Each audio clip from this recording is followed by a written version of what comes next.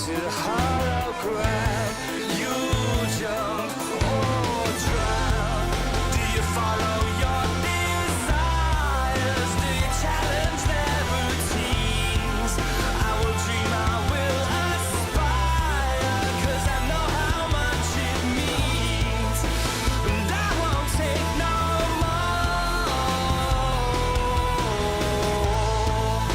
The bitter end if I was all. I don't wanna leave you here. The channel will drag you down, down, down. Living with vultures and naysayers. They're going to take your crown. I know where to go from here. I will not let you down, down, down. 'Cause I'm beginning to see you fall to pieces. Being pulled to the hollow ground. Please stop, you'll drown. Do you follow your desires? Do you challenge their routines? I will dream, I will aspire, 'cause I know how much it means. And I won't take no more. The bitter end if I was all.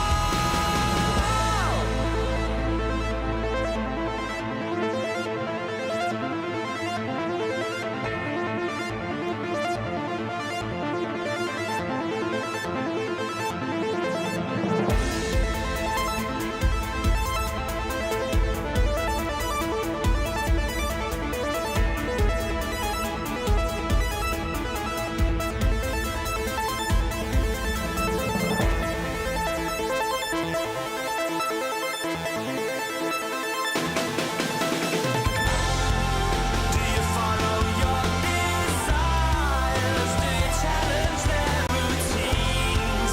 I will dream, I will aspire, 'cause I know how much it means. And I won't take no more. The bitter end if I was all.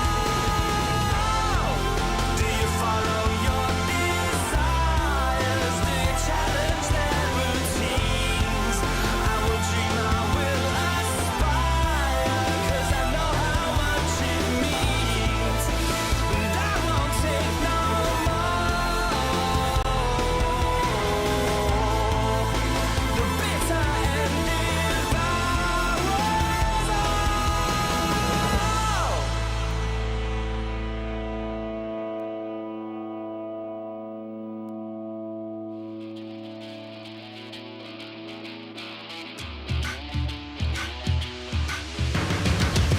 Got a backbone made of steel, make you feel like I'm an animal that you can't control.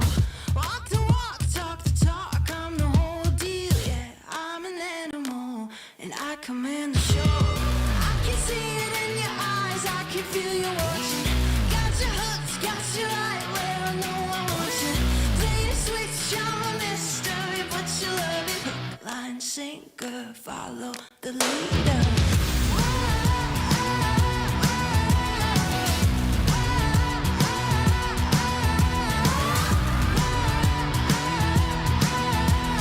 Hook, line, sinker, follow the leader.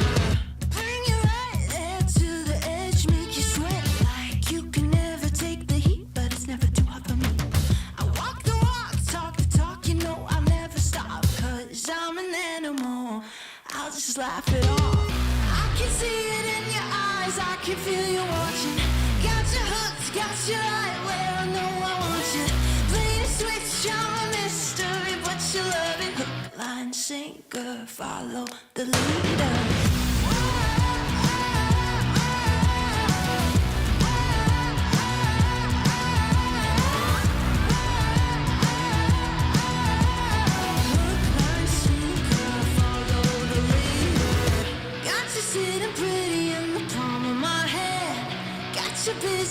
you missing me, you can't stand it.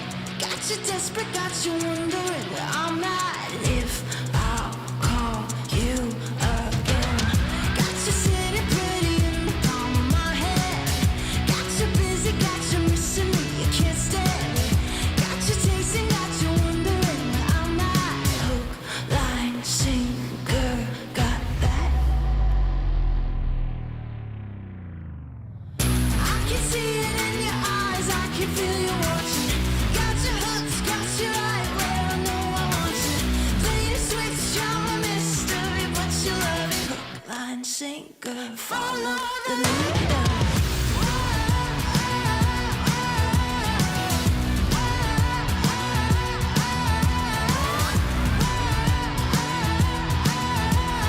Hook, line, sinker, follow the leader.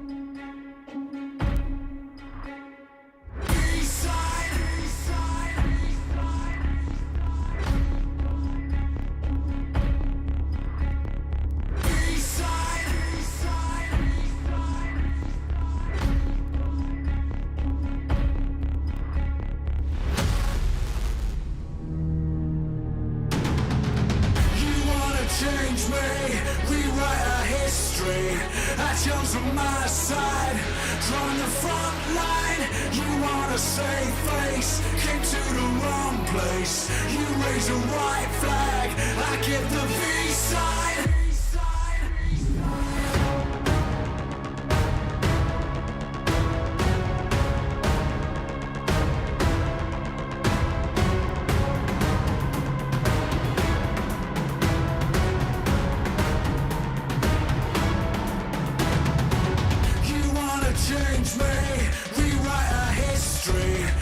girls on my side, on the front line. You wanna save face, came to the wrong place. You raise a white flag, I get the peace sign.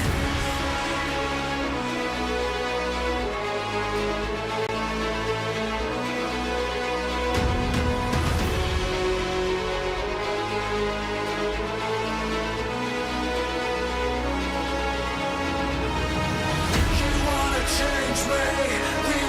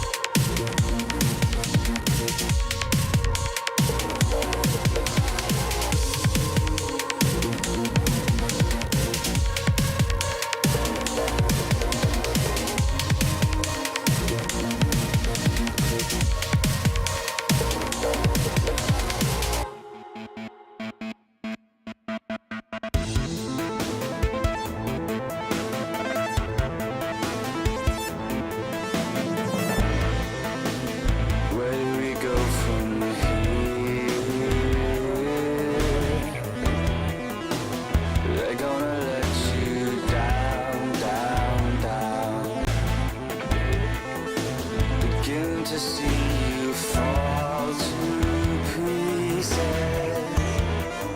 Being drawn to the hollow ground, you jump or drown.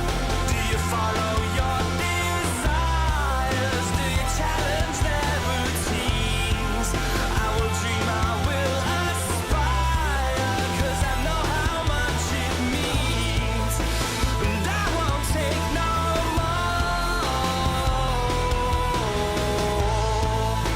the bitter end devours all. I don't wanna leave you here. The channel will drag you down, down, down. Living with vultures and naysayers. They're going to take your crown.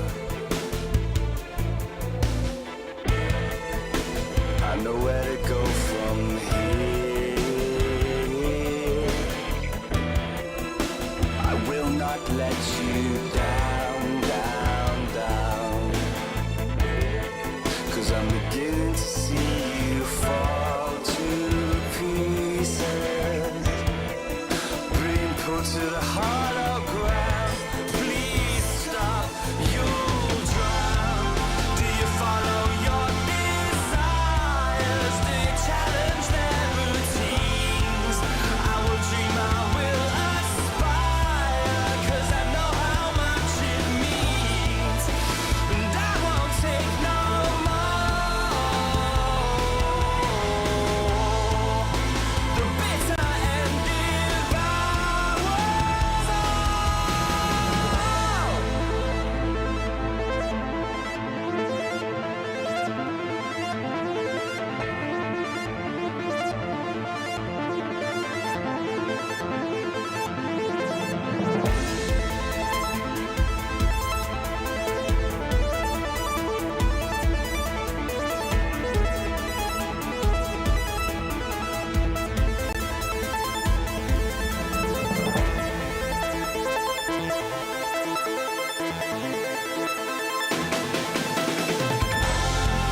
Do you follow your desires? Do you challenge their routines? I will dream, I will aspire, 'cause I know how much it means. And I won't take no more.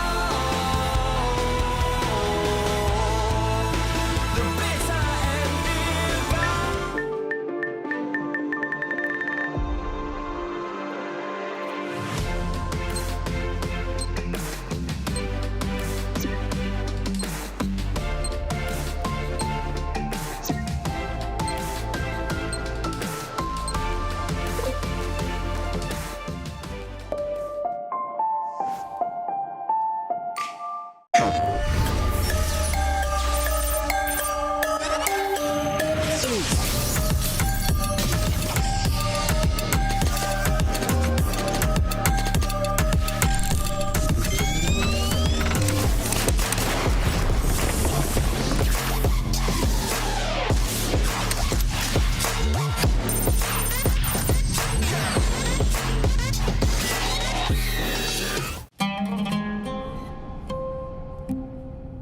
There is a place where you can elevate what's hidden inside, where you can reframe yourself.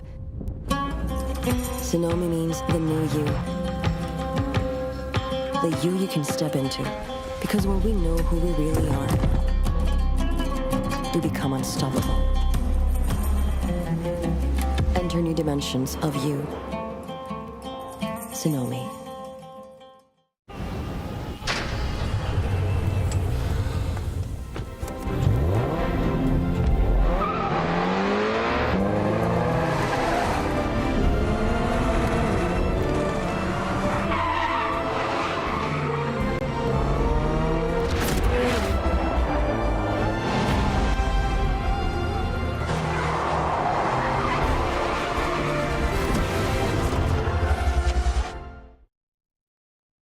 All new Honor Magic 5 Pro.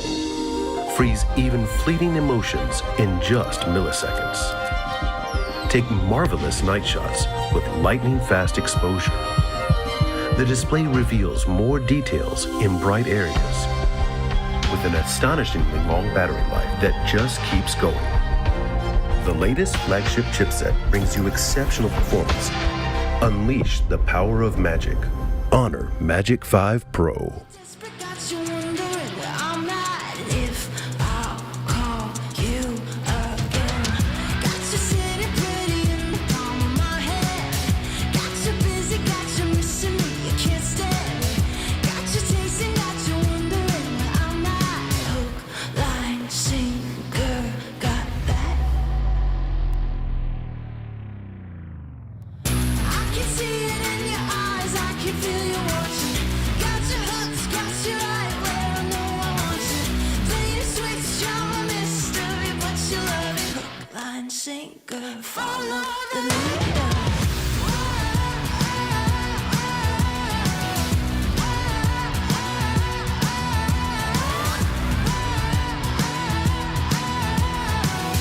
line, sinker, follow the leader.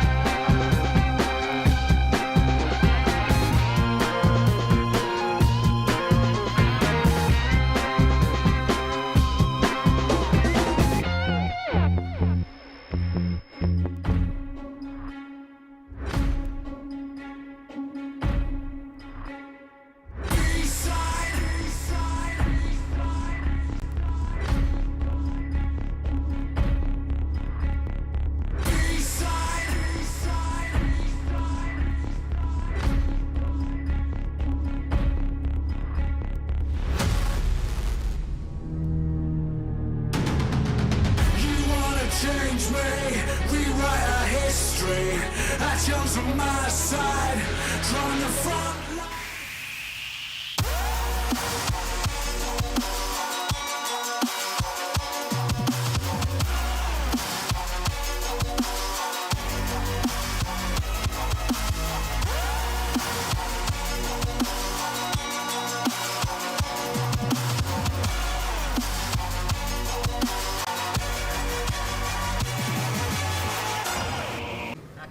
Welcome to the PUBG Mobile World Invitational. It is our third and final day of the All-Star Stage. $1 million is still up for grabs and only 6 spots available in the main tournament later in the week. Vampire Esports, they are still crushing it in the top spot and they have stretched their lead to 33 points out of second place, Blank. Dude, Vampires have sunk their fangs into the competition so far. A massive chicken dinner to end the day yesterday, which I think was pretty necessary for them considering the absolute banger of games they had on that first day. We cannot underestimate the guys like Team Falcons and Alpha7 though. Alpha7 have brought things back up to speed a little bit with the help of Revo. He really is a star player on that team so far, and Team Falcons, I think they're currently doing Saudi proud.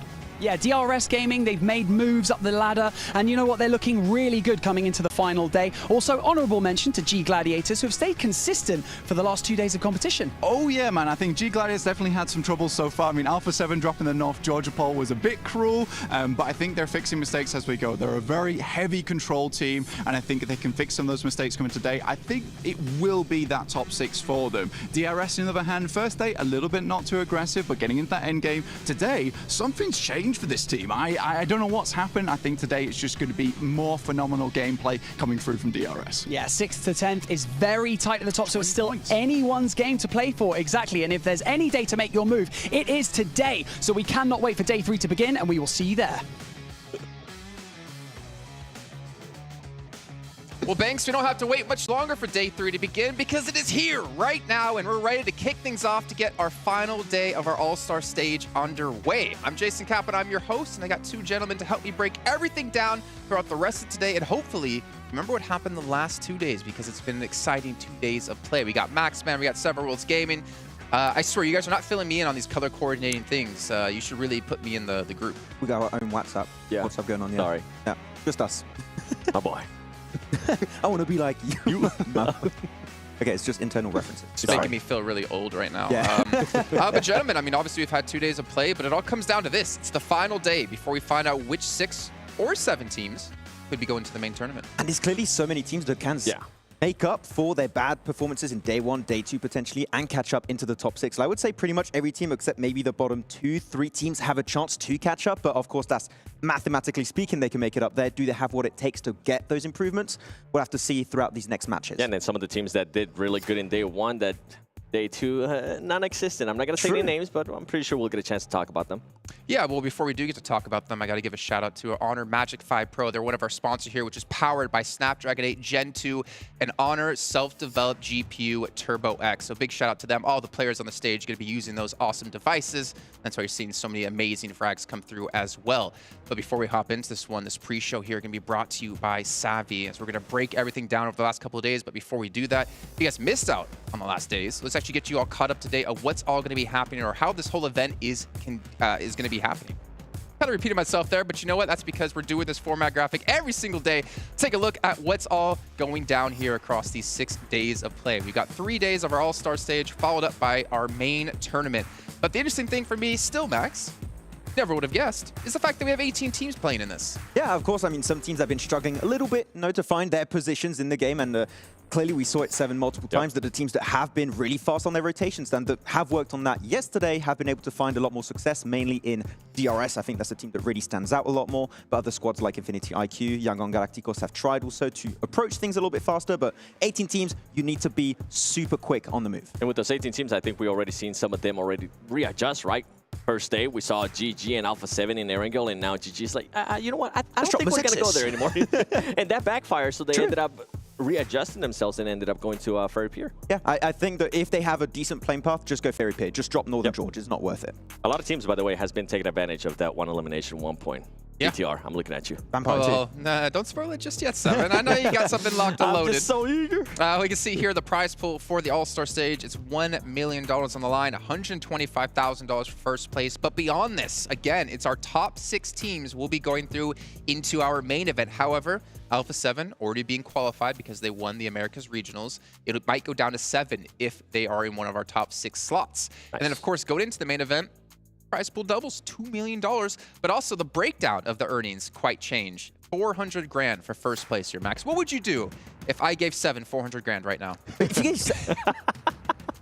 I'd ask him for some handouts, please. I'll take you to Turkey, sir? Max. Please, I'll take you to Turkey. Please, sir, give me a portion. of your winnings. So you're going to take it to PMGC? Yep. Nice. That's so nice of you. Yeah. Oh, I'll come back with a full head of hair. I appreciate it. Thank you very much. Wow. He's doing it to himself. I like this. I don't know. This is Stockholm Syndrome. We've just been bashing on him this entire week you've been here. Let's take a look at our participating teams, and some of them might be screaming help me as well as they're trying to get into our top 6. And there's a couple of standout ones, whether it's good or whether it is bad. Donuts Varo. I kind of have to go into them. Kind of both, right? Not good, not bad necessarily, but I was hoping for more. Then again, we do have Reject in the main event as well, so I'm curious to see what Japan can show us. Yeah, I did want to jump on Donuts Varo actually, because that first Miramar, we were all saying it pretty much in the green room, that should have been their win every single day of the week. I said they weren't going to win. Oh, yeah? Yeah. Oh, you just knew. You read the script every time, Jason. Yeah. Can't do that, can't do that. But that should have been their win, right? And Alpha7, though, bringing a lot of heat, clearly in that fight, were able to just completely overwhelm that team. So I expect that they can hopefully do a little bit better, because their last game, actually, on Miramar, they started picking fights versus RA and then pushing uphill. That was not really an easy engagement for them. So they have been improving a little bit, but is it too slow for just a 3-day event? It looks like it right now. I hope it's not going to be like DK, where actually I do hope it's going to be like DK, where they had great performances in Miramar, and then the next day they brought that into Erangel. Maybe we'll end up seeing that out of them, because it was 2 good performances in Miramar out of Donuts Varo. We need to see some presence on the Erangel. Like that is going to be your bread and butter throughout today. You guys even mentioned S2G, but maybe we'll get into a little bit of time here. So we'll take a look at our schedule to get you guys cut up on how the Battlegrounds are working out throughout the day. It is quite different than most of the events you have been watching. We have one is Sandhawk, which is at the start of the day, which actually has gone the same direction with the first zone every single time so far. Then we followed up with 3 Erangels back-to-back and followed that up with 2 Miramars back-to-back. And I know you're at home watching this and you're like, that's interesting, that's quite different. But we actually kind of like it. I like it a lot, actually, because it allows those adaptations to happen between matches, and you don't have to completely change your strategy going into the next Battleground. It is my favorite map rotation I think we've ever had in like any tournaments in PMPL. Well, PMGCs. you did say you wanted to see 6 Sandhawks in a row. I don't recall saying that. I don't think Jason, that was him. I think that would be no. me. If it was Vikendi, I would say yes, I would love that. That would be a great time, but no. Not Sandhawk. No, thank you. I've actually enjoyed that we have Sandhawk first. I know I was against it at first. Get it out of the way. On day 1, yeah, just get it out of the way, get the madness out of the way. It has helped out some of the teams too. And I've also enjoyed how some of the teams are able to readjust right away, going from Erangel to Erangel. I think we have seen that over and over again, and it's quite nice to see. I like that we don't have too much Sandhawk, though. If I see another Northwest Island finish, I'm going to lose it. Okay, just give me any other finish, please. If GG doesn't win, and they get the same circle again, I'm going to go nuts. 2 circles on their position where they drop and no win. So if it happens again, we need to see the Gladiators win. I did get a chance to talk to Kitsune before we move on, and he did tell me they do decide to just wait a little bit longer, because they want to make sure nobody surprises them. And even if one of their players does end up getting attacked, they're not going to be sending all their 4 players. They're probably just going to do a 2-2 split. You're ongoing. Yeah, I was like, but why are you guys taking so long? For all of our sake, 7, I do hope it doesn't go the way of Gladiators, because I don't need to see you go loco here on air. Okay. That would be a little scary. But obviously, you guys at home who are watching, make sure you check out actually in the chat, because we do have a viewer survey going on, and we love to hear what you guys have to say about the show and all your feedback. We do read every single one of them. And again, if you guys take a picture of you completing the survey, send it on over to 7. He's going to follow you back and send you some UC. Please, Still just one UC? Should I take Max to Turkey? Yeah, like first I need 400k, right? Okay, out of pocket again. I just don't know why you self-roasted yourself, to be honest there, Max, because he alluded to it, but you hammered it home. Yeah, I should just... well, to be fair, just maybe, UC. well, if you're going to go there for hair, maybe someone could go there to get taller. Ooh. Is that possible? He's got the boxes fine. You know that's enough for him. Tell me more about you this, can't sir. see it. You know what? I'm actually waiting for 7 Worlds Gaming to show up to an event with a 7 Worlds Gaming branded box for him to stand on. I think that's the next step for you. Can we break the immersion real quick? Can you come off? I think I'm gonna make that into my contract. Hold on. You guys ready for this? Okay. Wait, switch the camera. Ready? This is me on the box. Let's go over a little bit more. COVID. Look at this. Don't you mess with me or my 2 sons ever again. Anyways, let's take a look at overalls to get an idea of where the teams do stand going into our final day of play. Remember, top 6 is what it's right about right now, except because Alpha7 are in top 6, you got to pay attention to 7th place. Vampire in first place quite easily. They're looking 100% safe to get into our main tournament. Unless we see a massive throw from like your teams in 2nd, 3rd, 4th place, they're in, right? I think 7 is fair to say they're going to be good. The teams that are going to be in a little bit of a dangerous spot might be B+ Kia, Falcon, FaZe, so they're teams that need to bring the heat once again today. But the teams that even are on the top of the second page, we know the potential these teams really have in previous events, but so far All-Stars has not been their time to shine. Yeah, and one of the teams that actually surprised me yesterday a lot, I know you guys were looking at Donuts Veril and some of the other teams, Aton Esports. They had 2 good performances yesterday, and they were able to launch themselves up at least to a place where they can maybe strike for that top 7 if Alpha7 does end up being in the top 6. Yeah, I think Milos is also one of the top fraggers of yesterday, actually. So Milos was doing great, but as a team, we haven't seen too much like full squad pushes, so maybe a bit more of that would be nice. Yeah, and I know we were kind of joking around in regards to Choco getting lost on the stage and stuff like that. He finally found his place because he was able to put up a good amount of illems for his team yesterday, and I think that's what they need. They can't just rely on Milos, because Milos, for me, he's just not on all the time. He's not a player like the likes of Rebel, right? That we can expect him to just be putting up numbers day in, day out. They definitely need somebody else, and I'm glad that Choco was the one that was able to step up. Why are you guys sitting down? You guys got matches to play. Get over to the stage, please. Come on, guys. I hope this is them not arriving right now, because that would be a little bit weird. Might explain some things with some delays from the matches we've had starting, but you know what? They're all having a great time here, enjoying the couches, enjoying the event as well. Was that Ryzen? To be fair. Oh my God. We actually seen him. He got a chance to be a part of the tournament. Too soon. Too soon, 7. But obviously been enjoying the tournament here. And again, for a lot of them, you have to think about like how often do they get to go to LAN events? Yep. And it's not very often. Obviously, when you look at like Southeast Asia and the likes of that region, they do have it happen a lot more. But this is a big opportunity to not only just get to play in front of an audience, to play with your teammates in person, but to just get to meet the other players that you've been playing with for years. Yeah, and it's something that I actually really enjoy with the conversation that we had yesterday with Blank, and he was able to mention it too, is how it's able to give him just a lot of experience just in front of the camera, and also being able to just feel a different pressure, right? When you're at home just playing, it's completely different. Yeah, compared to the main tournament, a lot of these bar teams have players that this is their first time playing at a LAN event, right? So it's just going to be interesting to see how teams have been able to adapt from the online to now the offline kind of situations that have been going on. But I feel like the LAN buff has been working out for some of the teams at the top, so it's working out good for some of the squads.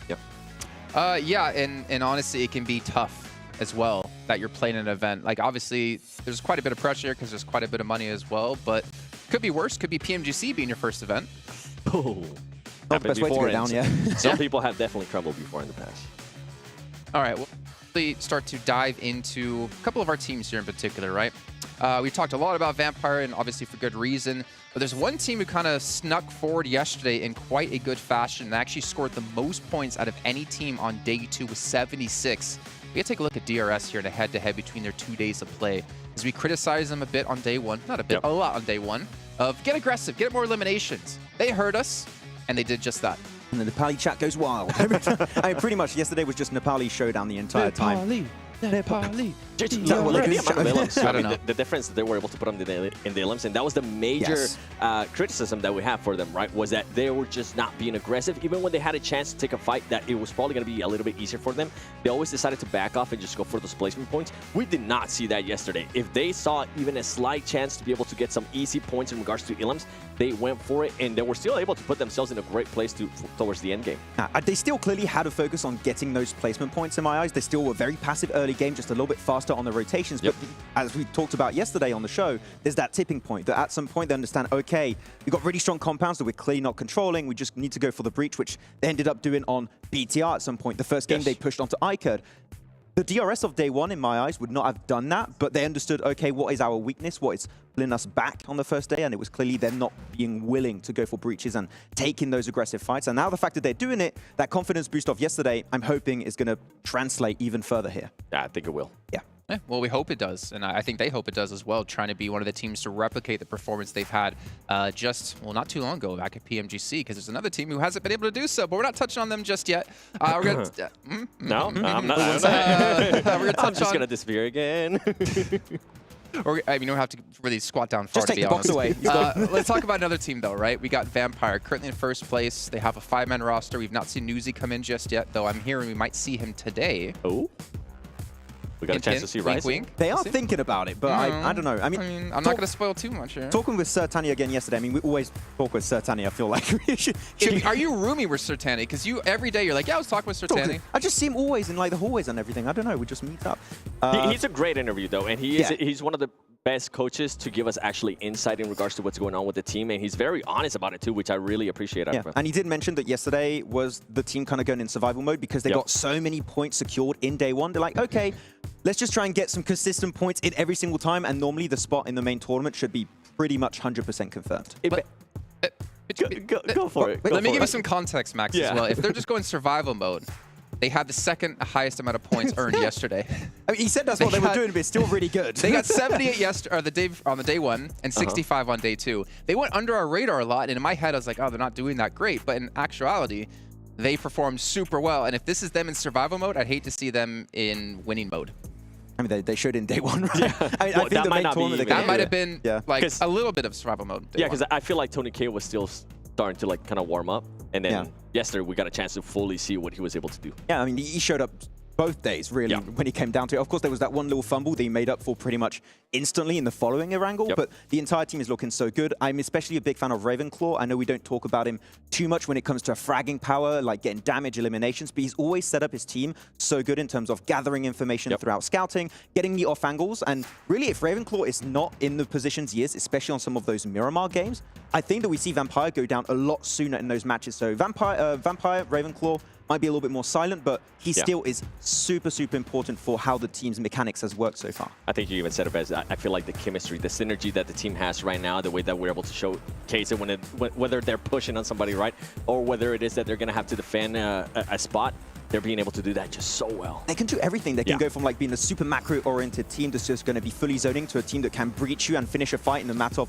10 seconds, which is super important. Being snappy in fights to avoid third parties is something we saw work out for some teams, but if you're a little bit too slow, it's not going to be working out for you. Well, let's take a look at their stats actually here for Vampire in particular between day one and day two.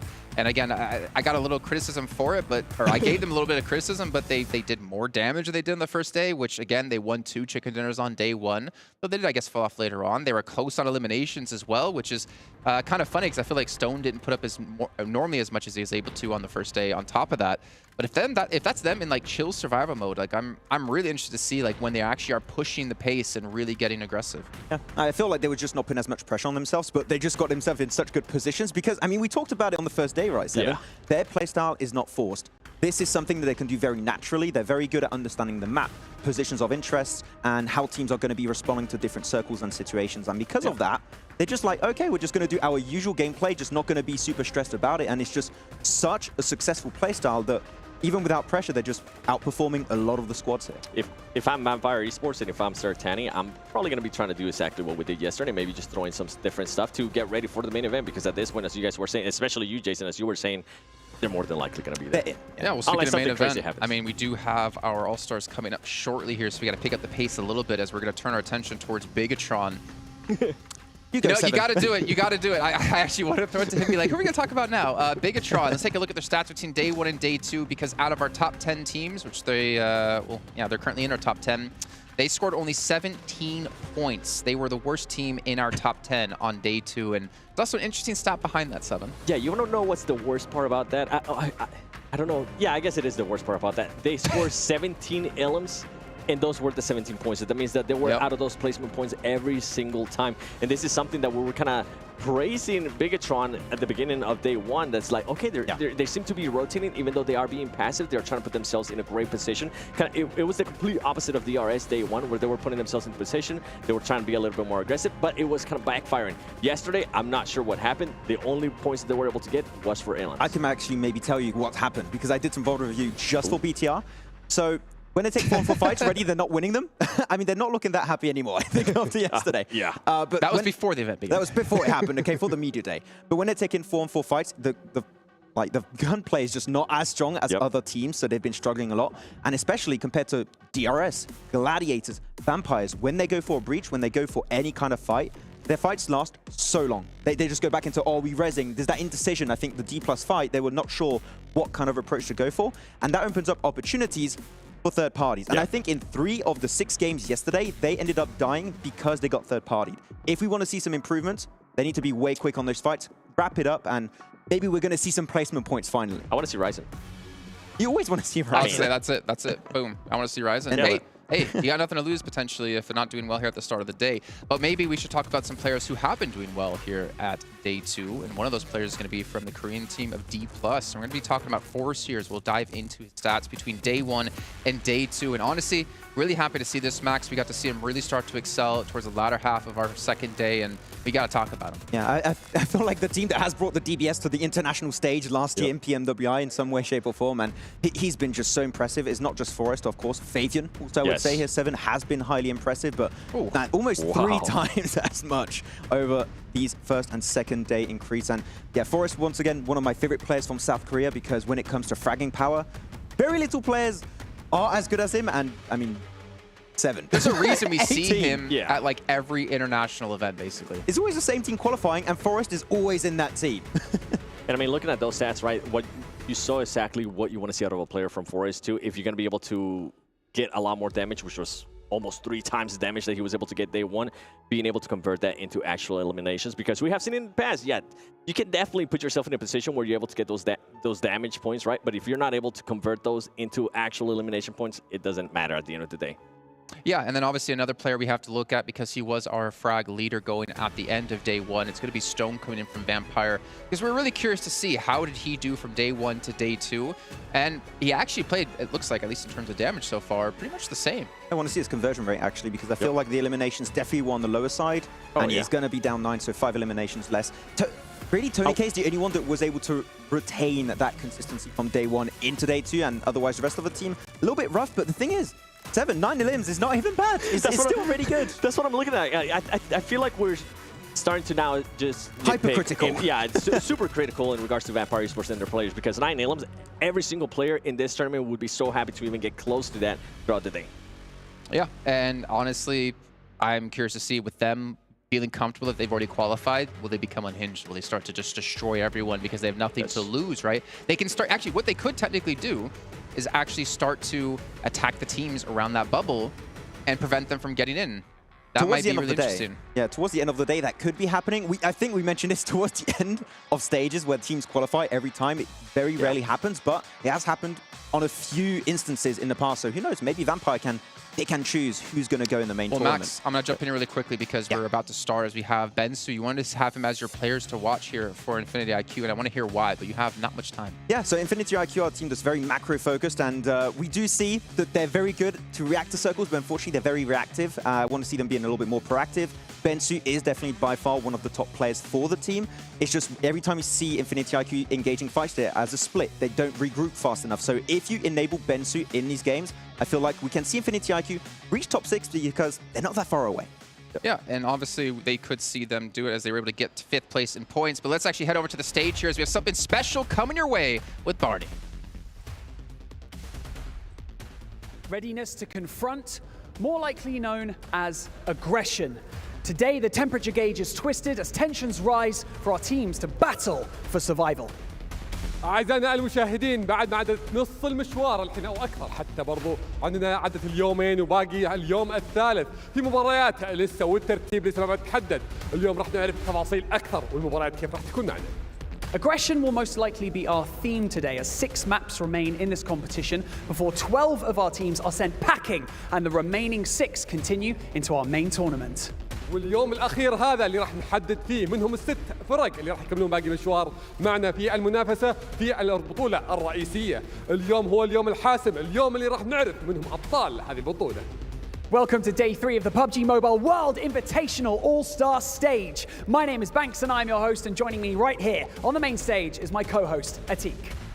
اهلا فيكم اعزائنا المشاهدين، اعزائنا الحضور في اليوم الثالث من مبارياتنا في الاول ستارز اللي راح نشوف فيها المنافسه، وزي ما قلنا لكم فيها قبل شوي اللي راح نعرف منهم ال6 مراكز الاولى. معكم مقدمكم باللغه العربيه عتيق، ومعنا مقدمنا باللغه الانجليزيه بانكس. Now, before we continue with today's competition, we have a very special show match for you. So, please join us in welcoming our teams to the stage. لكن الحين اعزائنا المشاهدين، انا ادري انكم كلكم مطلعين لمبارياتنا اليوم، لكن راح نفتتحها في مباراه راح تكون جدا ممتعه، مباراه الشو ماتش. خلونا نرحب بالفريقين هنا على المسرح.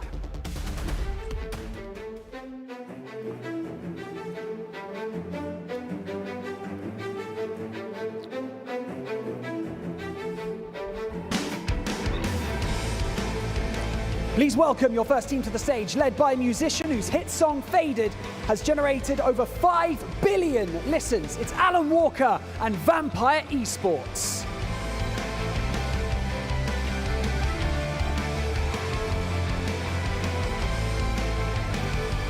حبيب الكل اللي جاينا من مكان بعيد، جاي يبغى ينافس في هذه المباراة، وبرضه جايه من معه بالفرق هنا اللي يبغون يحققون النصر. اعزائي المشاهدين اعطونا تحية للتوبس مع فريق R8.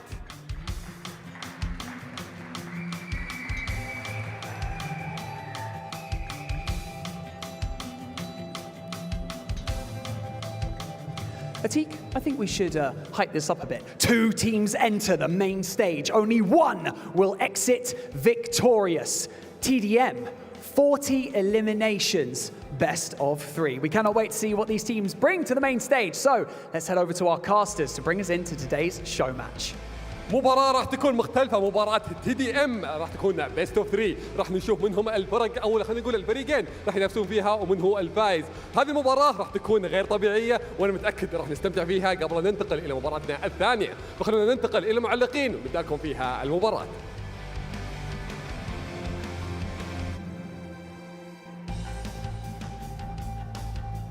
We are ready and raring to go for the show match today. The TDM as Tops takes on Alan Walker with the backup of Vampire and R8 Blank. We are ready to get into it. It feels somewhat one-sided, but it depends just how good Alan Walker and Tops are. I mean, they could be the deciding factor. Perhaps, maybe, we just don't know yet. But obviously, we want to get into this TDM as fast as possible and watch these teams duking out in a best of 3. This could go all the way to the 3rd match, or it could be over in just 2. And it depends how these teams want to approach this as well. Are they going to go slow? Are they going to try and play in those corners? Or are they trying to go a little bit closer, a little bit more aggressive? And their weapon choices as well going to be pretty important moving on in as we get locked and loaded for the first of today's festivities. We've got plenty more still to come, but the TDM to kick us off. A little bit of a warm-up as well for R8 and for Vampire as well, the players that are playing as well, because they will be getting ready, get those fingers nice and warm for the rest of the matches today. I mean, Vampire are looking to finish out this tournament strong as well. I think currently on 141 points total over in All-Stars. And you're right, this is a nice little warm-up. They'll be assisting Alan Walker in what I imagine will be his victory with the way they're playing currently. But also, if R8 can bring out something special here, John, potentially Vampire don't feel so aggressive, so confident coming into that All-Stars. A lot of the strength as well, when you look at these top teams, is to do with their macro game sense and their positioning, their rotations as well. So R8, we haven't really seen too many times where they've been able to unleash full firepower. Maybe they'll be able to take the gloves off on this one and really give it a good go in these close range scenarios, because it is a very different game style, a very different play. It plays out very, very differently to how it does in a normal game. When you go down, you're immediately back into the fray. You can take a couple more risks for that reward that you could get at the end. 100%. It's lovely to have these people here with us as well. Alan Walker, obviously, very much well known in the PUBG Mobile community. Tops, a Saudi content creator, here with us too. Nice of them to join us here at the All-Stars on our final day to kick off something a little bit special. It looks like we're getting into it right now. Look at that. He's got the grip. He's got the claw grip on it. I think he's been practicing, you know. Look at him. He's ready. He knows what's going on. I mean, we saw him all the way back in Berlin 8 years ago there. What was it, 4 years, something like that, playing PUBG Mobile. So hopefully he's developed and been able to keep up to speed. The rest of Vampire as well going to be able to help out, be that swell of power behind him as we play into the first of the best of 3. Around the containers here. Tops with R8. Alan Walker already taking a little bit of damage. Tony K, there's the brunt of it though. For the plane, sneaking some shots from Carry. Walker's down. Stop him, but Newsy's in for the team. New addition, obviously haven't really seen him throughout the All-Star stage, but in today, in the old TDM match. I love that Alan Walker came out the gate swinging as well. You know, he was ready and raring to go. Immediately takes the first shot over towards R8. 5-2 currently, with R8 leading, in fact. They have managed to get the better end of these trades moving forwards, but won't go down without a fight. It is first to 40, or the most when the timer runs down. The 10-minute clock you can see there at the top. Alan Walker trying to just hold out. Not quite getting the spray over to CR. And yeah, that's going to be a bad time. 10-4, and it looks like R8 might be able to have a pretty good time here. Tony K, though, fades the damage, and Newsy now up to bat, gets cover as well, swaps the weapon, but Alan Walker takes a tumble again. 12-6 now. Make that 13 as R8 starting to build momentum. Vampire looking to get back on track. Walker loves that one angle, doesn't he? Through the portcullis, I like that a lot, but it's not working out so well. Right now, though, Tops sprays directly over the head of Tony K as he goes for a cheeky little crouch shot there. Very mean. But Tops has been looking for those headshots in the practice range, but looks like Tony K had something else to think about there. Newsy springs out the side, and Walker's standing back. He's hiding. He's waiting for his health to regenerate before going for another trade. Vampire getting a little bit closer now on the totals. 11-16, so back into 5 points difference. Tops goes down again as well. 17-12, maintaining that 5-point differential.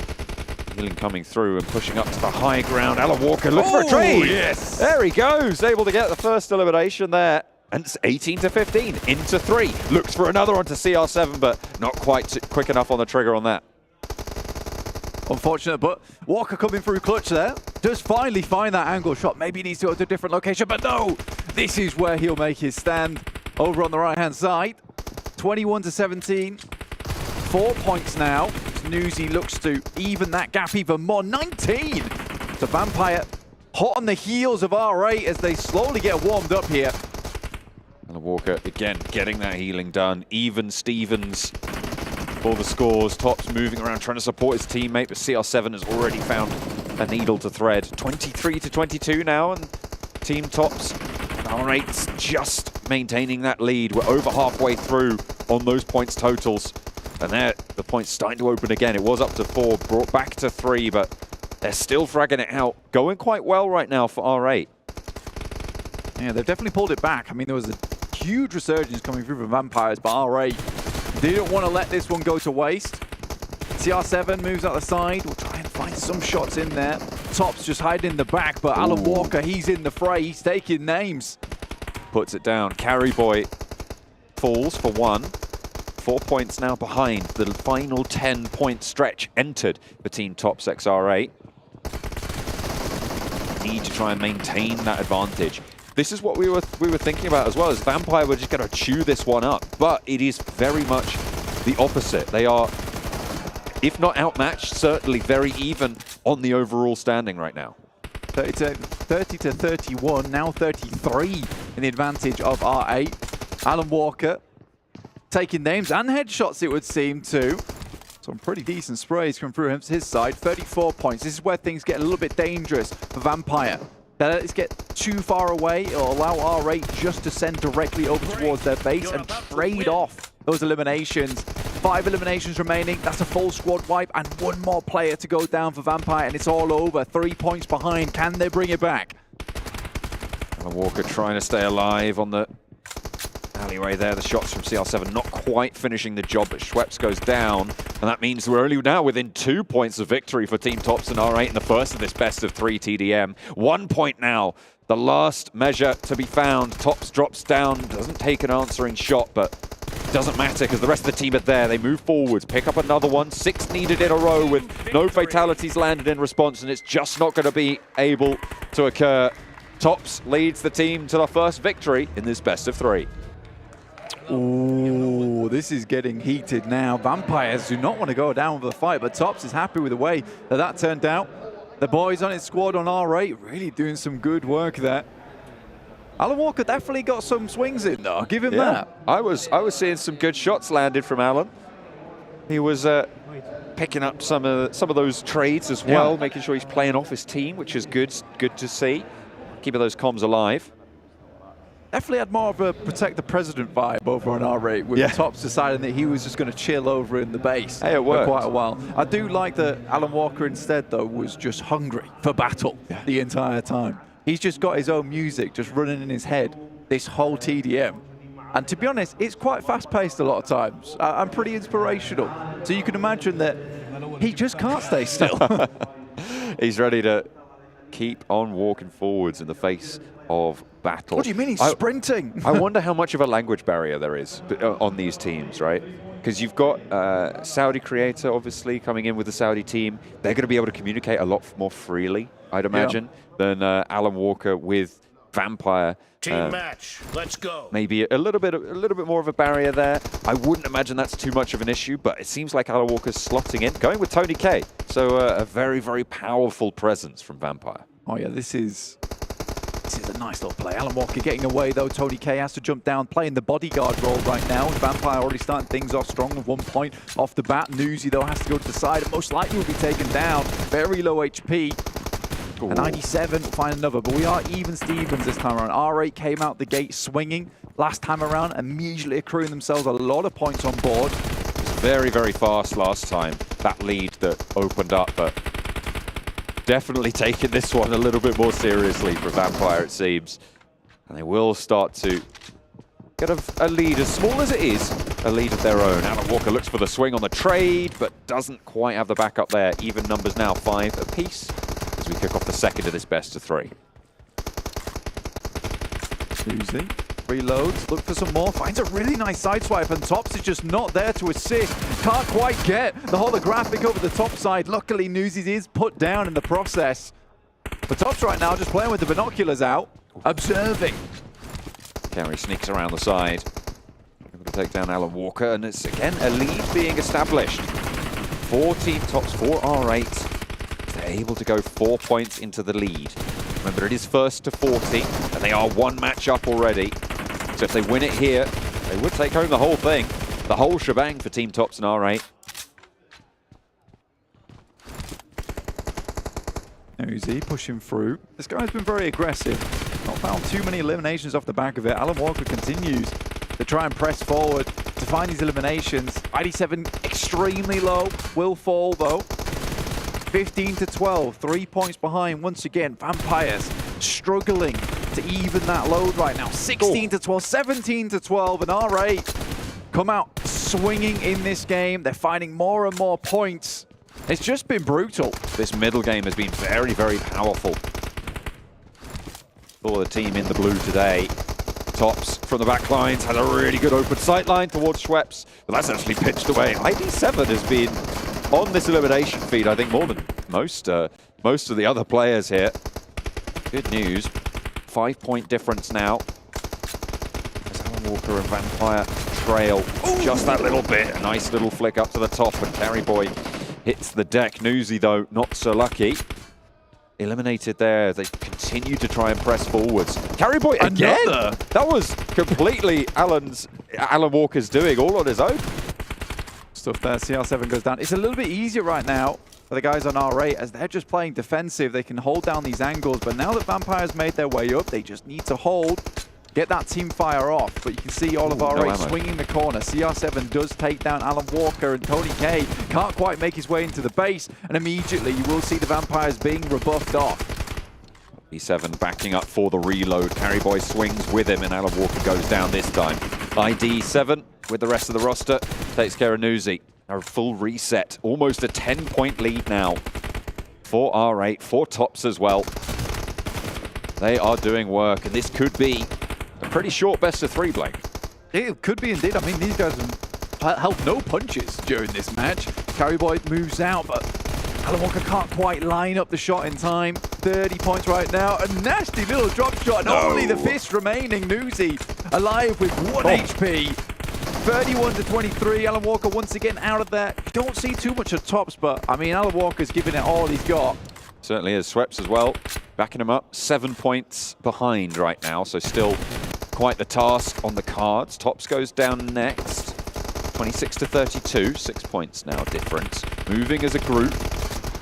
Team Walker and Vampire lose their namesake. They are going to be able to get the trade there. 28 points. 34 is the mark that's set in front of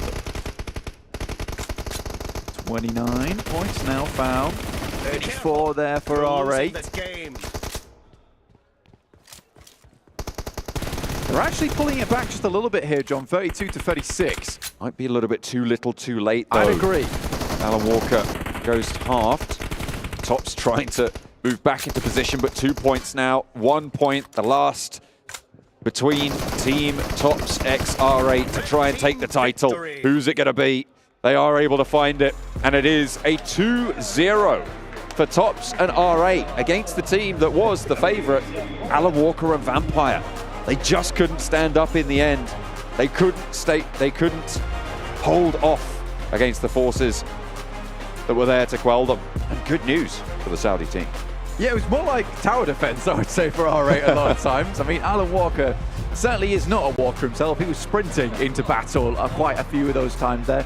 Definitely pretty high on the death count, I'd say, for that team. But you know what? I think he had fun, and that's the main thing.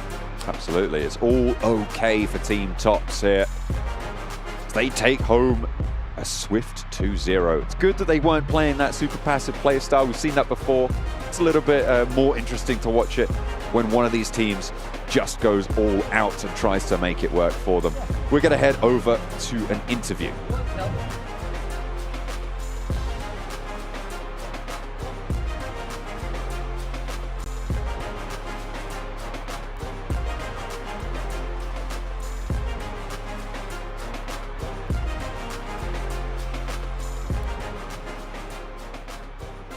Welcome to the main stage, Alan. A tough match, I have to say. But welcome back to the PUBG MOBILE Esports main stage. You know what? It's been a little bit of a while since you've been at one of our esports competitions. How does it feel to be back? Feels amazing, and doing those collaborations with PUBG has been, of course, quite an adventure. It's been really fun, and now we're loading up for a brand new one. أعزائنا المشاهدين، سألنا على ووكر كيف شعوره في رجوعه في بطولات الرياضات الإلكترونية. صار له فترة من آخر مرة رجع معنا، لكن يقول إنه شعور جدا جميل، وبإذن الله راح يستمتع في هذه المباراة. وزي ما شفناه قبل شوي، مباراته كانت جدا ممتعة، لكن في نفس الوقت بإذن الله راح نشوف برضو شراكات أكثر مع PUBG موبايل. Well, I've been told that you've prepared a little surprise for the PUBG Mobile players. Can you please tell us a little bit more about that? So alongside with the next upcoming event in the game, we've launched the new song, The Land of the Heroes. And I feel like that's a perfect song for gaming, this community of PUBG Mobile. And I think it's an extraordinary song, and it will be launched alongside with the PUBG Carnival event. أعزائنا المشاهدين، سألنا ألان ووكر إيش المفاجآت اللي ممكن تقدمها هذه المرة. يعني شفنا منك مفاجآت في المرات الماضية، لكن ذكر قال إن هذه المرة راح يقدم، أو بالأصح نزلت أغنية موجودة في سبوتيفاي اللي هي أغنية لاند اوف ذا هيروز موجودة، وتقدرون تستمتعون لهذه الأغنية موجودة الحين نازلة. فألف مبروك لهذا الإصدار. That sounds absolutely amazing. I've got to dig a little bit deeper. Can you give us any details about the song or the event itself? Yeah, so this song is made for the community, it's made for the gamers, and it's made for PUBG Mobile. Just like the old collaboration we had with On My Way and Live Fast, and this one is the brand new edition that we're doing. And I think it's going to be an amazing event in the game. We're bringing back the Alan Walker in-game, cosmetics. And I think it's going to be an adventure, and I'm really looking forward to it. سألنا ألان ووكر، يعني عطنا تفاصيل أكثر عن الأغنية وإيش التفاصيل اللي فيها. فذكر أن الأغنية صحيح أنها نزلت، وهو جدا سعيد في هذه الشراكة اللي برضو مع PUBG موبايل. هذه كلها مقدمة لمجتمع PUBG موبايل للعبة وللاعبين كلهم. وبإذن الله راح نطلع على شراكات حتى برضو أكثر وتفاصيل أكثر في المرات القادمة. لكن هنا أعزائنا المشاهدين، أعزائنا الحضور، أعطونا تحية لألان ووكر. Alan, thank you so much for joining us here on the main stage. We can't wait to see more of you in-game. Thank you very much. Now, 18 teams are going to enter into today's competition, and $1 million is still on the line. Egos will be bruised, and rivalries will grow, and only the strongest will survive. So, we're going to see you very soon back here on the main stage right after this. والحين أعزائنا المشاهدين، بعد ما شفنا مباراتنا اللي كانت معنا في الشو ماتش، لكن الحين راح ننتقل إلى مباراتنا الأساسية اللي عليها $1 مليون، واللي راح نشوف منهم الأبطال، منهم 6 مراكز اللي راح يكملون معنا إلى البطولة الرئيسية. خلوكم معنا ونرجع لكم فيها في باقي المباراة. Airdrop Carnival will be officially starting on August 4th. We urge all PUBG Mobile players and walkers to mark their calendars and participate in the game to complete missions and obtain the theme song Land of the Heroes for free. During the Airdrop Carnival, the PUBG Mobile x Alan Walker theme sets will make a comeback in the game. These sets will be available again after 4 years, so be sure not to miss out on them. Alan Walker will launch a special co-creation event with all the PUBG Mobile players to collaborate on the Airdrop Carnival theme song, Land of the Heroes. Your work will have the opportunity to receive personal comments from Alan himself. So all PUBG Mobile players, it's time to showcase your musical talents.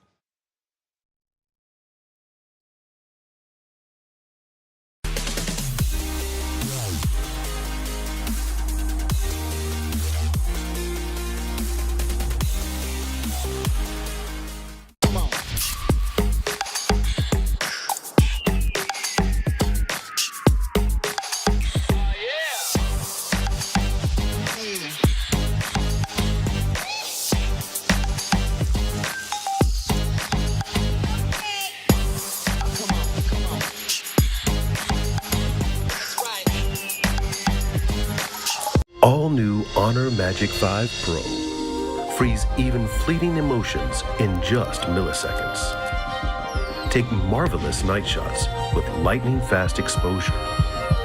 The display reveals more details in bright areas with an astonishingly long battery life that just keeps going. The latest flagship chipset brings you exceptional performance. Unleash the power of magic. Honor Magic 5 Pro. Open your eyes. When you look into my eyes, tell me what do you see? Tonight, I'm gonna show you the wonders of the mall. Hey, I got nothing to lose. I got nothing to lose. I need warriors. So is this what you want in? You wanna war? Show me what's up then. Now we ready to bust in. Take everything, leave 'em with nothing. White flag, I give the V-side.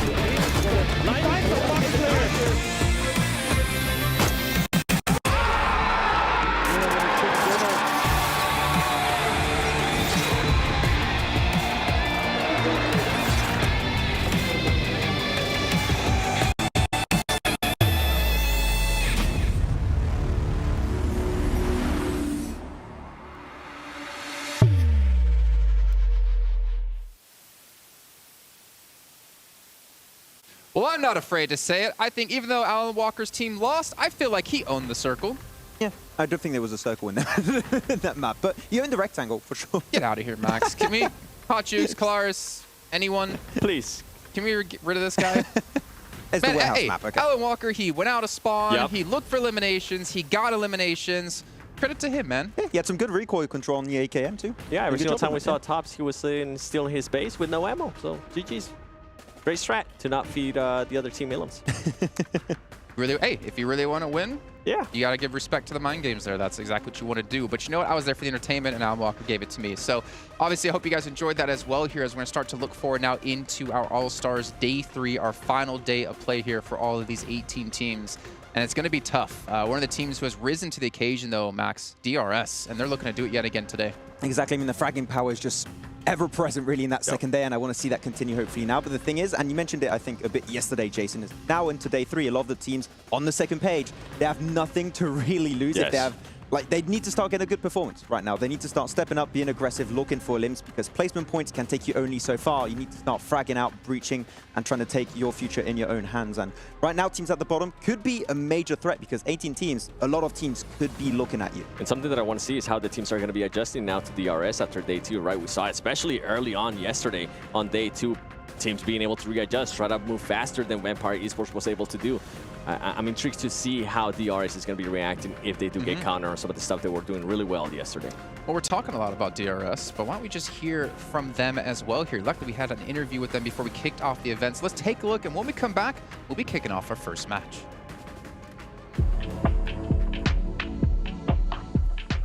मेरो नाम सुबिन कुमार प्रजापति हो म Tim DRS बाट हो अनि हाम्रो Tim चाहिँ नेपालबाट हो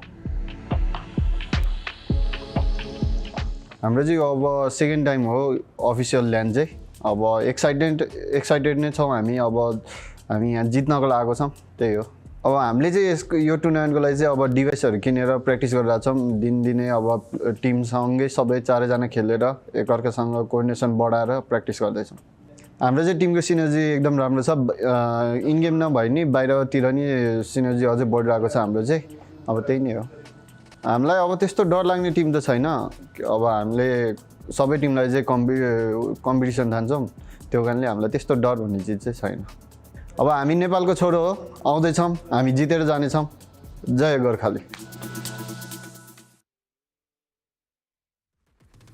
Well, as you heard him say, not scared of the other teams, and I think we saw that quite a bit yesterday, forcing themselves into a lot more fights, winning out in a lot more of those fights as well, and their confidence has to be going through the roof. Yeah, and he said it was their second LAN event too, so already being so confident in only 2 LANs when a lot of the teams that played like 3, 4, 5 LANs is pretty impressive. So they're doing great, and hopefully it can continue on the side of DRS, but really with the playstyle they were able to showcase yesterday, if teams are able to adapt, be a little bit faster, of course, it can be a little bit more complicated, but I don't expect it to be like that massive of a change. I expect to still see some heavy points coming in. Yeah, this was DRS day 1 right here, and then all of a sudden, DRS 2, day 2, out of the screen. Just all chest. They did so well.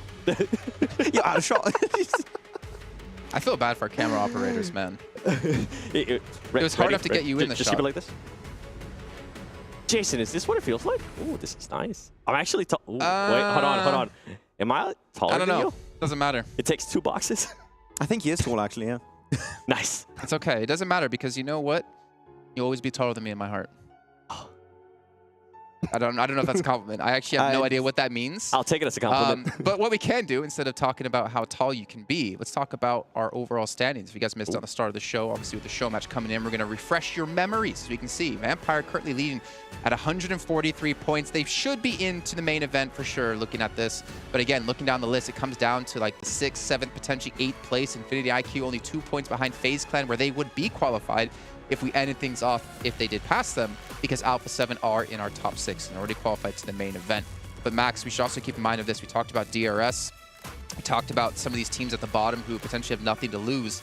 But what about your Vampires, man? If I'm Vampire, I might look at some of these teams and be like, you know what? I kind of want to try to keep them out of the main event because they see them as a potential threat. Yeah, I mean, potentially S2G, you know what this team can do in PMGC Grand Finals last year, so the potential is there. Maybe you see them as a potential threat and say, oh, maybe they're not in a comfortable position right now. Do we, maybe not hot drop them, but maybe intercept their rotation? Definitely something of that caliber could come into play, but it rarely happens. But these type of events with so much money on the board, it could definitely be happening here. Yeah, and I'm glad you mentioned SGG because, I mean, at what point are we going to start seeing this team, right? Yeah. Like, we haven't seen them at all. We really haven't gotten a chance to talk about them. I think it was just maybe just one match where we actually got to be like, oh, you know what? SGG did a great rotation. They put themselves in a good spot. And it was yesterday during one of the Erangels. I remember now. They were just like... They're non-existent right now. They're looking like a one-hit wonder after winning PMGC. They had a bad PMPL in Turkey, and right now they're currently just not showing up. Every time we see them even in a decent position, because their rotations are still no decent, sometimes they do get to those POIs, but they're just not in control. They're not zoning. They're not being as aggressive with teams around them. So the moment they start maybe being more aggressive when they are in those points of interest, maybe things are going to somewhat get into place, but I just don't see it happening. I feel like it's too late to bring a big change after day one, day two didn't go their way. I feel like DRS has become the SGG of PMGC. Remember, they were like being a little bit passive, and then they started being aggressive, and we saw what SGG was able to do, because SGG during PMGC, if you remember, they were just being very, very consistent, and then all of a sudden they actually started getting elims. They're being able to actually perform really well. DRS has been showcasing that. Hopefully SGG at some point here. I want to see the Turkish casters go crazy. Yeah, and I want to see S2G as well just kind of rise up to what we've seen them do in the past, right? And that's the perplexing thing for us, is that we know they can frag out. To me, they're very similar to like Brazil, where they can put up really aggressive gameplay and a lot of eliminations. And I feel like the unfortunate part for them is they have just a lot of pressure, obviously, but even in Turkey with the amount of strong teams, they don't want any other team or fan out there to be like, why did we vote for S2G? Why didn't we vote for another team who can actually, you know, make Turkey proud? And it's tough when you have to represent your country and represent all your fans out there. I think it's fair to say that after winning PMGC, they became one of the most studied teams for a period of time, and a lot of people were trying to gather that information. So going back to Turkey, I feel all the teams in their home region were fully prepared to go up against S2G. They know how they drop, how they rotate, had a hard time to perform in that event. But I mean, here in particular, HamCG, CalC sometimes have some good moments, but I think especially looking back at the grand finals of last year's PMGC, where's RayZ? He is the reason why really the team has been successful, able to qualify through the league stage, able to actually get some great clutch moments to be in that first place on the final day. He's been a little bit invisible too when it comes to not only the entire team, but just on individual performances. So I want to see what's going on with RayZ. And I think that's maybe what they need, right? They maybe just need one player from their team to actually start off great. We've seen it over and over again. I mean, in different regions too. And we started seeing it here, especially in the PMWI. We saw it with Rebel. He was able to kind of spark the energy for Alpha7. If not, it would have been a very, very bad day one, and yesterday with Carrillo in day two, being able to get that save of the day with what he was able to do in Sandhawk as well. They need somebody just to spark them up. Killer, man. For DRS, right? For DRS. Like someone just to put up, I mean, obviously I wasn't talking about them in particular, right? But like someone like that, someone to spark the team. Your Nates, where's your Nates from Panthers here? You need someone to be able to do that and really get the energy in your team. I think that's something that can be kind of overlooked in esports in general, is that like the mental game that comes into this when you lose the first match on a, you know, in a way you didn't expect to, or when you lose the second match. You need that person on your team to just kind of shrug it off and make everyone else in the team think that, yeah, okay, we can still do this, and keep them focused. And the focus can obviously be very difficult, especially when you're at LAN events, right? You're not at home, you're not in the comforts of your own bed, you're not Darth Dante with the blanket over your head, you're not Beowulf with a pillow under his chest as he plays. Like, you don't have those comforts, but you have to learn. Yeah, I remembered the good old Bayo Mayo. You have to remember that this is how it's going to be. You have to be able to perform at offline events. And I think that's why we're being so critical of SGG, right? They have been there. They have been to those LAN events, especially with them being the PMGC defending champions. We expected so much more coming into this All-Star.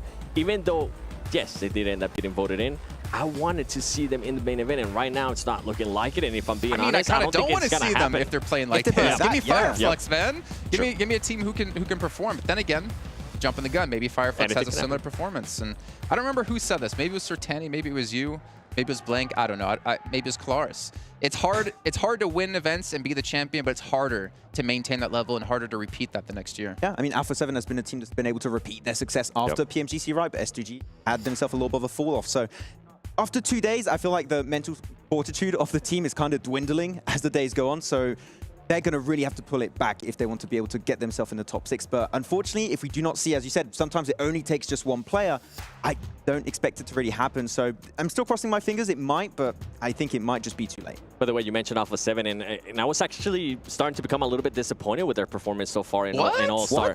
No. But wait, Where there's are more. So I decided to have a conversation with their coach, and he told me that they were actually trying to do a lot of new things since they already qualified to the main event. Might as well just give it a try. All right, well, ladies and gentlemen, we're about 10 seconds away before we hop into our first match of the day. To remind you guys, it's going to be Sandhawk followed up by 3 Erangels. So we're going to head on over to our commentators to kick off the final day of the All-Star Stage here live at PMWI in Riyadh, Saudi Arabia. John Allen and Blank, take it away. Thank you very much, Jason. Yeah, I'm John Allen. With me is Blank. We are ready for the day's proceedings. You having a good time with the pre-show match that we had? It was pretty good, but Alan Walker didn't have the best of times, although he did play a little bit more of the game than Tops. Hopefully, we're going to see all of these players in the game and participating to the best of their ability. Yeah, he had some times though. I think that's the main thing. So, you know, kudos to him at the end of the day. But over towards Sandhawk now, final day of All-Stars. We will find out our top 6 heading through to the main tournament to join the 10 teams already waiting there for them. The real beasts here over in the PMWI. Although we've had some real standout performances here in the All-Stars, some excellent play.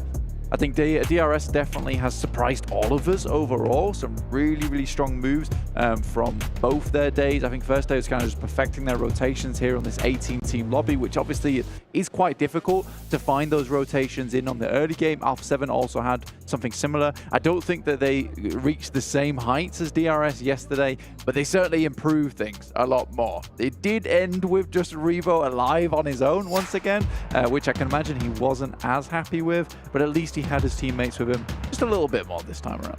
A couple more incidents of that would be good. We'll have to see what these 6 matches today bring us.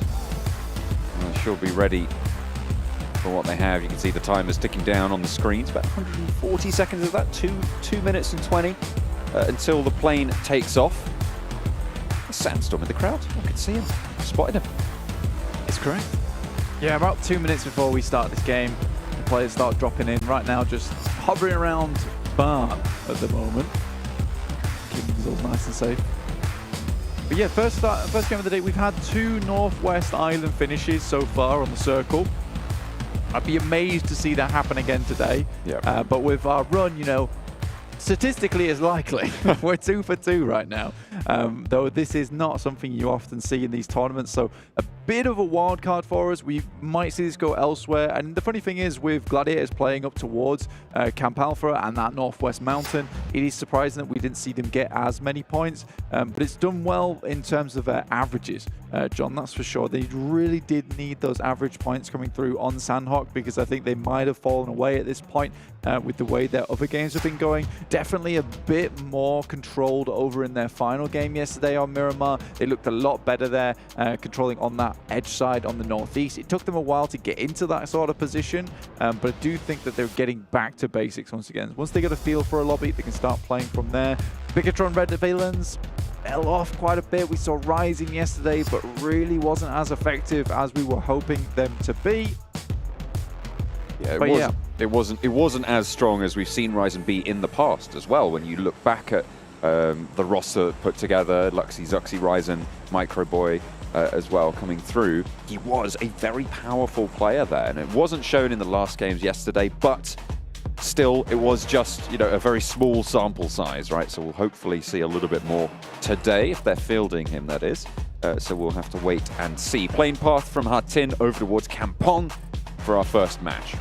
Yeah, dropping in for our first match of the day of PMWI All-Stars. Obviously, this is day 3, so the final day to accrue those points from 6th through 10th, I would say, was possible to make your way up into that 6th position to get a chance at that position over towards the main tournament. And it will be all starting here on Sandhawk in the jungle, where things can get real rowdy. We do already have this fight that happens every single time at boot camp. It's FaZe Clan versus D plus Kia. Sayden knocked, and a second as well, sent back out towards Forest, but Mela is super low behind that corner. Can't peek out for the flush just yet. Favian bullets, weapons, sure, not really too much to speak of in terms of armor though, so needs to stay careful, wary. Osal close to getting that res for Forest. Seiden still has a little bit of time. Mela absolutely red here. Venturas has got that helmet. And Mela might just be going a little bit too bold. Getting on the inside, Favian peeks out. Position given away. FaZe have already lost a player, and that's what you want. Favian finds the mark. And all 4 players for D plus Kia are alive still. Seiden resable, but that time is ticking away. Venturas trying to cover off his teammate, but just not really having the best of luck. The res now enacted and just gets out of there for FaZe. All 4 alive, crucially for D plus Kia. You know, if you get the best of luck as well, you could win some PMWI special rewards over on the application. That crate is available from July 15th through August 15th, so make sure you snag them whilst you still can. That is a nice looking skin. Over towards the rest of the map though, D plus Kia winning out on that engagement. FaZe sent away, tails between their legs, 71 points just behind that 6th place barrier. You know, that is really big news for them. Currently, they're still in that top 6 that would make it through to main tournament because Alpha7 has already qualified. But either way, I think that they'd rather get some points here because the Infinity, BTR, they are not far behind, only 2 points. It is very, very close in the middle of those tables. You do have a little bit of a drop-off down to S2G and below. But that is still very, very quick to turn. It's just one big game, and it's absolutely all over for them. But hopefully a little bit more luck in their future. Circle drops up north, which means that S2G are pretty central in Paradise Resort. You've also got AGONxI8 up in Cow. We're going to have a good time. A wide split for R8. Coming off the back of their team deathmatch victory. Going to be feeling nice and warm on a split near the Western Bridge, near Tapmock as well. Controlling a lot of territory. DRS on our screens. We've talked a lot about this team, man, and I think it's because they have been so phenomenal. Obviously overshadowed by the last game yesterday by Vampires. Hard to beat that type of thing where they just shoot up to 143 points at the end of the day, and it was all eyes on DRS for quite some time. And I think that Vampires were getting a little bit jealous of all the attention, so redirected the eyes onto them. But coming today, DRS have certainly secured themselves a very strong 2nd place. GG, Gaimin Gladiators behind them, 94 points currently. They're not too far behind that 2nd place, but they are more in the running for teams to overtake them. Ooh, that is unfortunate. Both players getting rattled off the back of the moped. Rapara and Yuhai both falling down. Nothing really to do about that. There's Exus.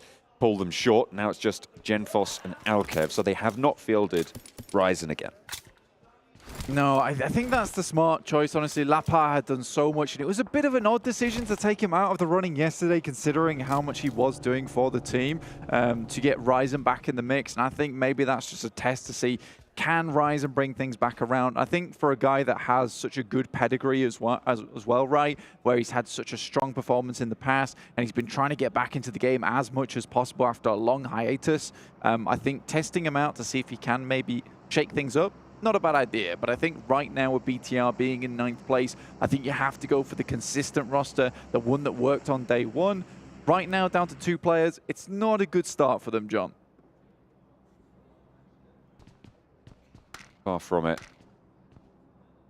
They have not had the best of times. 9th place, we were talking about how close it is for that 7th place spot. This is absolutely one of the teams that is in contention for it. So to kick off with a team being cut in half is not good news.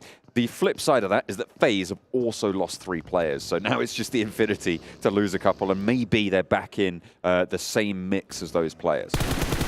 So this is a nasty spray down from Trick there. Really throws the guys from Bigetron at loop as Lapa also goes down, as well as Yuhai. So probably the 2 worst players you want to be leaving the lobby instantly. 2 most consistent guys down to now just Genfos to really pack things back together again and get moving, because he has been sort of the fixer of a lot of awkward moments with some very good clutch grenades on their side. But again, now he's going to have to face the brunt of any force coming their way. S2G, 10th place right now, 59 points. The guys on the desk, Seven was talking about how they want to see a little bit of a resurgence coming through from S2G. to redeem themselves into that final day after coming off from PMDC itself as those champions. We want to see a little bit more from these guys, and I think with the circle centering right up on them over towards Paradise Resort is a great chance for them to earn some points. We saw yesterday Vampires, I think they got around about almost 30 points in a game, right? Which is absolutely huge. Now, if S2G can do something similar, have a very strong game, a lot of eliminations, that sends you directly up towards that 6th place spot. So it's not as far as it might seem. It's very volatile right now. When you're dealing with 6th place type positions for qualification, it is always going to be volatile until you reach, if you're looking at the number of matches in the set, right, you're looking at getting up towards 30 for it to start to be a little bit more consistent. But until that point, it is absolutely game-to-game changing. So you do need to be constantly getting as many points as possible, maximizing every single opportunity, wherever those opportunities present themselves. Not only that, but denying points also becomes very, very important. Sometimes you will see, and in fact we have seen teams or players left in 2nd place, just jumping out into the blue, going down to the play zone instead of giving that point across to their opponents in order to reduce the overall points getting entered against them on those overall standings. You also see mollies being dropped under those players as well for a similar reason. So it is absolutely crucial wherever you can, maximize everything. I think right now at the start of the day, for some of these teams down towards that 10th and below, your Sandhawk right now is very important because you want to start the day off strong, accruing those points. It's really going to be maybe too little too late as we get through the day towards, you know, 4th, 5th, and 6th matches to be able to bump those points up as much as you need.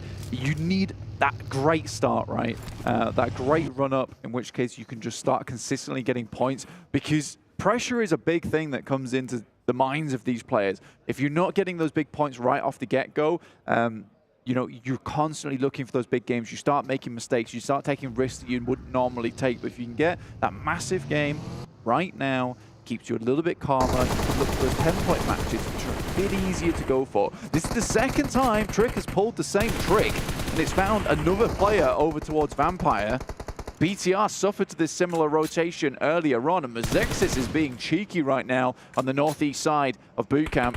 They haven't paid as much as BTR did, but still losing a player really far from ideal. Alpha7 have been running rings around Falcons for a little bit. They took out that backline first, and now they've encircled them fully. Not even a knock sent back the way to back towards Alpha7.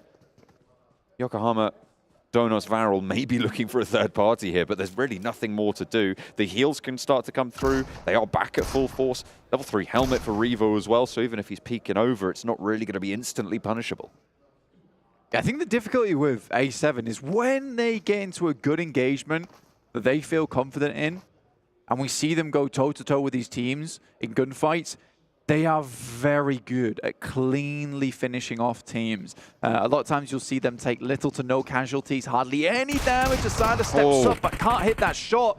He was practically free from behind the desk. No surcharge involved, but finally Silas grabs that initial knockout. This is really important for them against Yangon Galacticos. Razy is there on the crossfire to slow down any approach to Silas's position, but they're not pushing for it. Super Andrew goes down as well, and S2G are good on this hold. Hamzy drops out for that heal, Romeo, and Murnat now left standing for Yangon Galacticos. The nade from Kelsey to lead the charge around the corner, and Razy to follow it up with the shotgun in hand. The UMP, no match for it. Silas lands what he's looking for, and Murnat now last standing. The Yangon Galacticos try and move into Paradise Resort, but they are swiftly evicted.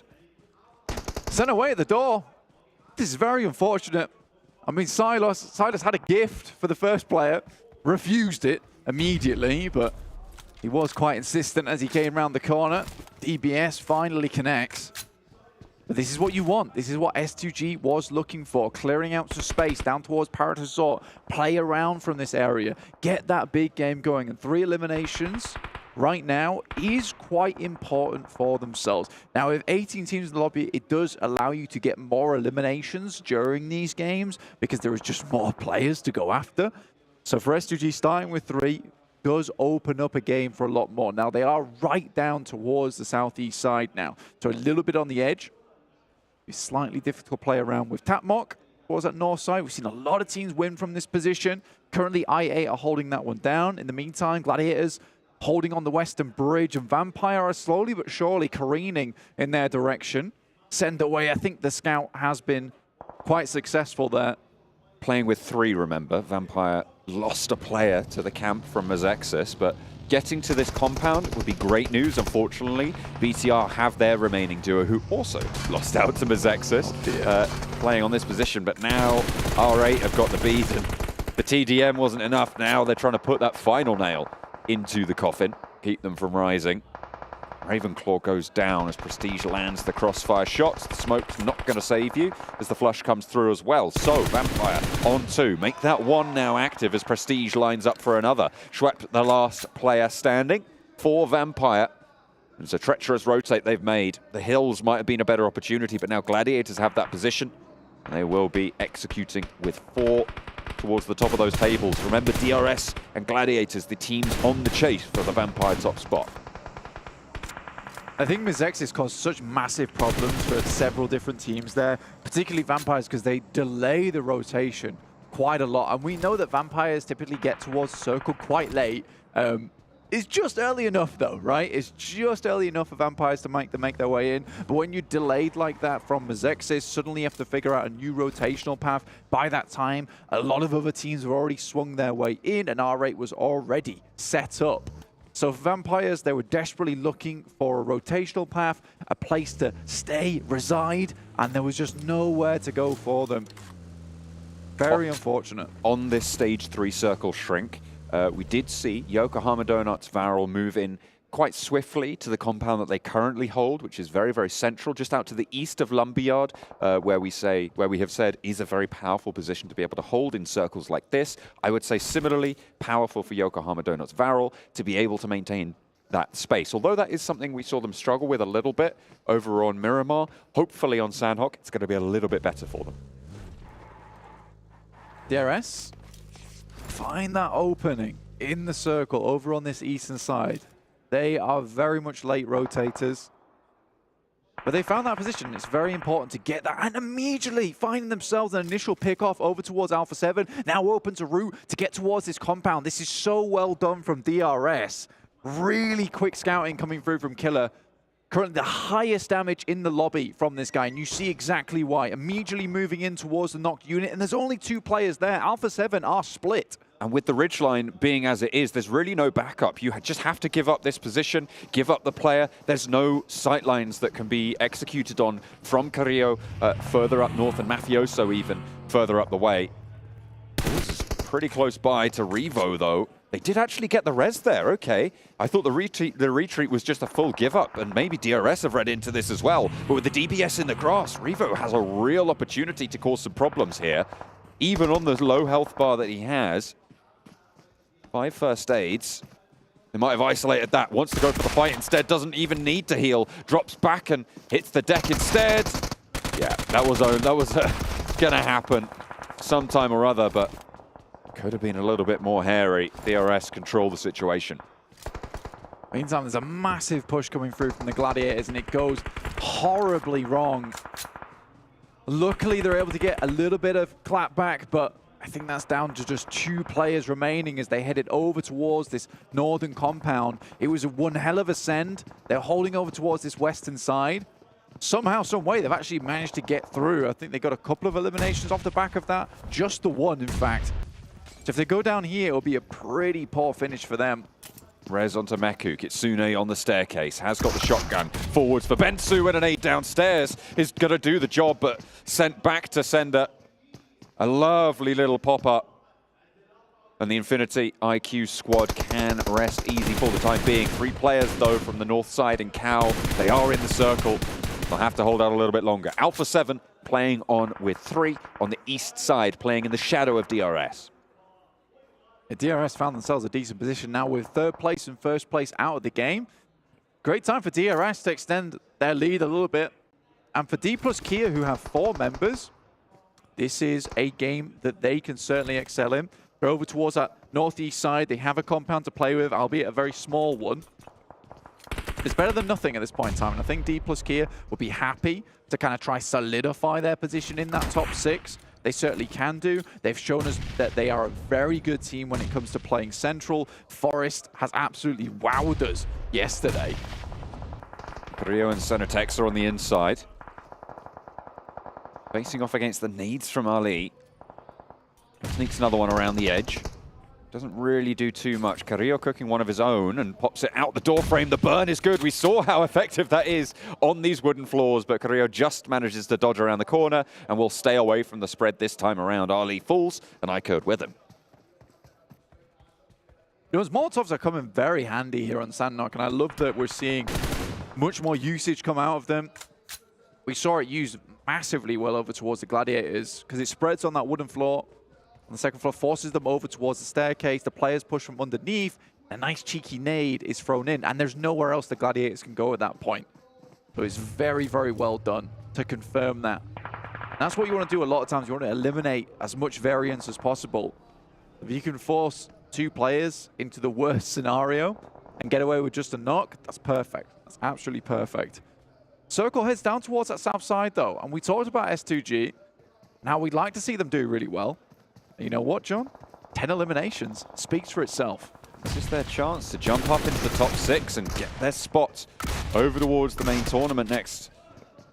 On the cards, Genfos on the inside with the DBS. There's only 1 player left for BTR, but you can't let him go. And another shot, last one to find it, might be able to eliminate AGONxI8 fully, but no, they're just going to give up on the players on the inside, allow these flushes to come through. 4 shots in the chamber with 6 in the back pocket. It's still enough to handle a player. Really well done. And I mean, Alpha7. i8 were over towards Tap Mock in the first place. A nice nade goes through, but that would be just it now. But yeah, DRS completely explode Alpha7 as they try and get away from this spot. This is a gorgeous grenade, you can already tell. Finds a knock and an elimination. Getting those flushes down as well. And finally, Mezexis, the thorn of this lobby, removed. For the time being, DRS now turning their attention to SEM9, who have a very central position. DRS continue their march over these hillsides with all 4 of them alive. It's very difficult to slow this team down. S2G from the south might want to do so, but wanting to and executing on that want is 2 very different things.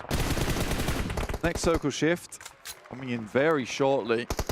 We squeeze up towards that northeast side, and DRS now have a real good opportunity. S2G, who've been a bit down their luck, and DRS, who have been on the rise, they most likely will clash at some point, because I think for S2G, crossing this road, heading over towards the eastern side, is the most ideal situation. A lot of teams thought this was going to head over towards Tap Mock, so we'll be moving down from that northwest side. So I think if S2G assumes that we'll see a lot of teams towards the west, they'll likely try and sweep east. Nice shots there from Hamzy to pick up the points, and 2 more sent into the S2G coffers. This is unreal. Really, really solid stuff. Right now, they are looking pretty good to get close to the top 6. If the Infinity IQ squad can stay in this one, they've got 7 eliminations already and get more placements on board. They should be able to fend them off for the time being, but S2G definitely with a bid for the top of the tables. If they go down here, will be drawn a little bit shorter than they would have liked, but still a great entry to their record. Razy very, very low. Nades just pouring on in from DRS, bursting perfectly. And S2G, defending world champions, putting their place downhill by DRS, who have been on a tear for themselves. Some unbelievably good grenades coming through from DRS at the moment. Hamzy G has to support, and Silas will have to move out, has to hit these initial first shots, gets Delta off the rock at the start, moves over towards the smoke. This is really well done. The fact that he's moved this far up is quite incredible, to be honest. Only 1 Molotov. He will be expending it here. Delta backed off the rock, as you said, crucially timed for that push potential across to the rock for Hamzy as well, as the northern side starts to tidy itself up. Yokohama Donuts Varel trying to stay alive as 4 with Infinity IQ out ahead of them. Hamzy G spotted behind the tree. Will not have the cover necessary. Now just 1 player left for S2G on their heavy fragging run. 12 on the game. I mean, despite everything, even going down in 5th place here, this is a really good match for S2G to start catching up to get into that top 6. Silas will just crawl alongside with the blue at the moment. DRS looking to move further in. R8 has lived a long time. That TDM gave him a lot of confidence coming into this one. Yokohama Donuts, they have a struggle bus of a rotation to come out of. The DRS just about clipped Kazimaru, but he might be in cover. No. Does not have that luxury. Ozusan is forwards missile, left out in the cold here as Bensu gets spotted, flushed as well. Silas finally taken down. So that's S2G and Infinity IQ both eliminated. The Shrink once more goes towards R8, but DRS looking to try and keep this one going. This is a team that could definitely vie for the top spot. Yeah, taking home that 125 grand for an Nepali team, that'd be a real big result for them. Playing on the outer edge has not been easy. They're in the blue for a long time. They found a strong position to start working their way through, and they immediately exploded from the blue, slapped Alpha7 across the face, got rid of them out the lobby. Now working towards R8. Final circle approaching soon. R8 currently have a strong position in terms of having buildings to play around with, so R8's having to drop these smokes. So a DRS to allow them to get further in. Ooh. First nade is great from Prestige. Now just 3 players. No chance at a res here, John. That warm-up going well for R8. Threat onto Giante's position as well, but Killer's crawling ever closer with the DBS. Giante opens to Ragnarok, finds a second on the swivel, but the team are dropping as well. Prestige around the edge with SK-Ton trying to stay alive, but Giante falls next. And it's R8 to claim Sandhawk, a chicken dinner. They are warm, they are ready, and they put points on the board. Finishing that game as all 4 players as well, with just 1 player going down right that last second. Taking the TDM into the first match of the day, an incredible result for R8 here. The crowd goes wild for them. But DRS, great job to them. Really, really strong result. I think they struggled to get across that zone. They had to go up against a lot of fearsome squads. An S2G that's finally warmed up to, and they dealt with them very well. But so much utility expended by that team by the end. And the fact that Gante is able to crawl up, get some initial knocks. If they didn't get that first grenade over towards DRS, that could have been a very, very different story. But well done to R8 to take that game. Absolutely. Very well marshaled as well, keeping all the teams on the west at bay, whilst the east and south kind of handled themselves and forced those fights. Good results for teams like, who are we talking about there? We talk about Alpha7, who did have a pretty solid fight against Falcons before they kind of just got completely bombarded out of there. 15 minutes, team. I'm telling you. Okay, well, yeah, to be fair, they didn't really put up the records they were looking for. It's S2G, though, that's the headline for me, in terms of that return to a little bit more power play. Yeah, 12 eliminations is great. I think that takes them, with elimination points alone, towards that 70 mark. That's very much in reaching distance. And we said right at the beginning of the game for S2G, they need to get a good start. They absolutely do. Try to pick things up because we've only got 5 matches left, Blank. Time is running out for these teams to get to the top 6 spots, to get to the main event. And it's R8 to take that first step in the first match.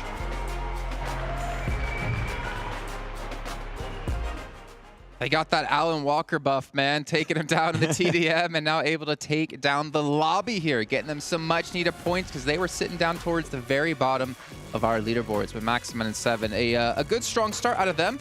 But to be fair, not only them, S2G having a great game as well. Yeah, finally, a lot of eliminations. We said it. We want to see them finally try and take control of their positions, which here no one was really able to take away Paradise Resort from their spot. Though I do wish we did see them cross the road because I feel like there was a very high chance this could have been not only elimination heavy, maybe also chicken dinner, which that would have been perfect to put them back in the race to make in top 6. I'm with you, Max. I'm not going to nitpick too much on their performance. I'm kind of just happy that we're going to even a chance to talk about SCG, and I'm pretty sure we'll get a chance to talk about them even more. But yeah, the eliminations were there. They were able to defend Paradise Resort, like you said. A win would have been nice, but didn't happen. It's okay. I'm actually impressed they were able to be as good taking that fight versus Sem9 after they crossed. Like, they were not in a position where they were truly in control of the terrain, and yet they were able to just upset them because I think it's them working with R8 to some extent, and Sem9 were just completely overwhelmed. But yeah, good fight from them, and I hope that can continue. Seems like the buff from that game from R8 did pretty good too. So yeah, some teams that we needed to see step up have finally got a good result here. Yeah, let's take a look at the match rankings here and so many points they got, as well as the likes of S2G, DRS, and a couple of other teams out there as well, because these points are going to extremely matter considering we only have 5 matches left here in the All-Star event until we actually head into our main event, and not before we find out which 6 or 7 teams will be joining us into that. So we're going to see R8 extremely high up there. I mean, the fact they're able to go up against DRS like that and beat them head-to-head was impressive. I do wonder, though, S2G, would they have been able to win that match? I mean, obviously, we'll go to a little bit, actually. We'll save that for now. As we see 22 points coming in for R8 and then DRS at 15. Yeah, happy to see that DRS has maintained that aggressive nature we witnessed yesterday, right, Seven? We saw a lot more presence from them, and actually really smart from a few teams that I actually noted. DRS, Alpha7, iKURD, 3 teams actually that understood the Eastern Coast is very empty when it comes to drops. I think you have Alpha7 and iKURD drop in there, and they fully understood that this circle is great because it's finally not on the Gladiators Island. So let's just hug the Eastern Edge, and we have really easy entry points, but DRS's high ground was really what set them apart. Talking about Gladiators, this is what happened when they don't end up getting fed that circle, right? Only 1 point with a team that ends up, I feel like they were rotating a little bit too slow in Sandhawk. They were doing things a little bit too slow, and it kind of showcases here perfectly with the amount of points that they were able to get. And going back to what you were saying there with Alpha7, I mean, at one point we were watching it, and I was like, hold on, Max. Where did Alpha7 go? And they were so far to the east that we didn't even get a chance to see them on that map feed. It's good to see that Alpha7 was able to take advantage of this circle, one that is close to where they usually land. And it's good to see that they were actually able to back it up with some ilims as well. They were not ready for DRS to push up, that's for sure. Like the moment they came up, DRS and Alpha7 were like, oh, we don't want to get involved in this. Just went back into the compound and just tried to chill, but they had to move later. But I think it comes down to DRS being so good at being aggressive when they need to be, right? They knocked down Revel, and they were like, okay, this is our opening chance. And all of them, just the synergy within that team right now, all of them decided to push, get those eliminations, and make A7 back off. And from the high ground, especially punishing all the teams that were rotating late across the road, and the moment you have that high ground, there's no way you're going to be taking it away from DRS. Well, I'm going to bring up a phrase that I've said a couple of times now. Flash in a pan.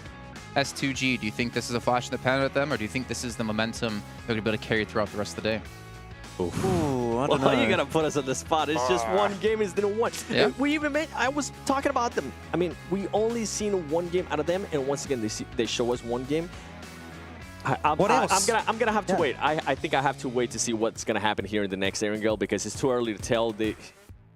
There were stuff that, like you were saying, if we actually start nitpicking, if I don't just go based on, okay, yeah, you know what, it's good to see that S2G finally able to get some ilims, finally able to get some placement points. We're finally able to get a chance to talk about them. I need to see what they're going to be doing here in the next couple of Erangels. Yeah, the thing is also, this is where they drop. This is Paradise Resort, it's where they drop. They didn't move pretty much this entire game. What if they had to move? I don't think they're going to get as many eliminations. So I want to see them in control of a game where the circle is not coming their way, and they actually have to fight 4 positions in circle and actually try and aim to get the win. So it's a good start, but I need to see a little bit more effort put behind the game. I think they set themselves up great, though, to at least strike within the top 7, within the top 6, depending on where Alpha7 ends up being. They were really good at zoning Paradise, which I want to see that translate in different games. Yep. I think S2G kind of unlocked the power of the Honor Magic 5 Pro, powered by Snapdragon 8 Gen 2 and Honor self-developed GPU, my boy, with Turbo X. I think they unlocked it. I think they figured things out, and now this is going to be the start of them dominating the lobbies. But we still obviously have 3 Erangels to come up. We have 2 Miramars as well beyond that.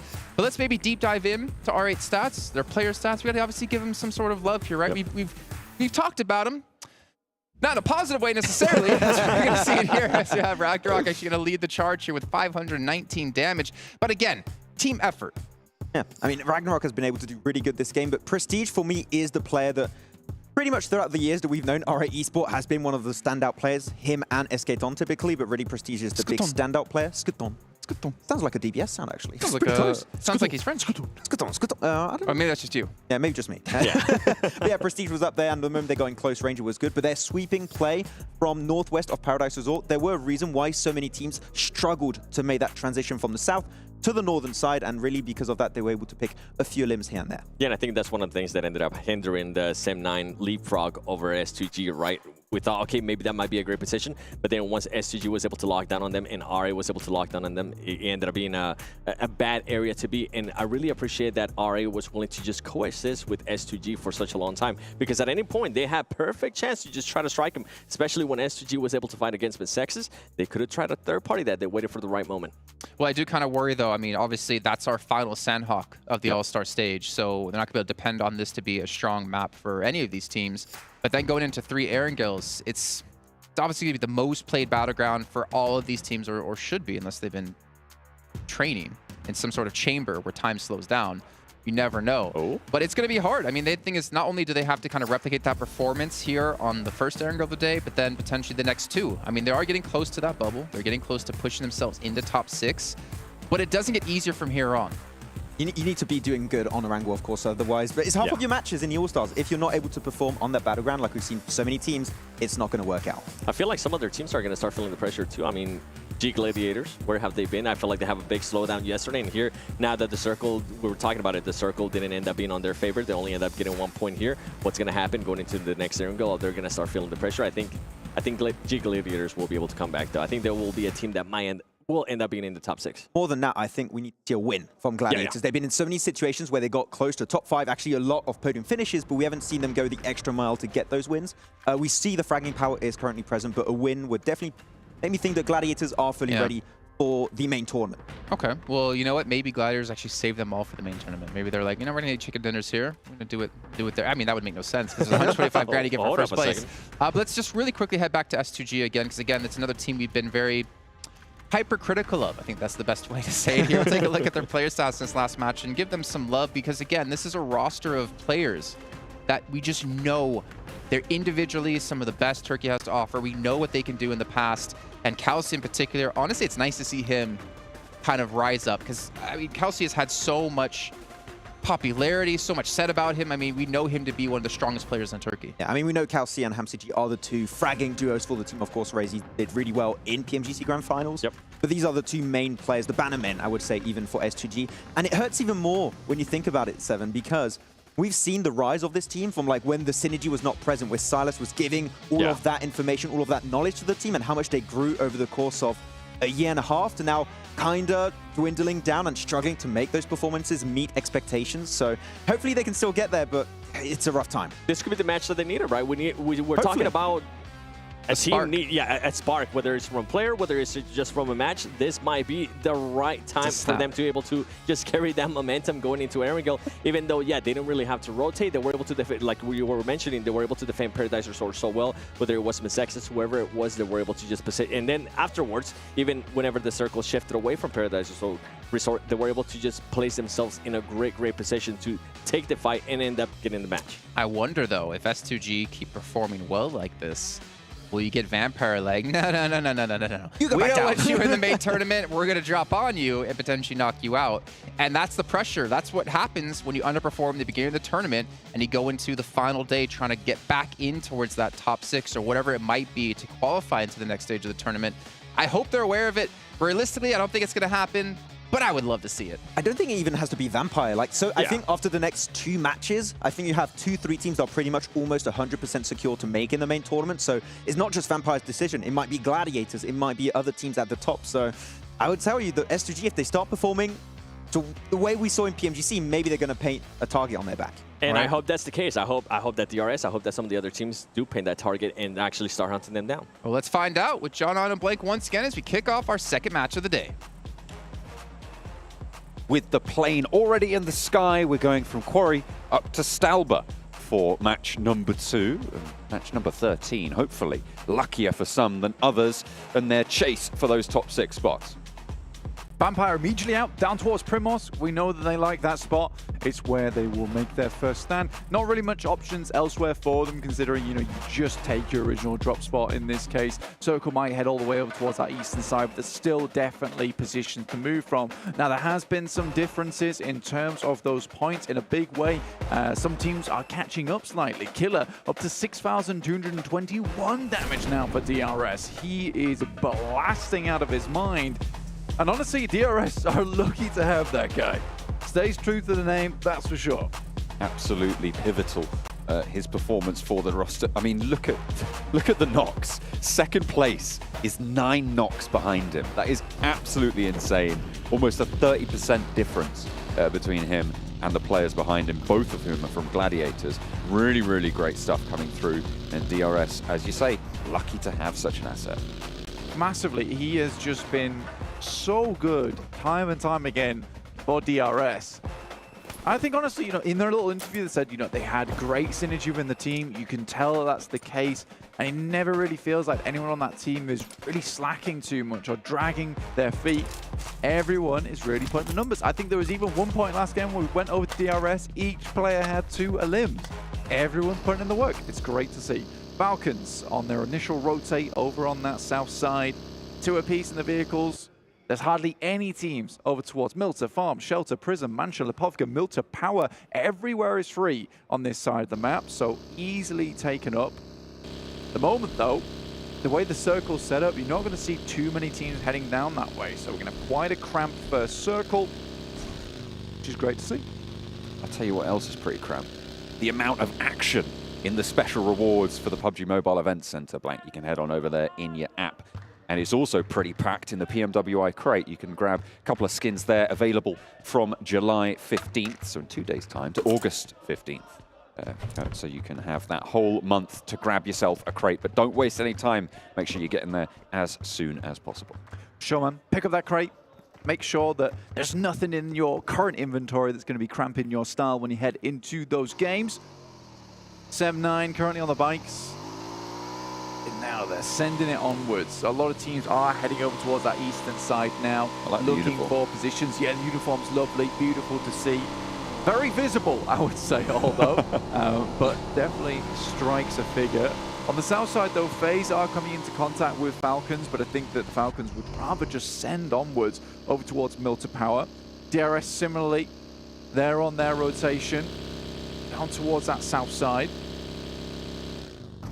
Delta riding on through, leading the charge for the rest of the roster. Still on that chase. So Vampire looking to defend their title at the top. In Primorsk split up to Quarry, their standard 2-2. With Circle on the west, they have got those western roads available. A lot of split drops around these Gatka fields as well. Rozok spread across by S2G all the way up to Ruins. Yeah, Gladiator is really struggling to find themselves a good drop spot. I think they've been all over the place on this map so far. We saw Severny drop versus Mazexis, did not go well. Now they're heading down towards Hospital. And I think this is free because you've got FaZe playing Crates and South George. Hospital is a very viable spot to play in. There wasn't anyone there in the first place, so Gladiator is happy to pick up this position. Gives you good rotational routes outside of here. A lot of times Alpha7, FaZe Clan might get caught up if they try and head south too quickly. You might even see FaZe Clan heading up towards Box Compound and then down past Rozok. So for Gladiators, this is fairly decent. Onzen is in the mix at the moment and could get picked off here, John. They're not careful. Could be, could be.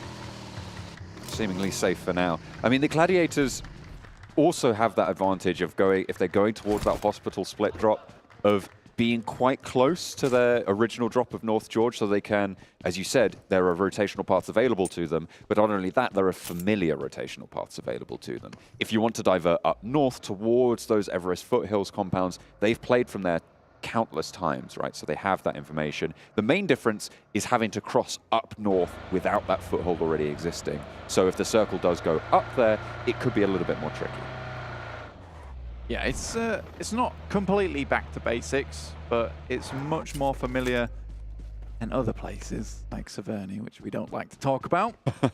We don't talk about the Severny days. We don't talk about those days. But we take a look at the leaderboards, though. You can see them on the right-hand side of your screen. 6th place, 85 points. Beneath that, 80 and 74 points to who, John? It's S2G, who have really brought things back up to speed. That is a fantastic start of the day to come out with. I think from there, if S2G can continue getting some pretty stellar performances, they're already over towards the south side of Sunken, which is very much within the circle. you know, benefiting from these circles at the beginning, that's fine, but it's what you do with it afterwards which counts. And right now, they are trying to get as many points on board. So didn't exactly go for the 100% win play on that last game, but getting that many eliminations is just fine. You know, 10 eliminations is equal to a chicken dinner, and they had 12 of them, a 5th place. Bonza, that gets you enough points to keep sending yourself upwards. And there are some of these teams towards that position, like Infinity IQ, although have some standout moments, I think S2G, with the absolute boatload of experience they currently have on board, they can bring it back today. Hopefully, and right now they are only 6 points behind that bubble, remember, for qualification. With Alpha7 in the top 6, it pushes that bubble down 1 place to that 7th spot. So, as you were saying before, Infinity IQ, that is their target, and they will be looking to hound that doggedly down, although the Falcons and Alpha7 still also within striking distances. As we've said before, the word of the day, volatile around this bubble. 100%. I think FaZe, a lot of their points have come through some very opportunistic third parties on their side. They do get quite caught up in their rotations, but a lot of times just wait for 2 teams to clash and then jump in on top of that. And more often than not, both those teams go down, which gives FaZe a lot more time because that clears a big space out of the lobby. Right now, they're making a fairly decent rotation, in my opinion, though, over towards the north side of Everest and down towards those compounds just underneath. R8 currently have taken control of that, so they've got 2 players underneath Everest, 2 players still down towards Gatka. Now, I think that's slightly overzealous, considering the amount of actual available compounds in this area. I do think that the current compound that 2 players up to the north are holding, that is going to be very much wanted by a lot of teams. I think holding it with 2 for this long, slightly dangerous. FaZe looking to head up Everest for the time being, seemingly.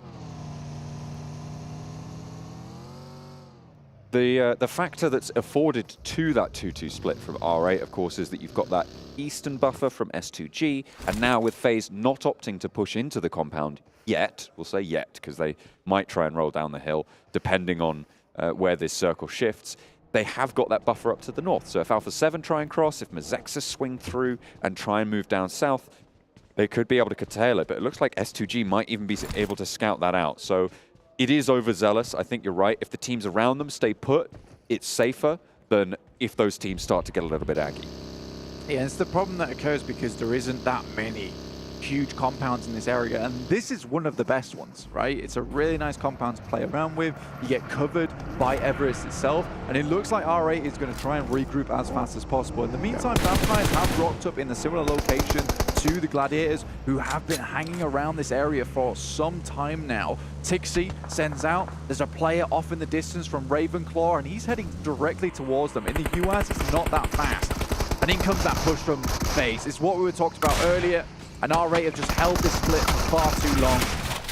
They had the opportunity to regroup, but now they're going to have to fend off FaZe. It's going quite well on the doorframe for Ragnarok, but only 2 found, and when you're playing as a 2, you cannot afford to go for that. It looks like Gladiators are embroiled with Vampire as well, and R8, I mean, they regrouped too late, right? As you said, they tried to move up. Prestige now with the UMP in hand, not really going to have the efficacy that Venturas has with this DBS, but fortunately there's only a sliver of HP to contend with. FaZe stay strong, however, but who can roll up? Mazexus looking to put nades on into the fray. This is what I'm talking about, man. Everyone wants this compound. It's so good in this early game to hold out into. Gives you a lot of position to duck behind. If you start getting naded, you go towards the basement side. And also, just the stage is great. Alpha7 on the top as well. Mazexus move in, will clean up FaZe, so they suffer to the third party themselves. Now Onzen underneath with the rest of his teammates. Coming down these stairs for Mazexus is going to be a little bit dangerous. But I think that's another team now rocking up on that top side, looking for a little bit more.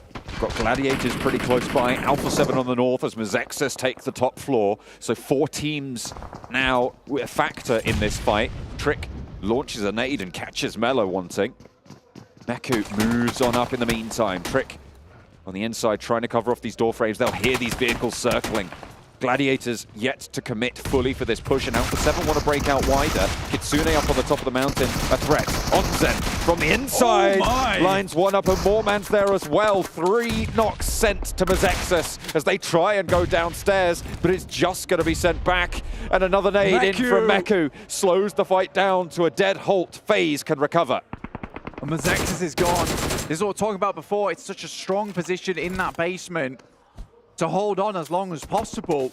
And a lot of times it's the team above that will get third parties instead. So now they're living a little while longer. S2G does take a casualty, but they're able to send something back over towards Mafioso. Unlikely they'll pick him back up again. And Meku regroups the rest of his team, so not fully committing to this engagement. Western shift pretty hard on this circle over to the Gatka fields, keeps the chopsticks in where Vampire with Ravenclaw in that chopstick have got their foothold. Gladiators in a pretty solid position, but they are down to 3. They were busted that way by Vampire on the western side. Yeah, I mean, Tixie was just rolling up in the UAZ. He saw the vehicles in front of him, and I think it was just a little bit too careless of him. Then again, the shots coming through from Vampires, sometimes we didn't get a good eyes on it, and it could have just been an absolutely unreal shot coming through from Ravenclaw, who has hit some massive long-range shots before. Absolute sniper of a player. Falcons trying to establish their line in, but a knock sent their way slows down their plans. S2G lose Hamzy and Silas, leaving just Razy and Calci in action. Both on the inside, and they are in the circle on the northeast side, just southwest of Ruins.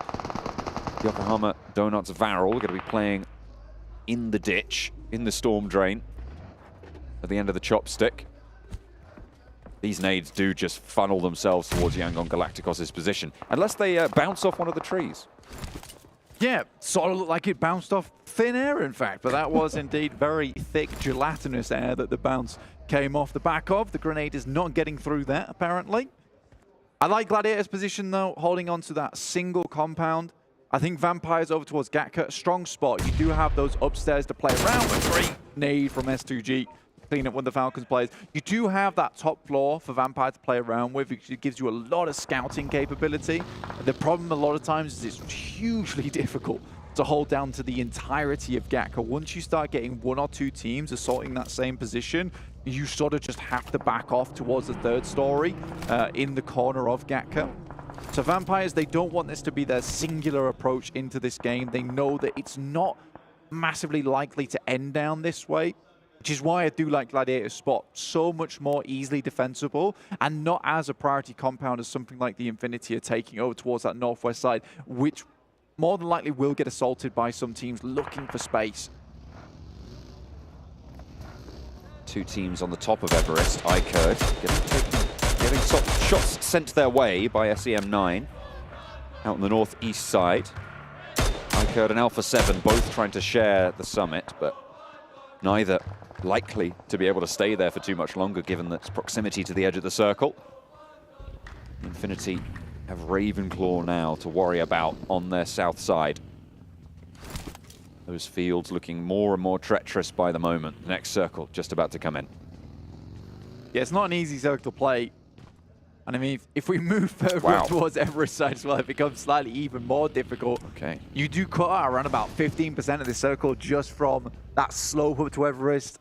You can find some little caves that you can go into, you know, pull the bear pelt around your shoulders and just hide out there like a survivalist. But you really will be playing the survivalist role. You're not likely to get too many more eliminations or even the win for that matter. But the fielded area for Gladiators, this is where we want to see a bit more from them because we've seen many times, and the devs say this too, that they need to start taking shots at teams because they have clear sight lines over the field, and it looks like Vampires are going to go for the crash. They need to receive well here, John.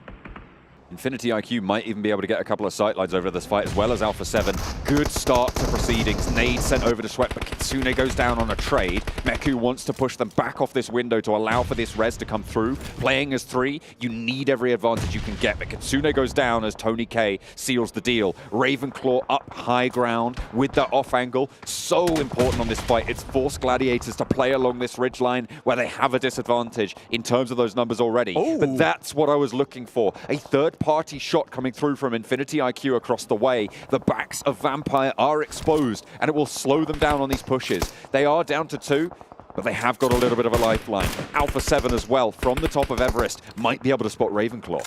I think the fact of the matter is that the Infinity spot this happening, they know now that their compound is just really not safe. And this is a really good one to take. It's towards the central arena. In the meantime, DRS have made a massive swing on the southern side up towards Mount Everest and are looking to take out players in this spot. Alpha7 first to face.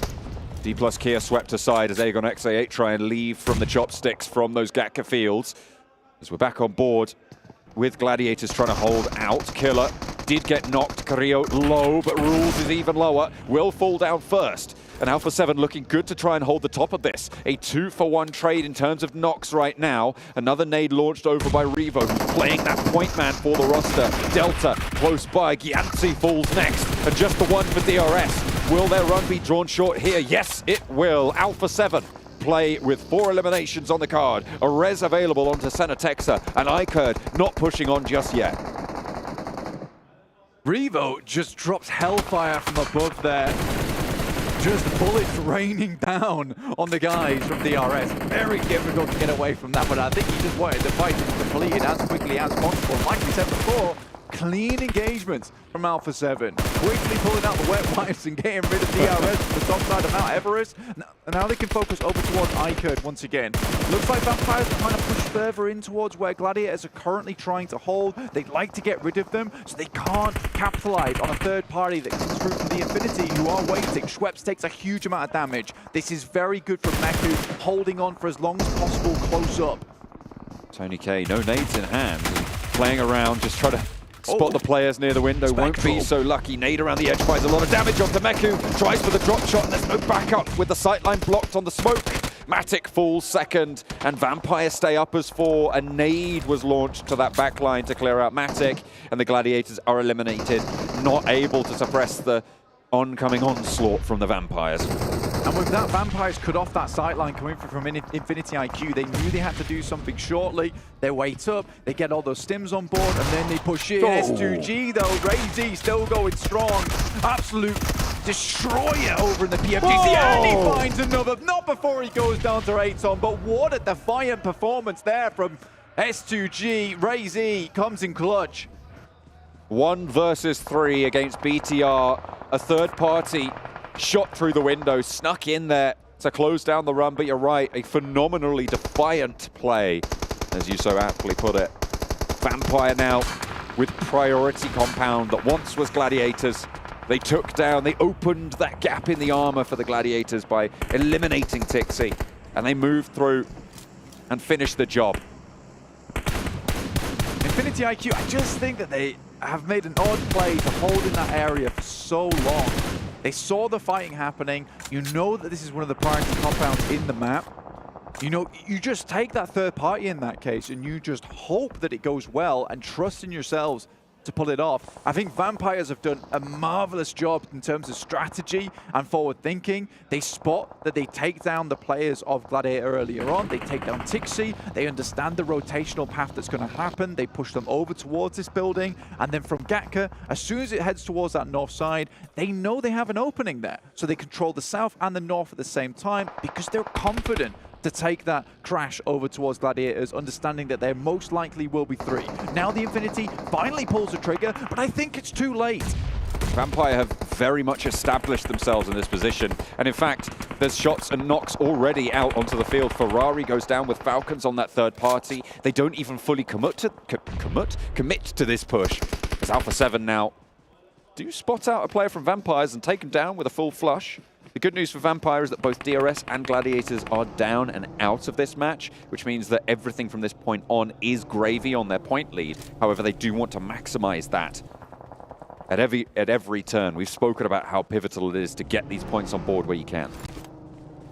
Alpha7 have been building up to a strong performance this entire time. What an amazing initial grenade. Those are hard to pull off. Straight round the corner, finishes to prevent the information on the peak. Doesn't get too much time to deal with it.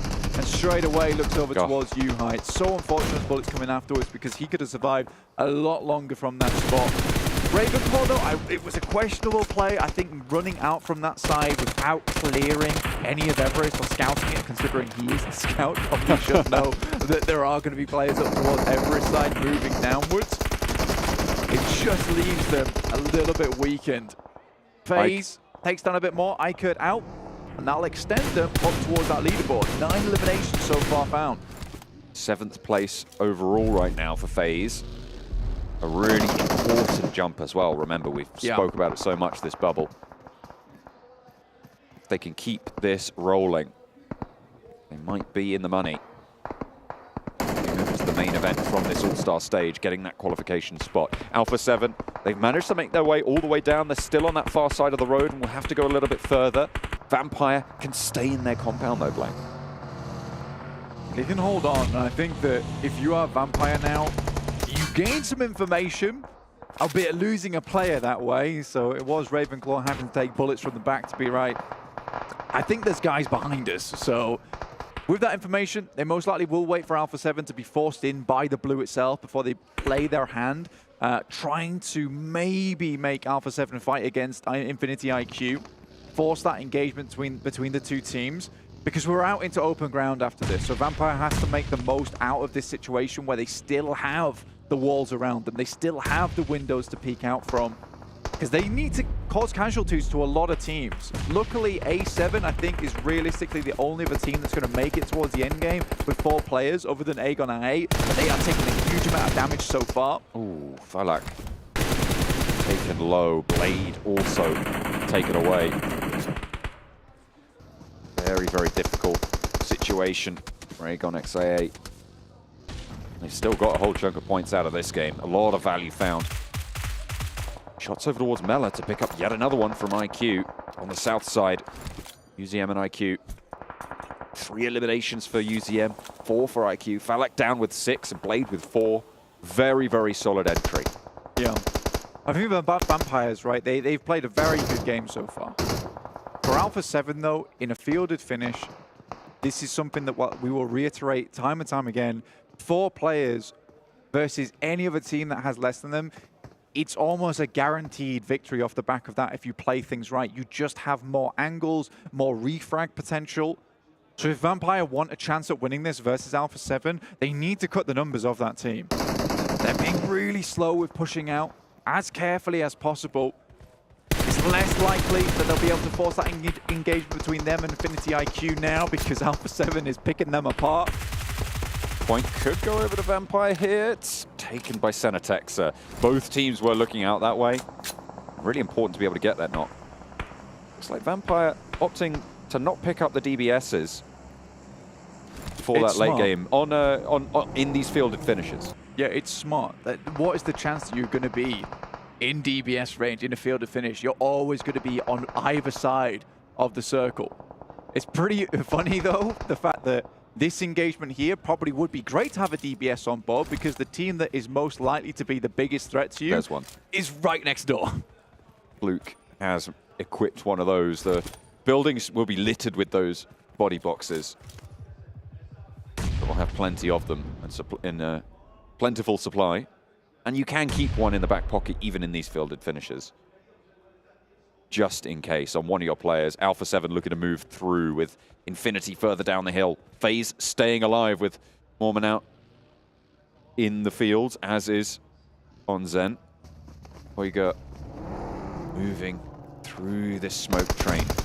Will get spotted. Actually, a nade is the thing to find it, but the point still goes over towards Carrillo. 9 eliminations now for Alpha7. As Vampire still holding them out. And the impetus is on Alpha7 to move here. Vampire are in the next circle. It's a difficult sightline to play around with as Vampire, and there's little to no utility on side for them. Moving through this fielded area, smokes would have been ideal, but not having nades is crucial for Vampire because nades over this ridge side towards Alpha7 who have to move towards Vampire would have been fantastic. The fact that they really lack that kind of utility is a really big deal. They're gonna have to just go for a full-on gunfight.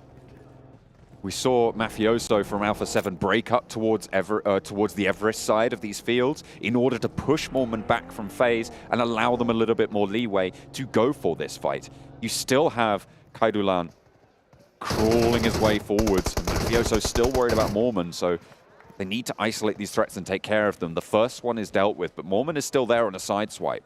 Not really too much utility for Alpha7 either. Revo might opt to just break out and leapfrog Vampire fully. Right now, Alpha7 is lacking on supplies. I thought it was bad for Vampires, but they've got little to no bullets remaining. Revo 40 in the mag, 18 remaining left over. But so is Schweppes. This game has been absolutely dry on resources. And this is where having that secondary in terms of a submachine gun instead of the DBS is really coming into play. It's very, very smart from Vampire, setting up for an endgame. That crate also a massive blessing. I mean, imagine finding an M249 in there. That's just... I think they picked up a Groza, in fact. Ooh, could be even better. Yeah, look at that. Back. Excellent. Swap out that M4. Tony, plenty of ammo. See what I mean?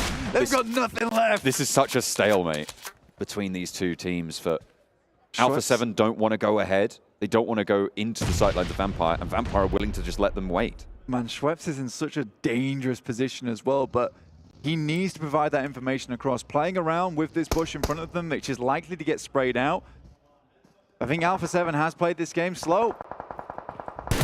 Spots. Bullets are going to be a problem. And is spotted in turn.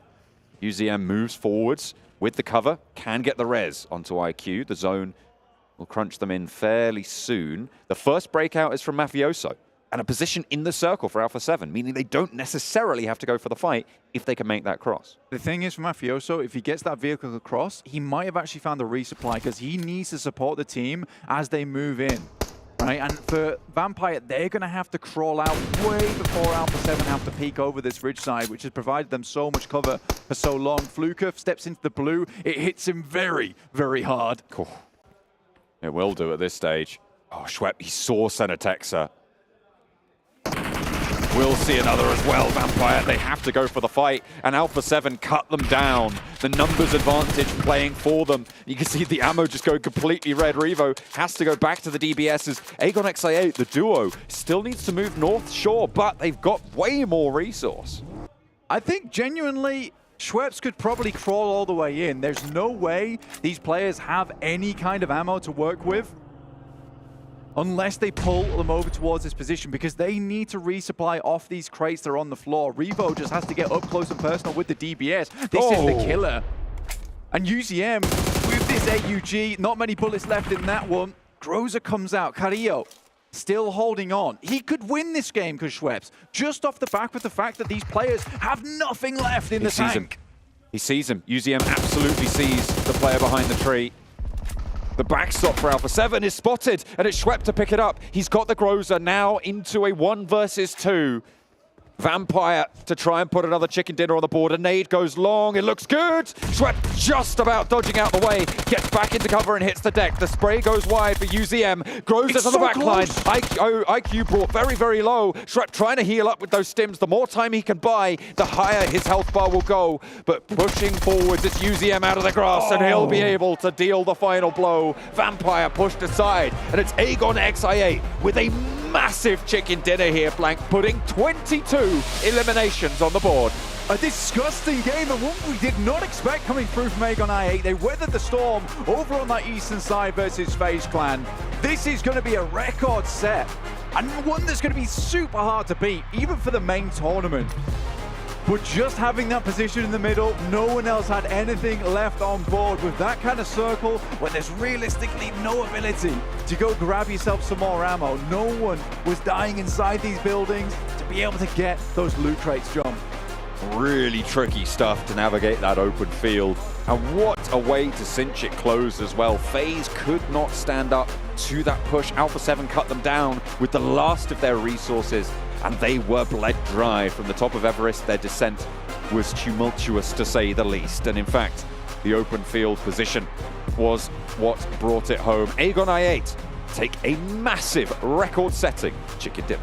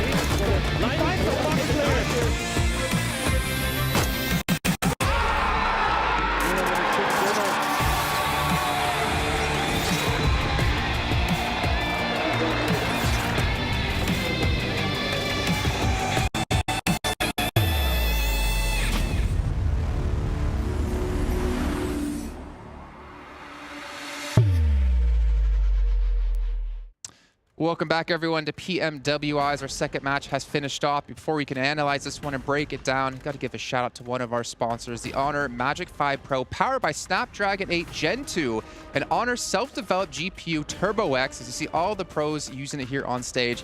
And well, as you're seeing, AGONxI8 able to take the victory on it as well. So maybe you guys should check that out for yourselves at home.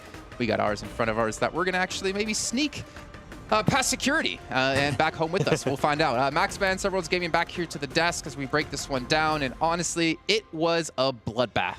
We've been waiting so long for i8 to finally get a strong performance because you know this team has potential. We saw it a little bit back in the PMGC League stage, right? And finally here, they had the strongest compound in the South 7, and no one was really willing to get too close. But this circle was just 90% filled. If you do not have a compound, you're just going to be easy pickings. And man, i8 brought pretty much just all the teams in the South down on their lonesome. But it's good to see that a team that was in the second page, right, they were able to do that. They were able to take advantage of what was given to them. They were able to get all of those eliminations, and that's ultimately what you want to see. We have seen it over and over again where teams do end up being in that position, but they're just not able to gather the points. Now, we finally got a chance to see i8 take advantage of it. Yeah, we did. And the thing is, like, you were talking quite a bit about quite a few different teams, but the points needed by these teams to maintain a position or get in position is still going to be difficult. I mean, look at teams like Vampire, they still not really necessarily focusing on any teams in particular to knock them out, but they were able to push out Gladiators. You had Alpha7 sitting high ground for such a long time that they eventually ran out of ammo and obviously ran out of the game. Let's take a look at the match rankings so we can see the points that the teams did get before we do start to break this down a little bit more here. 32 points. That's the highest point scoring game we've had here so far at PMWI. Yeah, that's a record right there for the All-Star Stage for sure. I mean, before this, they had 48 points, Jason, before going into this after day 2. And they're already pretty much like made up for that in just a single match here on this third and final day of the All-Star Stage. So if they can get even just some consistent results throughout this, maybe that would be enough to maintain a spot in the top 6. Yeah, what's crazy, I mean, yesterday alone, they only ended up with 16 points. For them to be able to come out and do this, they were able to bypass that just in elims alone. That is massive for them if they even want to get a chance, right? And now this is what we're talking about. If you're a team that are towards the bottom, I know it's technically not impossible, but it was going to be very, very hard. They were able to do that. Maybe they'll be able to continue to do that, but it's going to come down to if they get a circle, if they get something like what just happened, and if they end up taking advantage of it. Last place, R8, off the back of a victory. 0 points, unfortunately. D plus Kia as well. Another team we've been talking about, Forrest and Fabian, not able to do too well so far off the bat. Not sure exactly what's going on for them, but top 6 could legitimately slip out of their hands. They actually, this game got breached by i8. But before i8 actually got to that compound, i8 just full sent it, and I think the fight lasted 10 seconds. It was so quick. They just sent it, eliminated the entirety of the teams, and there was no third parties possible because the fight just lasted such a short amount of time. So they just took control, healed up if they needed to, and started blasting at teams over in the South. And some of these fights, though, you had breach after breach, after breach, and FaZe actually surprised they survive as long as they did. And for another team, right, we were talking about R8, if they were going to be able to follow up after the performance they just had in Sandhawk, they were not able to do that. And another team we were kind of keeping an eye on was S2G as well. If they were going to be able, if it was going to be the flash in the pan, at the moment, it's looking like it after that Sandhawk performance out of them. Yeah, unfortunate, but you know what? Sometimes you can have good matches, sometimes you can have bad matches, as long as you don't let your bad matches outweigh your good matches. Which right now, the bad matches are outweighing the good matches for SCG. When we get to the overalls, I mean, that'll be quite apparent, unfortunately, for them. But looking ahead, though, obviously something we want to jump in onto is the player stats from AGONxI8, because that was, like you said, that was almost doubling their points. Like, this is the first time we've seen them have such a performance, and we have to really find out where it's going to be. And 2 players over 1K damage. You can hear Klaris in the background. Woohoo! I think something like that. Did it twice. I kind of sound like Mickey Mouse, to be fair. I heard Hot Jigs too. Woo! Let's go, baby. That's a very good impression, yeah. 7-6-5-4. Everyone able to really step up in this match. And I think the important thing about a match like this is that when you're given a position like that and you're able to play out a position like that, you better make the most of a position like that. Especially considering that puts them, what, if they were at 30-something points beforehand, or 40-something points, 48. then they get 30-something points from this one. That puts them up to like 70 to 80. That puts them like almost close to FaZe Clan, if I'm not mistaken. I think they might be in top 7 or top 8 right now. They're definitely super close to the top 6. I think they're probably going to end up in the first page for sure. Yeah, 100%. Yeah, 100%. Yeah. Well, okay, another team that's going to be in the first page, Alpha7. We have to talk about their play, right? Sit on top of Everest.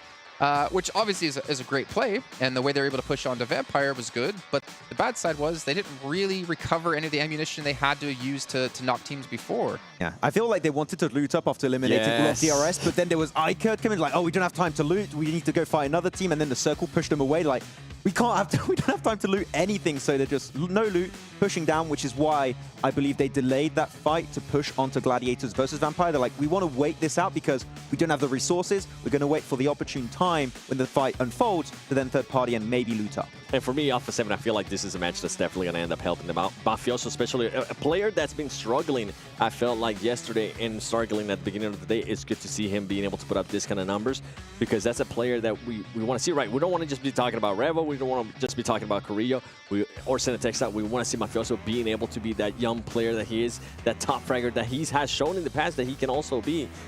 For Alpha7, you mentioned it perfect, Max. It came down to them just not having any time. The DRS fight, I thought they were able to defend that so well that they have the high ground. DRS, for some reason, I feel like that was the worst decision that they decided to make, just make that late push up to Everest against Alpha7. And then when Alpha7 wanted to go and loot, guess what? iKURD was like, we might want to take on this fight. But Alpha7 was able to actually defend it very well. They were able to take on 2 players from iKURD. Respect to iKURD, though, because they were on top of Everest for a very long time. And they waited for their moment. I guess they waited for the DRS crash to make their move, and we can see the amount of damage coming through. 3,800 damage is ridiculous. And to be fair, even for Alpha7, that's a decent conversion rate considering the damage they were able to get. Vampire is the unfortunate one. Yeah, they took barely any damage also because they weren't such a strong compound after that breach onto D+ Kia. Nothing was really going to be a major threat to them. I think that some of their players actually took 50 damage, so they were really in no danger whatsoever this game. But the moment they had to leave that position, it was going to be rough, which actually I'm happy you talked about Mafioso from Alpha7. He was in a position which very easily could have secured, I would say, the win for them. But the moment that i8 bring in that one nade and clear the off angle set up by Mafioso, it just crumbles apart. And i8 really made sure that after they get that one nade opening, they were securing that game. Yeah, I wish Mafioso would have rotated a little bit longer. He decided to go where that FaZe Clan player was that was shooting them earlier. And I feel like it ended up backfiring for them. Overall, though, great performance out of Alpha7, taking advantage of a circle, too, that's kind of near where they usually end up landing. And I really want to talk about Vampire Esports, man. Because even though they didn't end up getting the chicken dinner here, I feel like we saw some great stuff out of them, though. And hopefully we get a chance to see it here in the next game. Yeah, you won't have time to talk about it now, but we'll save that one for coming up later on here after our third match of the day is going to kick off with John on a blank once again. The second of our Erangels today. 3 on the cards, but this is the middleman. We are going to head from that southwest side near Primorsk all the way over to Milta Power on the east edge blank. It's quite a southern lilt to it. Yeah, you could say that. I think this thing is very much down towards that south side. Something has pulled it with the hook over towards Sosnovka, which is going to make some of these teams a little bit more sad about the whole situation, because getting towards that north side now made way, way more difficult. And we do know there's a lot of teams here that like to get up towards that northern edge. We saw that on the last game where this playing path actually forced a lot of teams over towards that western side. We had a very, very free edge over towards the east side of the map. This time around, it's going to be shooting range, North George, Severny style with Yasnaya. That's slightly more difficult to get towards. But at least with a playing path that cuts through the map, there's so much more opportunity to grab those vehicles earlier on and get going. Circle also very kind, central of the Northern Island, Sosnovka military base. We can practically put that out of our minds at this point in time. And this might just be a bit more of a compound-heavy finish based off of this. But we'll have to wait and see, because Circle's been doing some crazy things recently. Seems fairly centralized this time around. For the time being, the river, the major factor, as it normally is with these mainland circles. If you go north, you stay south at the moment. South of the river, the lion's share of the land mass, but still very much anybody's game. Getting a little bit hot over towards the Yasnaya drops. BTR going past SEM9 and Aton as well. Both rotating in very similar positions, only a couple of 100 meters apart, so they'll definitely be aware of each other's presence. But right now, seeming like BTR just going to keep on trucking towards Yasnaya. Yeah, coming off the back of that last game, we had a couple of teams actually break out just a little bit. D+ Kia still in 5th place right now, 93 points. But Alpha7 shot up to 3rd place right now, 104 points. They are definitely shutting up our concerns so far with how they came into this tournament to today. Not far behind the two leaders with Vampire 155 and DRS with 125. Now, Vampire have had a huge amount of second places this tournament, let alone the chicken dinners themselves, but it has been great to see the Vampires actually been able to stay very consistent. Yes, they have their breakout performances, but when they have to go into that survival mode, as Max put it on the desk, they certainly can do that too and just put up decent amounts of points, decent amount of eliminations to really solidify themselves up towards that first place. Now, we're heading into match 3 right now. There's only 3 more matches for either DRS or A7 to profit over that 25-point, that 50-point lead that they currently have over these two teams. It's going to be very hard to do. So right now it feels more than anything, the second place is the one that's up for grabs if DRS don't continue on this very consistent streak, which we've seen them before. But Gladiators, 96 points. D plus Kia, 93, 89 in 6th place, and 86 in 7th place with FaZe. Right now, G Gladiators, if they don't pick up the pace a little bit, you know, they're at risk of falling out because a lot of teams are catching up right now. It would be quite a turn of events if the Gladiators didn't make it, but we've seen it happen before when they do lose momentum. 4-point scoring opportunities still on the cards, Blank, with this match still available. And right now, when I'm looking at this bubble, I'm looking all the way down to 12th place as the teams that could potentially make this one. In 13th, R8, 52 points and below. It just doesn't seem feasible to be able to catch up that many points over 4 matches when you haven't really had that much momentum to start with. It would be a very, very spectacular performance from any of these teams, but you're looking at over a 30-point differential. Yeah, and I mean, AGONxI8 have just pulled that kind of thing off. Because before this game, they were around about 50 points. Below, maybe? I'm not sure. I think they were around about 50 points, though. And I think for last year, too, AGONxI8, they truly were the comeback kings. And let's see if they can pull that off again here in the All-Stars tournament. 8th place right now, but they have to keep up with those games. Now, I think they were able to turn things around right on their final match last year. But this time, it's not the case. They're going to have to keep things going if they want to head towards that top 6 to get towards the main tournament. And again, though, 4 more point scoring opportunities, like you say, that is enough. AGONxI8 really just need to stay consistent now and hope some of these teams above them just fall off a bit. But even then, is that enough? Because you're playing against a field of about 5 or 6 teams. When you're playing against one, you can kind of lean back on the idea that, okay, well, not really going to have that, or they're not really that likely to have a pop-off performance. But when you increase that sample size, right, when you have 6 teams playing off in 4 matches, it gets a little bit more likely that there is a threat of these teams having completely wild performances, right? So, sure, getting 6-7 points a game, consistent, keep it up there, but you really want to be looking up towards those 15-point games, right? If you can get another one of those on, you're going to be so much safer. I'd love to see that same graphic again, but just of AGONxI8 post at, like, we got the post-match. I want to see the pre of that last match on our angle, because I imagine they would not be spotting 5.86 average eliminations on our angle, which is really insane. Actually, they've got R8 now 0.86. Like, this is more reasonable for where they were beforehand. But again, crazy stuff coming through from AGONxI8 on that last match on our angle. What was their average? I didn't catch it on the 5.86 average eliminations. 5.86. So 6 a game. And they've played how many angles so far? With 2 game days played, they played 6. The 7th was the last one. Yeah. So that's 35 elims-ish. Yeah. They got 22 of those in that last game. That's crazy, right? That is absolutely crazy that that's the case. So, I mean, they've certainly put up their performance there. They deserve that average elimination. Look at that already. Blades taking down Bensu.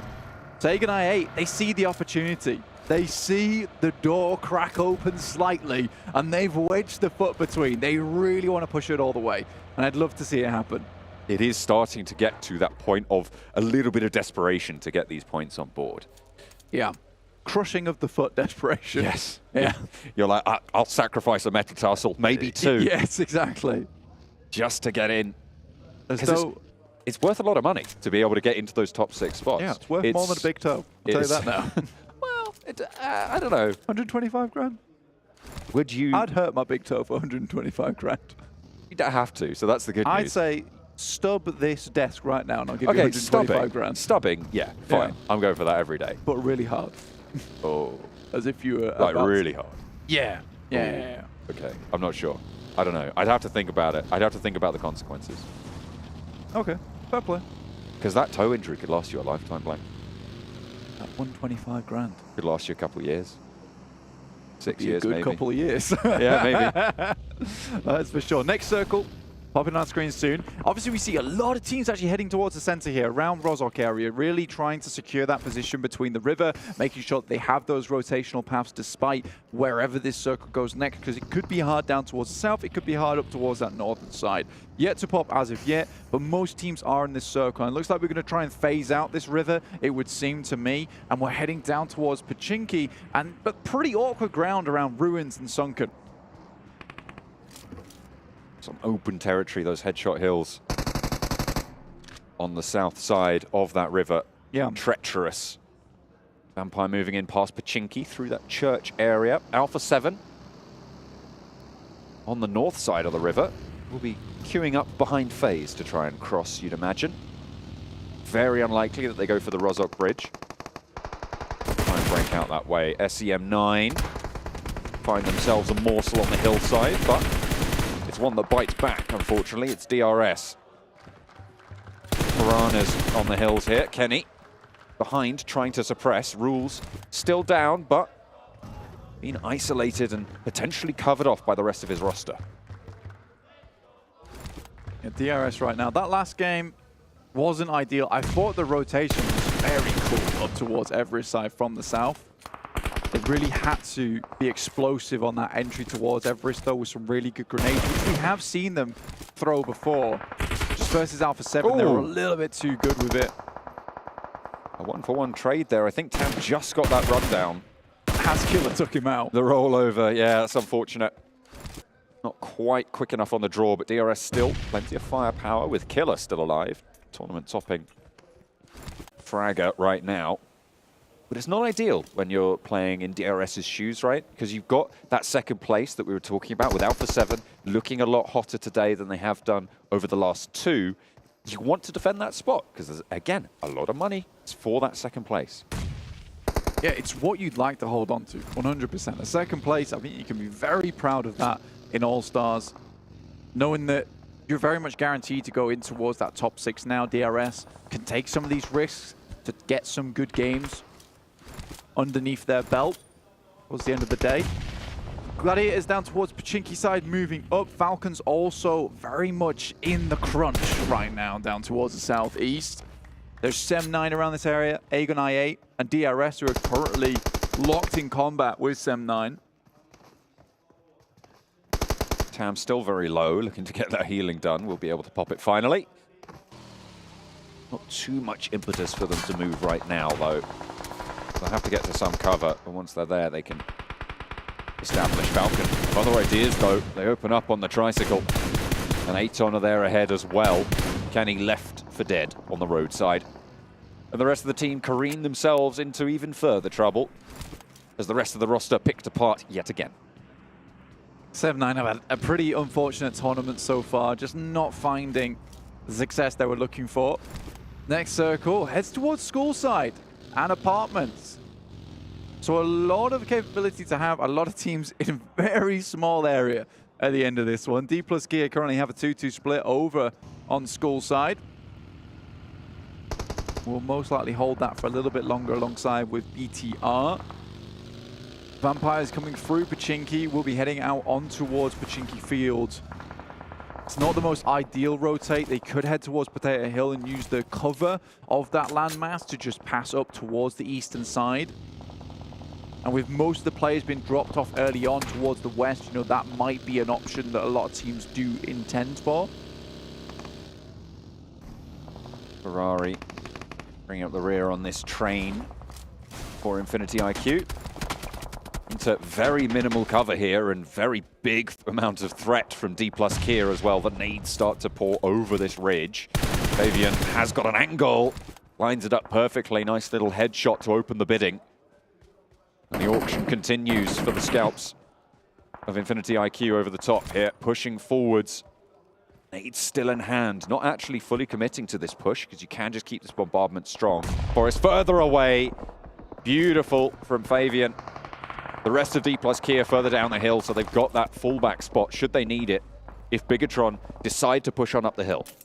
I mean, these are just two players holding on to this position, so D plus Kia is doing a great job. And in Forest and Saden, hand in hand, they are a terrifying combo. Another nade over the top there, does a lot of damage. Puga falls at the feet of Ferrari, not able to quite get in the pit stop. And Falcons take out one of the players from Gladiators. They rock up towards his position. Six has a grenade in his hand, looking to send it over towards Matic, but he's pulling out the classic, doing something completely out of the ordinary. It's unpredictable. Six is there, and they're completely unknown, and Matic drawn short on the rush for the tree. No cover to be found. Immediately flushed as well. Tixie's on the floor, two players alive, Kitsune and Meku. We said this is a team that needs to keep up the pace. They're not fully home and dry for the qualification spot, and when you lose two players like this, you do not want these teams around you to be doing well. But you're looking at down one D plus Kia, you're looking at Falcons, and you're thinking, these are teams that will chase, and they are doing so on this game. Thing is, this Gladiators is all over the place at the moment. This is not the Gladiators that I'm used to. Matic, yes, sometimes he pulls out these weird little maneuvers, but more often than not, they're quite successful. Sometimes you see them go completely out the window, but a lot of these players on Gladiator's side are just not playing to their full potential here. It's a strange performance to be showing here in the All-Stars. With only 3 more games to secure your place as well after this one. It's a bit terrifying to be playing like this and not upping the ante. Perhaps they can have some better games over on Miramar at the end of the day. But right now, there are some teams that are just a bit more deserving at this point in time, just objectively. You need to prove it every step of the way if you want to feel like you deserve one of these spots. And if your metal cannot stand the test, will be corroded by the talents of the rest of the lobby. Falcons, 4 eliminations so far. 6th place right now, close to that bubble. Currently sits in 7th, that bubble, remember, because Alpha7 have already qualified.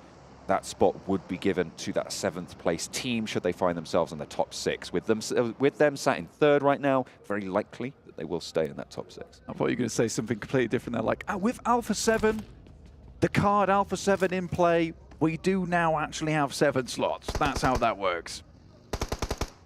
7 Worlds Gaming? 7 Worlds Gaming. Oh. Yeah, we've got a lot of 7s here. So we've got 7 slots instead. How many 7s? Which we actually don't. I do enjoy, though, our resident asthmatic S2G, who started sprinting and then began to wheeze and have completely come to a halt there. Very unfortunate to see. They're back in 10th place. Absolutely, that's what I was thinking as well. Falcons lose a player close to Delta and DRS as well. Very difficult to move in for that res, for that save. But they'll have to try it nonetheless. Delta actually backed off the ridgeline, so potential. The duo from Gladiators sailing on past on the south side of Potato Hill as Falcons let that hold slip just a little bit, and in their place, they'll find a Yokohama Donuts Varel position as Missile sends out to the ridgeline as well. Yeah, a bit easier to hold this down for the Yokohama Donuts as well, considering that a lot of these teams moving in from that southeast side will be pushing up towards their position. And there's not a lot of teams up towards the northwest that will push down towards the Yokohama Donuts. So they can be pretty comfortable to try and pick up some eliminations as these teams start to push in towards the circle itself. Gladiators take an absolute barrage of bullets coming through from the Vampires themselves. The vehicle's on fire, and they're careening all the way over towards i8 and BTR. This is so terribly dangerous. Oh dear. Cut out Meku. Goes down. Yeah, Kitsune falls as well. Not really likely you survive a push like that with your vehicle smoking. With all these teams already occupying these positions. Falcons gonna find a similar story as they try and rock straight on up to Vampire. Wow. This time Vampire hold the push very, very well. And yeah, that's Falcons with 4 players alive just 5 seconds ago. Taken down in 14th place. It was over before it even began there for the Falcons. They swooped in, and then suddenly were on their backs, no longer flying. Gyante Tries to keep things alive, but the blue zone will take him down. And Delta just has to leave his boys behind at this point. At stage 4, impossible to get that res, especially with them being so far outside in the circle. Just wants to go for a little bit more of a survival play. 5 eliminations, though, it's not too bad. It's not too bad at all. D plus Kia also regrouped. I think that was an excellent hold on the 2-2 split. Now up towards school side. And the circle shifts towards the northwest. This has been a couple of hard shifts in a row, Blank. I mean, you can see on the mini-map there in the top right, it's just gone northwest and northwest and northwest. And S2G are still on Rozhok Hill. This is where they drop, right? So, they drop a split between Rozhok Sunken all the way over to Ruins. They've regrouped here and just been here for so long. Just couldn't go too far. They just could not go too far. There's no reason to. They've held into position. Rozhok Hill, great scouting spot as well to pick up information. The fact that it's been in this long, there's been no real reason to push outwards. I like iKURD's position, though, to try and hold off versus that. Carrillo spots the player, sending through like a missile. On the Yokohama Donut side, will immediately pop him out the vehicle. Missile in the driver's seat now, Toe. Tries to lean out the window and get the spray down. It's good. They get the rollover, but unfortunately it's on themselves, onto Missile. Drop these smokes, looking for that res. BTR also looking to try and break out and move forward, gain ground, but D plus Kia shut the door. U-High first on the knock. Gemfos close by, underneath the window. Just runs straight on past. D plus Kia not really taking any flak back their way. On this northeast side, playing through school, treacherous at the best of times. The jocks in the gymnasium just jostling for dominant control over this building at the moment. BTR are struggling to get inwards, but they're all out. Coming around the corner with the DBSs, and it's over! Oh my god. Instantly! Back to the gymnasium. Pick up the weights again. Let's go. Saden absolutely dismantles the position there. Really nice stuff. D plus Kia doing well. Vampire, though, against 2 players from Yokohama Donuts Barrel. The buggy goes up, and they go down. The nade over the top seals the deal as well from Schwepp, and that is perfectly placed. Yokohama Donuts Barrel do go down, and Vampire playing with 4 into the headshot hills. Again, Vampire, an extremely strong performance on the cards for them. Alpha7 takes down Delta, DRS, and now out. Their run stops short. 5 eliminations, though. It's not too bad. D plus Kia currently sporting 6 of those on their own. But Alpha7 are really starting to rev things up a little bit. Gladiators pretty happy that a lot of the teams behind them have already gone down. Falcon very, very close on those totals, but still just a little bit behind going into the latter half of today. AGONxI8 still alive and kicking with the 1 player, so unlikely that they get too much more value, but you've also seen FaZe and Infinity IQ both going down. So a lot of those threats for the Gladiators, where they needed to pick up that pace, have been assuaged this game, but they lose out on the opportunity to increase that lead over them. I think a lot of these teams are, like you say, pretty happy with this situation. On the top side, keeps them safe for a bit longer. S2G have been encircling this position for quite some time, but iKURD just have that strong spot in the watchtower. Unfortunately for them, it won't be in the circle anymore, and S2G do have a strong position now to vie for a chicken dinner in this game and some more points to once again drag themselves out of 10th place. Alpha7, or the remnants thereof, Revo and Carrillo. 2 very powerful players that you cannot ignore in these close-range scenarios. Nades in hand, both of them looking for the explosion, but they're under siege right now by D plus Kia, who have fallen off, I would say, from yesterday's performance to today. It is unfortunate. Rosal goes down first, Forest next, and Revo just lighting up the stairway. Falls down finally, Fabian finds the flush, and Carrillo catapults into the swimming pool. Will be in the drink as well, not able to surface. And D plus Kia take down the duo from Alpha7. D plus DBS, apparently, they all had 1 on board. I think Revo is insanely good with it, as we saw, but coming against 4 of them himself, it's kind of his superpower and his kryptonite at the same time. Speaking of Kryptonite, Super Andrew here to deal with R8. Looks through the window with the dinner plate now, pulls out the DBS.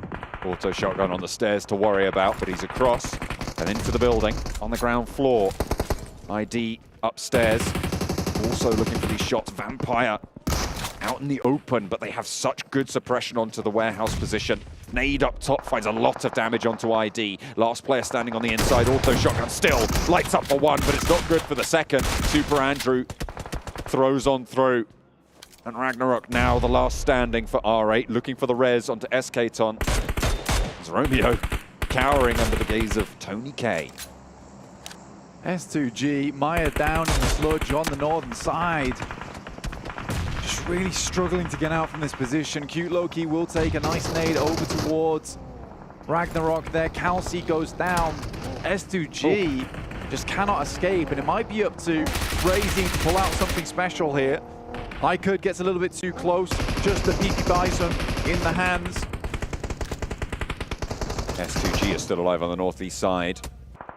And iKURD looking to try and change that. 2 players down. Kelsey gets enveloped by Aaron's move forwards, who runs down Razy in the process. Hamzy trying to find some sort of answer, but it's not there. Forrest up the top, looking to try and cut them down. The circle cuts everybody out in these strong positions, except for the Vampires. They'll have to leave soon.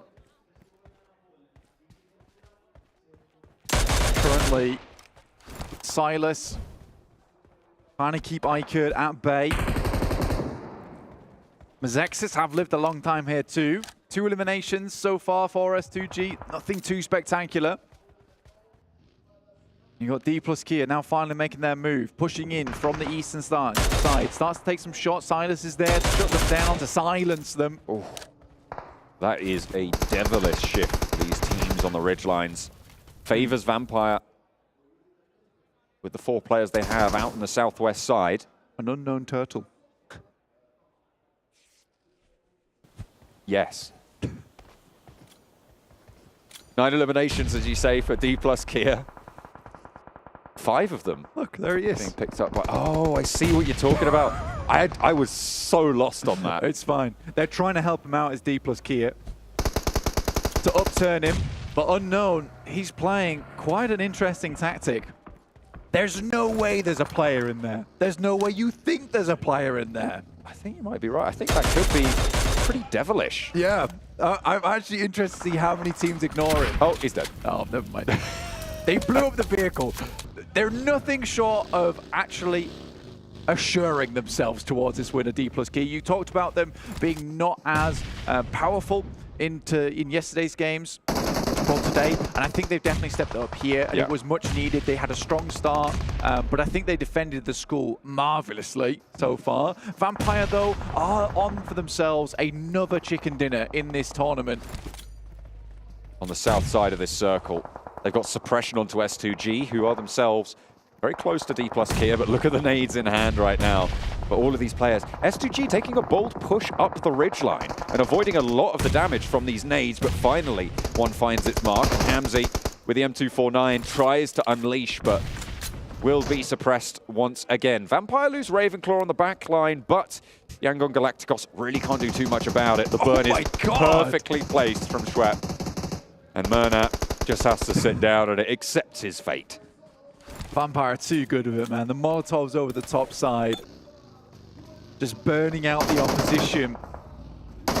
And Vampire are anything from burned out. They just can continue to be this bright light amongst all these teams. They've got so much voltage going through them to continue being this strong over the 3 days, never letting up the entire time. Now in this position, this is a very strong finish position for them. D plus Kia will have to hit some extremely good shots. Seiden has done a very good game so far, 7 eliminations. Forrest with 3, Fabian with 3 of his own.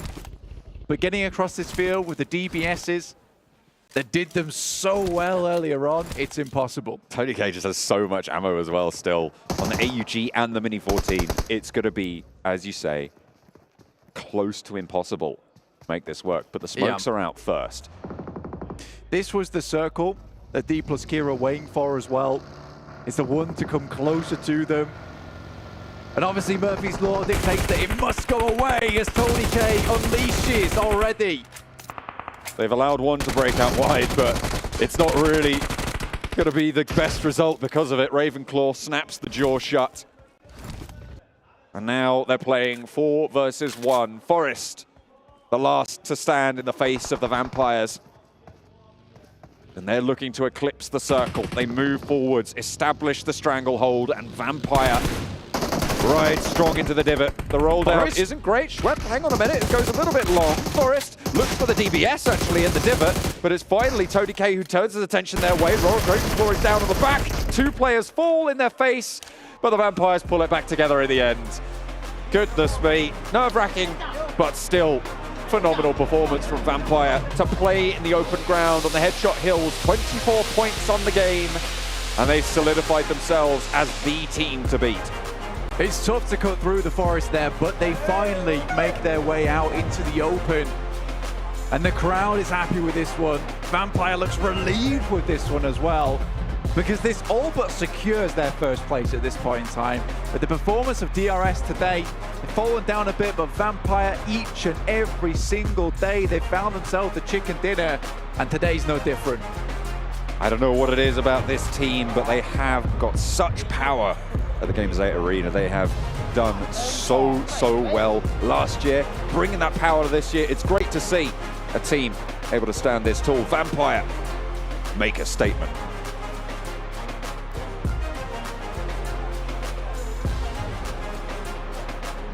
All new Honor Magic 5 Pro.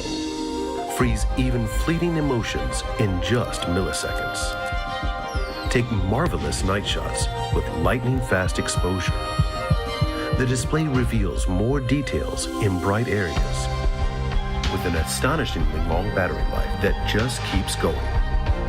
The latest flagship chipset brings you exceptional performance. Unleash the power of magic. Honor Magic 5 Pro.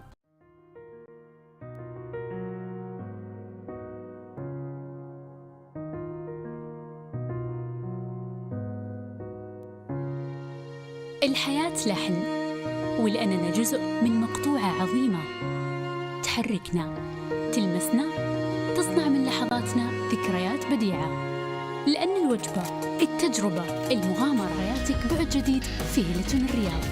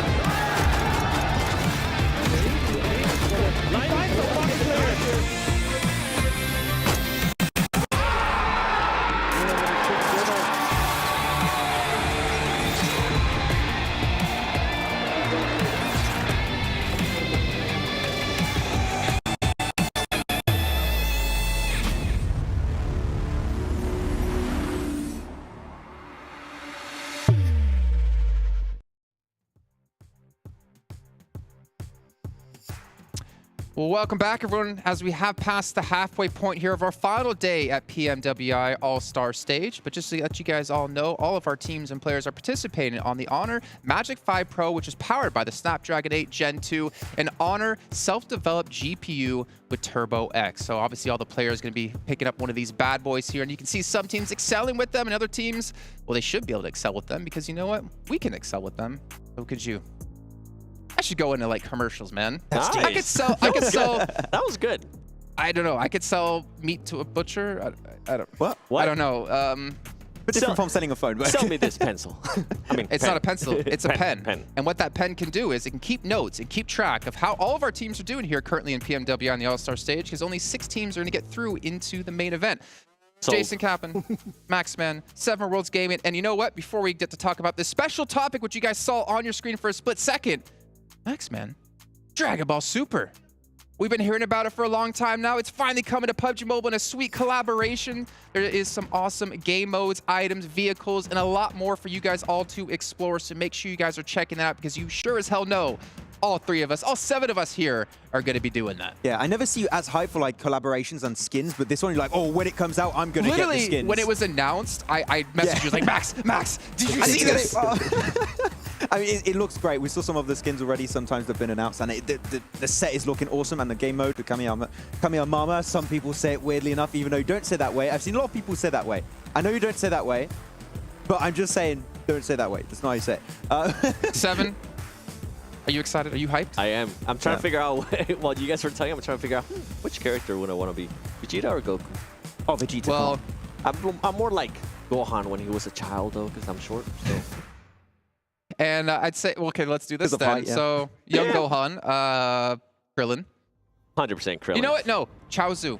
You be Chaozu. Oh, yeah. You be Krillin. I wanted to be Vegeta, but okay, sure. Who would I be? Who would I be? There's no way you could be Vegeta. What are you talking about? He's got the hairline for it, to be fair. It's cosplay. Who would I be? I don't know who I'd be. Bulma? Bulma? No. He's cute. Yeah, Freezer. How are you supposed to take that? He's a good guy. Which stage? I don't know. It doesn't matter. But everyone, obviously, we've had 3 of our matches finish off here. Vampire taking the last one here on our day so far. Let's take a look at the match rankings. You can see 24 points picked up for them. I mean, they're through. That's it. They're through. There's no way I see them ever having a chance to not qualify for the main event. But also D plus Kia, to be fair. I think they only need 1 really good match today to do so. But S2G, they get themselves 8 points. I'm going to skip over a couple of other teams here, because Alpha7, AGONxI8, these are other 2 teams we're looking at to potentially either maintain, well, Alpha7 already qualified, but to kind of change the buffer. If Alpha7 fall out of top 6, then it's like, well, it doesn't matter if you're in 7th place anymore, you're not going to qualify. That's the big one, right? I think a lot of the other teams are hoping that Alpha7 is within those top 6, because then it's going to move down to the 7th place. And like, remember, at the beginning of the day, FaZe Clan was in that 7th place. With the way they've been playing, I think they have fallen off a little bit, but I'm intrigued to see which other teams are going to be fighting for that 7th spot if Alpha7 is within the top 6. Yeah, I mean, it's very important for them to be there, because it reduces the threshold to reach top 7 pretty significantly. So having Alpha7 actually doing well is beneficial for all of those teams aiming for those top positions to try and qualify. But we saw so many teams try and do a little bit better here, but I mean, Vampire in particular, I've written too many times on my cue cards, Vampire doing well, and they just, the thing is that sets them apart is down the bottom right. It's true. It's true. It's very French, but it's true. I have the worst handwriting. I don't know anyone in the world of esports that takes notes in cursive, but this man does. I do, but it's good. It's not that bad. My writing hasn't changed since I was like 12. So it's just arrows. You sure? Since you were maybe 4? Yeah, that could be accurate, actually. Yeah, that's why I keep it this way. It's really bad. But Vampire have been just doing so good, and their map knowledge is, I would say, the best in the lobby by far. They sent it without any information on that dip where Peralta got pushed on by Jonas Varel. Yep. Without information, they just knew it was so strong that it was worth fighting for. Yeah, and we saw RA starting to go towards that third party as well, and Vampire just came and destroyed them. But something that we do need to point out about Vampire is that Nuzi, he finally got a chance to play, and I think we might end up jinxing it because he ended up being stoned, being sub for Nuzi. Did we jinx it, you think? I think we did.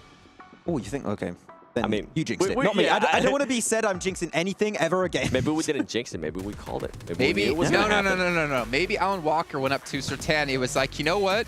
I saw Nuzi and TDM. Put this man in. And of course, Sertan is like, yes, sir, I will. Tony K, 1,400 damage. You can see Newsy in there, 281, not too much, but the limbs will speak for themselves. Tony K redeeming himself from that one match that we discussed that we will not talk about too much. Still to this day, he's redeeming himself for that one game, despite doing so well. Still redemption time, but Newsy, yeah, not going to be taking too much damage and not healing too much, but he was definitely present. Though. Great start for him to be able to come out, not put out a lot of damage, but still being able to get 3 elims. I feel like that's good to see out of him. Yeah, I mean, I think you mentioned it earlier in the green room, right, Seven? They're definitely playing a different approach as to what we saw in day one, where they're playing a lot more edge, which goes back once again in that survival mode we saw from them, which early game, we're going to take the very slow approach. But that one moment, we have the opportunity to go for a game-winning play, which you saw at the end of yesterday. And now in this game, they just full send it and fully commit. Well, gentlemen, I'm sorry not to cut you off here because we didn't get to see it in the last match, but we're going to see it now because it's do or die time for these teams. It's time to take a look here at our overall standings, get an idea of who is currently going to be qualified through, and the cutoff. Well, it is AGONxI8 technically in because, again, Alpha7 are already qualified to the main event. So we're looking for top 7. It's a 1-point difference between 7th, 8th, and 9th combined because they are both at 86 points. That's scary. That's close. For AGONxI8, it was that one chicken dinner that we saw early on the Wrangle on game number 2. They don't get that game. They're not in the racing for that position. For Infinity IQ. So they're only 3 points behind qualifying at the moment. But again, the way tiebreakers work, it's chicken dinners first, placements, then eliminations. So that can come into a massive factor. If Infinity get a win, well, I think they're going to be safe at this rate. But you don't want to have to go down to tiebreakers here.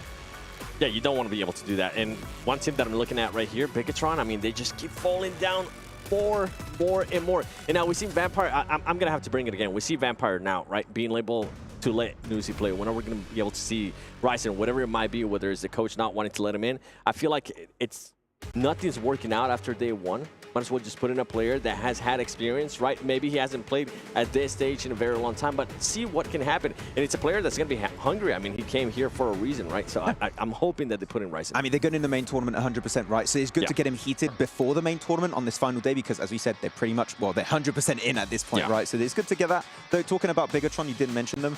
I feel like their biggest enemy is still indecision. They push from apartment into school, and they're just waiting in this position, which is very nadeable against the side of D+Kia. I want to see them fully commit to that decision making. If they don't do so, I mean, teams are going to punish those mistakes instantly. Well, Seven, I think when we're watching the matches, we obviously get to watch it with HotJukes and Kalaris, and I think Kalaris was actually saying that he thinks the cutoff is around Bigetron at the moment, where like teams that legitimately have a chance to get into the main event, and they're currently at 74 points. Like, what's the drop-off from there on? And also, do you agree with that? I do agree with that. I think Bigetron is the one that could maybe leapfrog everybody and try to get to that 7th spot if Alpha7 continues to be within the top 6. But I think it's going to be harder. Right now, we're starting to see SGG. We're wondering what was going to happen after Sandhawk. If they were going to be able to continue on those performances. They didn't on the first Erangel, and now they're starting to put those numbers. We're starting to see the pressure of SGG, that champion caliber team that we've been hoping that they're going to show up. I feel like SGG is the one that's currently having the chance to maybe make it to the top 6. Okay, we can hear the music rise. You know what that means at home, and hopefully what it means for all of us here as well in the studio, in the stage as well. We have our 4th match coming up here in just a few seconds. It's going to be our second to last Erangel here of the All-Star Stage. That's going to be brought to you by the glorious, the amazing HotJukes and Kalaris. The amazing! Oh my goodness. You know what? Speaking of amazing, what a tournament we have had so far today. And it is getting so close to the end. And this is going to be one heck of a race here, Kalaris. And if any Erangel was going to test them before we go on to Miramar, this might be the worst plane path I have ever seen on an Erangel. I'm not sure how those northern teams are going to be able to react to it. You need backup drops, and if you want to go for those cars and long rotations, you better hope the circle goes your way, because this is punishing. I mean, what backup drops do you have at this point? I mean, it is so insane. I mean, this is a great drop for, you know, Vampire. They're going to go to Primorsk. We know that for a fact. But the rest of the squads, like you mentioned, they're going to have to hunt down those vehicles and get on the move. So a brutal plane path at such a pivotal point in this tournament. Terrifying, this plane path. And as you can see already, teams have found themselves in the vicinity of one another that not necessarily used to finding. So you see for Punching King there, looking towards Alpha7. They need vehicles. They've got one player getting themselves a decent gun for some coverage.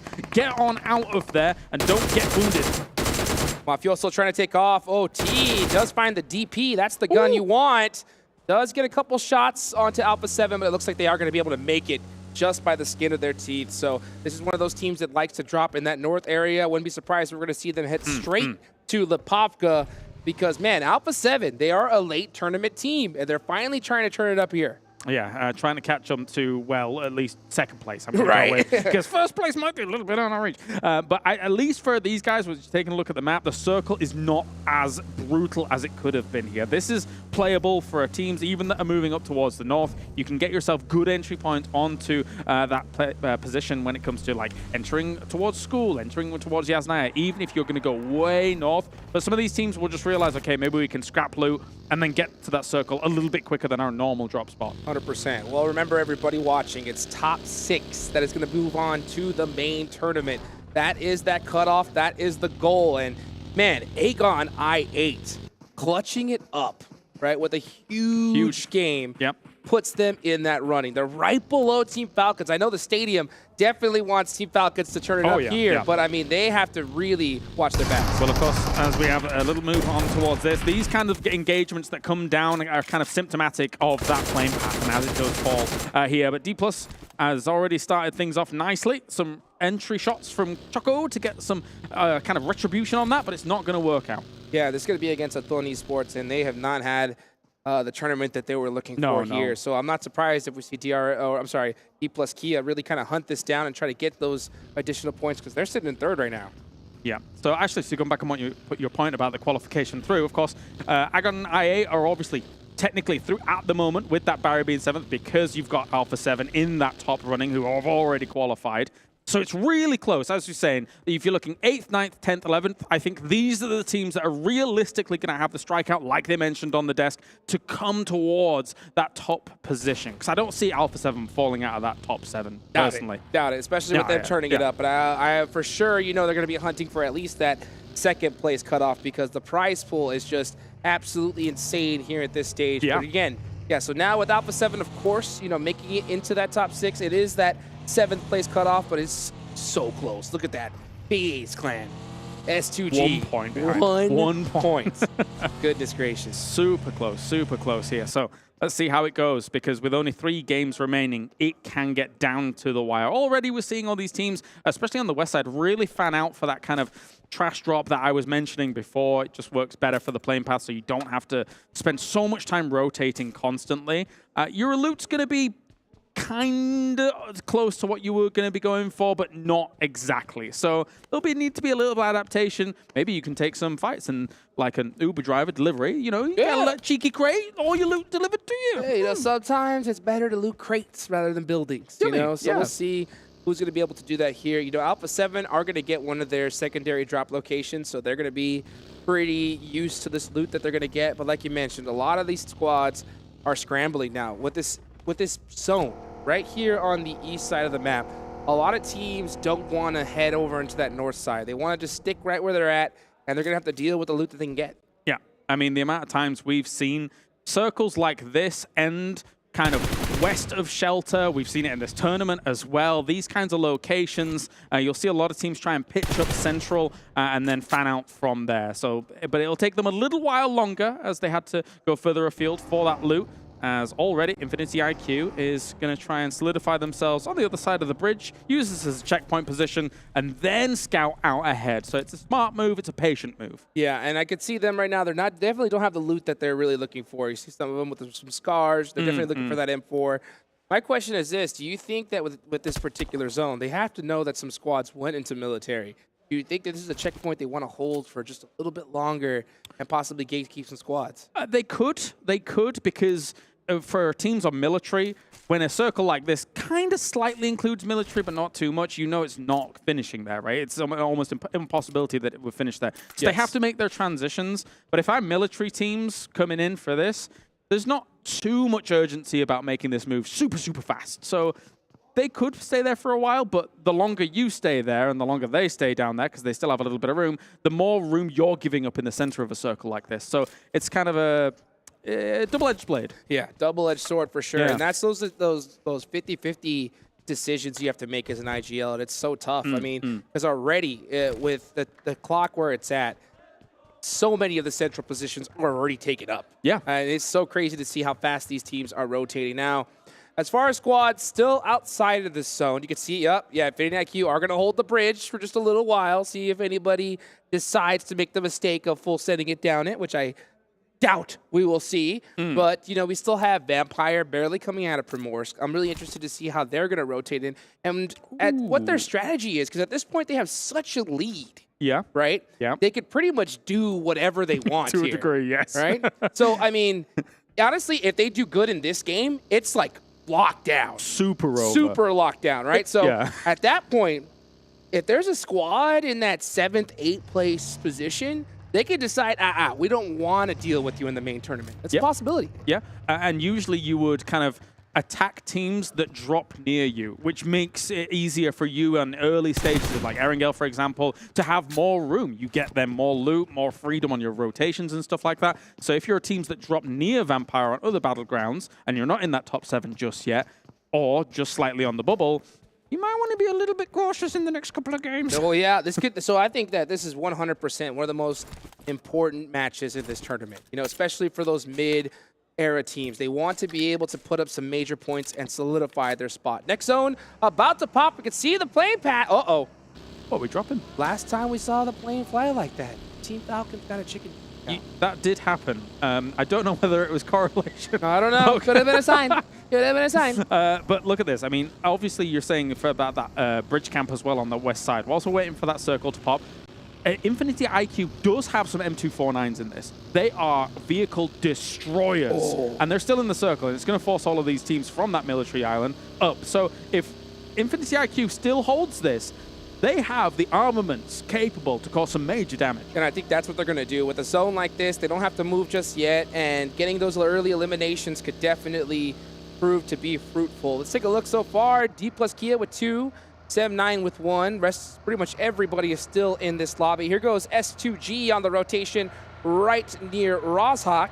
They're going to be coming through that north side, looking for a spot maybe in the shelter area. And it's important for them to be a little bit faster about these things, because I feel like some of the games today, even though they did well on the Sandhog, they've been a little bit slow here and there. But let's see if they can kind of evade the eye lines of FaZe here as they're kind of rotating right up against them. So we could see some shots from those vehicles very soon. Yeah, they want to play it really carefully. I think that's another big struggle that S2G has been having, is losing these players early on rotation. And yeah, if you're just a little bit too late, they're going to catch you slipping. Let's see what AGONxI8 is all the way in the south here at top of the mountain, maybe looking to get some... Oh, they caught Trick? Okay. How did they find him? And yeah, well, I mean, I guess he's gone. They can see the buggies in the distance as well. If they're able to get a knock on this, that would probably set a new record for the tournament so far. But they see one team ahead of them. Now they see them rotating west. They might think that their main problem is alleviated on their rotation across the bridge, but we still have that 3-1 split from Infinity IQ on the other side. What is AGONxI8 going to do? I can understand that they want to get that elimination point because they are in they're in some big trouble with this rotation. So they wanted to get that elimination, but now here comes the blue zone. It is coming in hot. I think at this point, with the time they're at, they're going to have to go out that bridge or start swimming. Yeah, probably. As for now, it looks like Infinity IQ has actually moved away from that little bridge camp that was going on. They had Bensu up at the top here, scouting out if any teams were coming in west of him, and indeed they did, so they kind of moved away from that. You can see Gladiators was one of those teams that was coming in the west side of Milta here, and DRS has got Milta on lockdown by the looks of things. Oh, and real fortunate timing for AGONxI8. They're going to be able to push up through this bridge very safely now that Infinity IQ have ejected and decided to take this eastern side of Milta. Yep, they're going to hold on this compound for now. Wait to see where this next zone is going to go. Meanwhile, Bizexis, our last place team, rotating the hard way through the other bridge. Yeah, it's going to take a little while, expend some of your resources here when it comes to meds, but DRS is already taking shots from Milta towards R8, who is in the compounds just north of it. We're waiting for that circle shift to come on in. AGONxI8, as you can see on the south of that bridge, playing things very slowly, realizing there could be a bridge camp, as we mentioned. That's already moved away, so there is still a path for them to move and transition through, but there are some teams in compounds above them. Oh! And that's quite fortunate for them. Woo! They are screaming for joy right now. If you're AGONxI8, you're so hyped. You don't got to move. You can hold this bridge for a little bit longer and extend your play. Now, teams on the north, Sem9, D plus Kia, right? They are going to have to move through south, and I'll tell you what, all the spots already in this zone are already taken because half this zone is cut in half with water. Yeah, definitely. And Spray's coming here from 6 to try and get something done for Falcons. They want to solidify themselves in this top 7 positions at the moment. And they're going to be surrounded by quite a few teams. And also, they're going to have teams likely coming down from Lumberyard above them. So some of those compounds are really strong to hold on to. But as time goes on, I mean, it's an edge position, so it might lose value. It might lose value indeed, but with the zone cut in half the way it is, I think right now they just got to cut it out and just focus on their backs. All the teams that could be rotating right into them. Meanwhile, S2G in the thick of it inside of Milta, completely surrounded. We might get an urban finish here. We might. Milta is a very big fixture of all of this.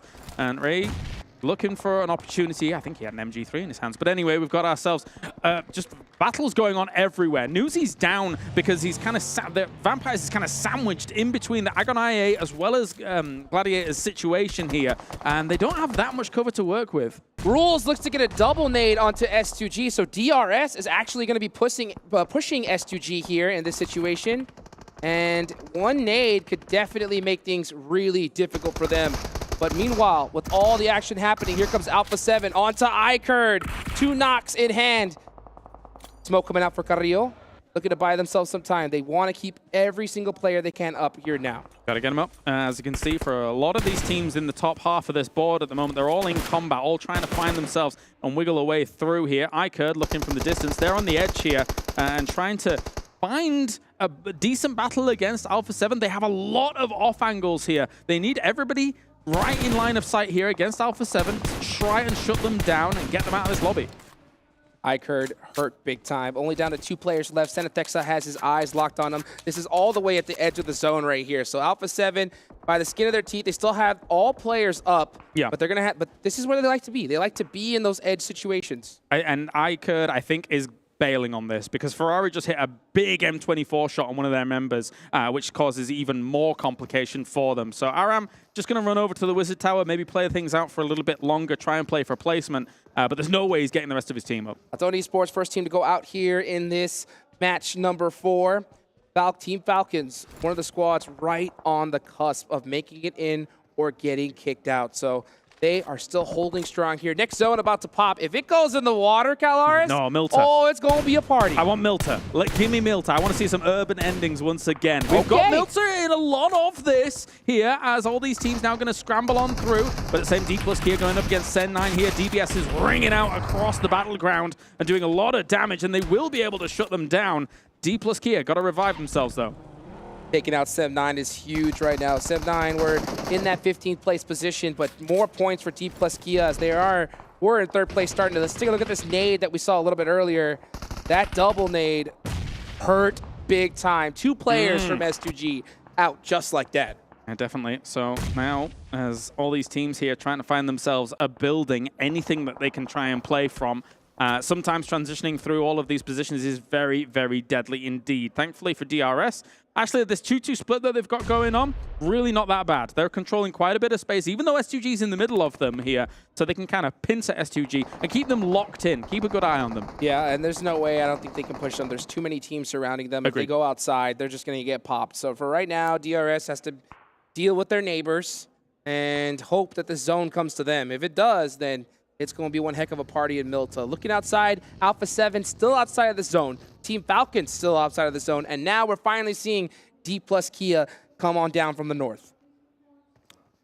Steady as she goes here for the moment, though, as AGONxI8 is in a scary situation. They're looking over towards Milta, realizing probably how many teams are in there and thinking to themselves, how do we make this work? In fact, we're already seeing one of them swimming about a little bit. So that's, again, kind of a salvage mission for them, considering the position. It is so difficult for them to try and get into Milta, because if they do, if they even have vehicles, they could try and bomb it in, but then they know 6 teams or so is just going to gun them down. 100%. So AGONxI8, again, a team that's right there. There you can see down 7th place position, only 1 point separating them from S2G and FaZe Clan. So they are forced to come in through the south side due to the plane path that we saw a little bit earlier on. And this position's, you got a lot of angles that you could be able to hold there, so they could definitely hold it down for now. But once that zone pops over and you don't have a vehicle, it's going to be tough. I feel like they needed to use the chaos of all the teams moving whilst this was going to be the case, because Alpha7 is going for that big transition along the beach side here to try and move on across. You can see AGONxI8 realizing that people are just trying to leapfrog ahead of them a little bit here. And they do see them in the distance, but shots will come in. This is the problem. If you're trying to make this work, it is so brutal to do. Alpha7 moving in a lot earlier than I think they normally see them, but they try to get that center position. They're going to lose most likely 2 players here in this spot. Yeah, Carrillo is completely stuck. So it's going to be just 2 members of Alpha7. Meanwhile, DRS have this spot on lockdown. An absolute rat race if you're going to try and make this work. It's not possible to try and somehow barrel into it, the Milta when there's this many teams looking at you. So for DRS, shutting down a lot of this. For these teams on the edges as well. I mean, Gladiators, for example, as well, it makes it even harder for some of those teams north to try and find a spot, because it's all fields above them. As you see, iKURD is gone. There was an MG3 out there on that box, but I don't think they'll go get it. Well, I'll tell you what, one thing that we got to talk about too, DRS now eliminated 2 players from Alpha7. Right? That is the team that's in 4th place, right? Just a couple spots below them. Yeah. I think they may want to prioritize making sure they get them out as early as possible. Even though they have a little bit of lead, you do not want Alpha7 to get on fire. And this zone shift, we were hoping for a Milta finish, but it had to go in the fields. And this is going to be rough, really rough for so many of those teams in the east side. Not only do you have to transition from building to building, which is slow with the blue on your back, but then you're going to have to somehow find a spot in all of this here. As AGONxI8 is now going to push up against Vampire. This isn't a bad move considering with the offensive smokes that they've used as well. They have blocked out their lines of sight. Beautiful shotgun right there from Schweppes. Nice pre-nades there from Vampire to help slow this down as well. Here comes Balak trying to throw some util, trying to get a nade of their own. Schweppes is going to be able to come in through this side. I'm surprised the rest of his team isn't there. Schweppes is dominating AGONxI8. That's 2. Will he be able to get... Oh, no, he will actually get knocked by Tixi from across the road here. But can this be done anymore? There is 1 member left. Tony K up on that roof to be able to deal with it. But look at this. Guardians is laying in. Wait, that's all! What a corker! Catching Tony K. Vampires is down. Huge nade there for AGONxI8. The points that they absolutely needed. And I'm surprised with that nade, it's going to help give them some time, because if this fight went any longer, you know Gladiators were coming. Definitely, definitely. That was over as quick as it was starting. But then we go. That's Gladiators here holding a position north of it, which is so super, super powerful. I mean, you're going to see Meku probably eventually flex into some of the buildings north of them as well, unless they're very keen about sticking completely together. But Donuts here going up against Falcons. How can they do? Let's see what they're going to be able to do here. Looking to get some nades going. Team Falcons applying that pressure. This is going to be a massive push. 1 minute 34 on the clock to have a little bit of breathing room here. But that initial knock with that nade is going to be so crucial. TQ heading up the front lines. 1 knock's already on them. Donuts Farrell going to have to hold it down here. Nice little bank shot with that nade. TQ completely stuck because of that Molotov. And this is just a back and forth utility usage. Just slowly picking away at Donuts Barrel.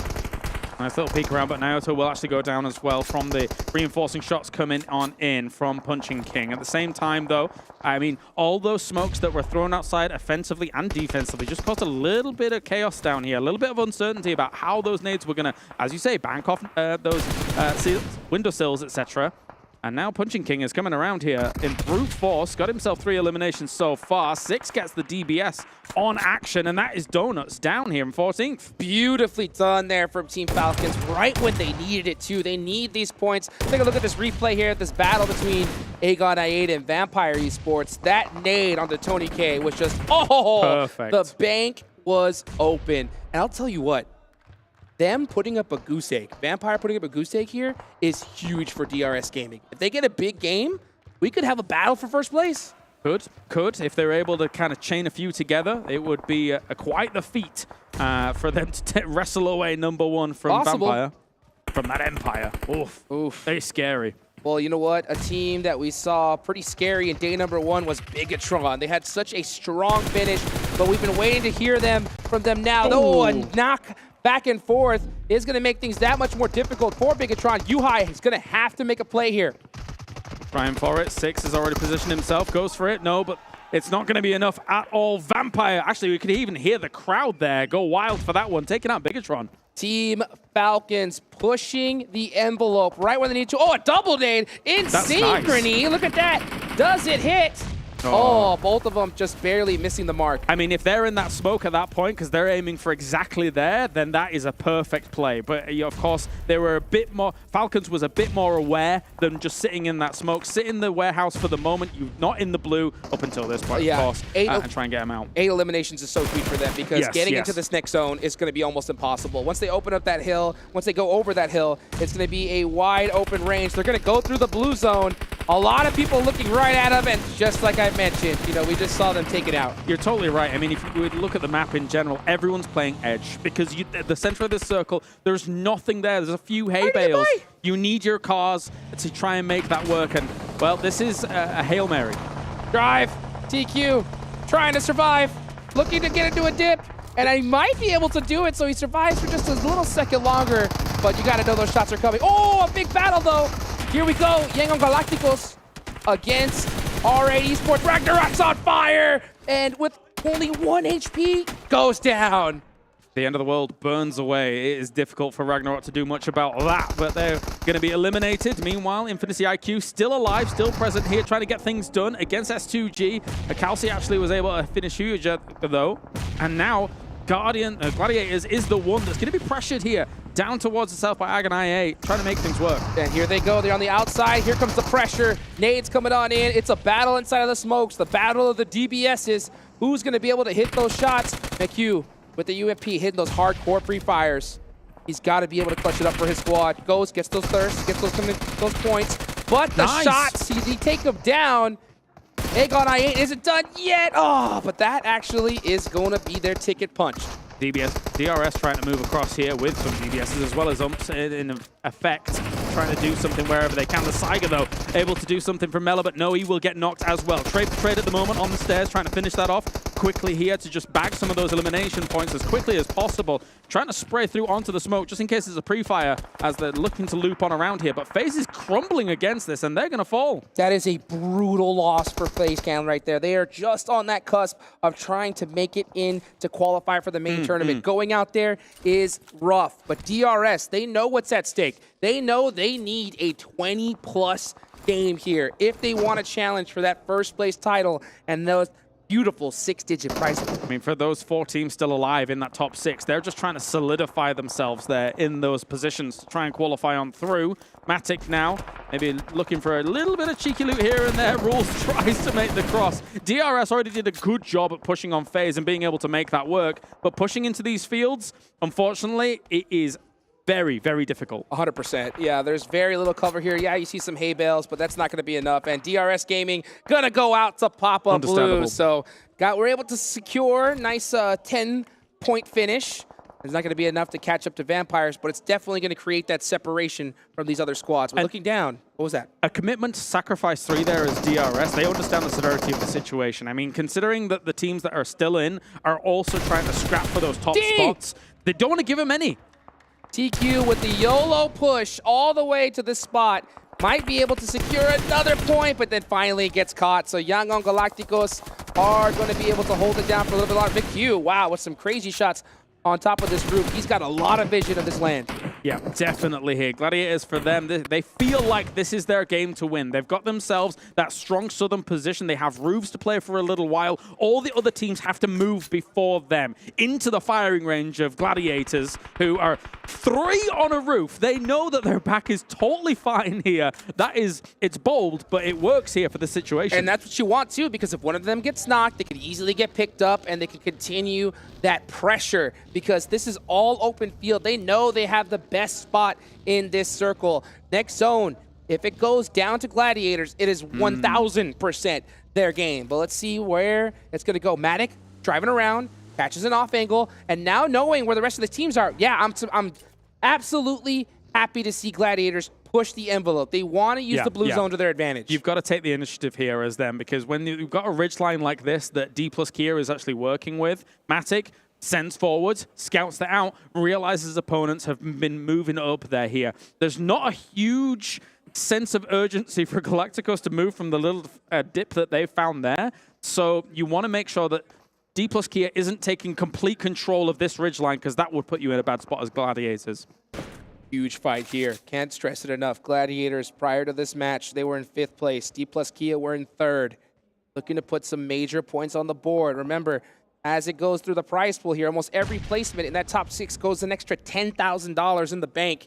You want to get every single placement that you can get. D plus Kia, Forrest going to try to open it up with a nade here. If he catches it, that's going to help him out big time, as the zone does make things that much more difficult for Young Galacticos. They are in big trouble. How many nades do they expend, though, on dislodging Galacticos here? Because they may end up needing them against Gladiators down the line. That's the big question. Fabian still has 3 available. He was looking that way, looking to boost up. Not too much on Forrest. A few smokes, 1 nade, 1 flash.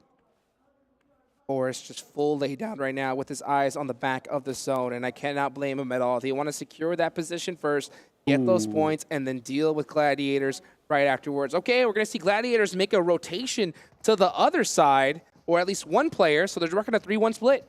And the circle confirms that there is a timer on people's heads, because that circle is flat. There is nothing to work with. Smokes are already going down. Everyone understands the severity of the situation here. Galacticos is going to move up, separate themselves a little bit. So even if nades come in, they won't both get knocked at the same time, but they are now very much in proper nade range. And that's Docile actually getting himself one to start things off. Catching Burnout Boy is so huge there. Only 1 player left up for Young Galacticos. Here comes the nades in return from Romeo Boy, but it's not going to be enough here. He needed the rest of his team. Meanwhile, Gladiators are hearing this fight, and now here comes their utility. Yeah, good spray down by Satan to start things off against Meku. Tixie's going to try and reinforce this on that left-hand side, but realizes that maybe going that too far would leave him exposed. So going for that pick-up, but it's huge as D plus Kia is able to get the connection. Gladiators are going to scramble to try and get things going. Massive nade there from D plus Kia. The game is now on their side. They know it. Here they come in hot. Here come the DBSs if they got him. Full fresh suppression. Satan up front. Jump shot. Gets clapped by Matic.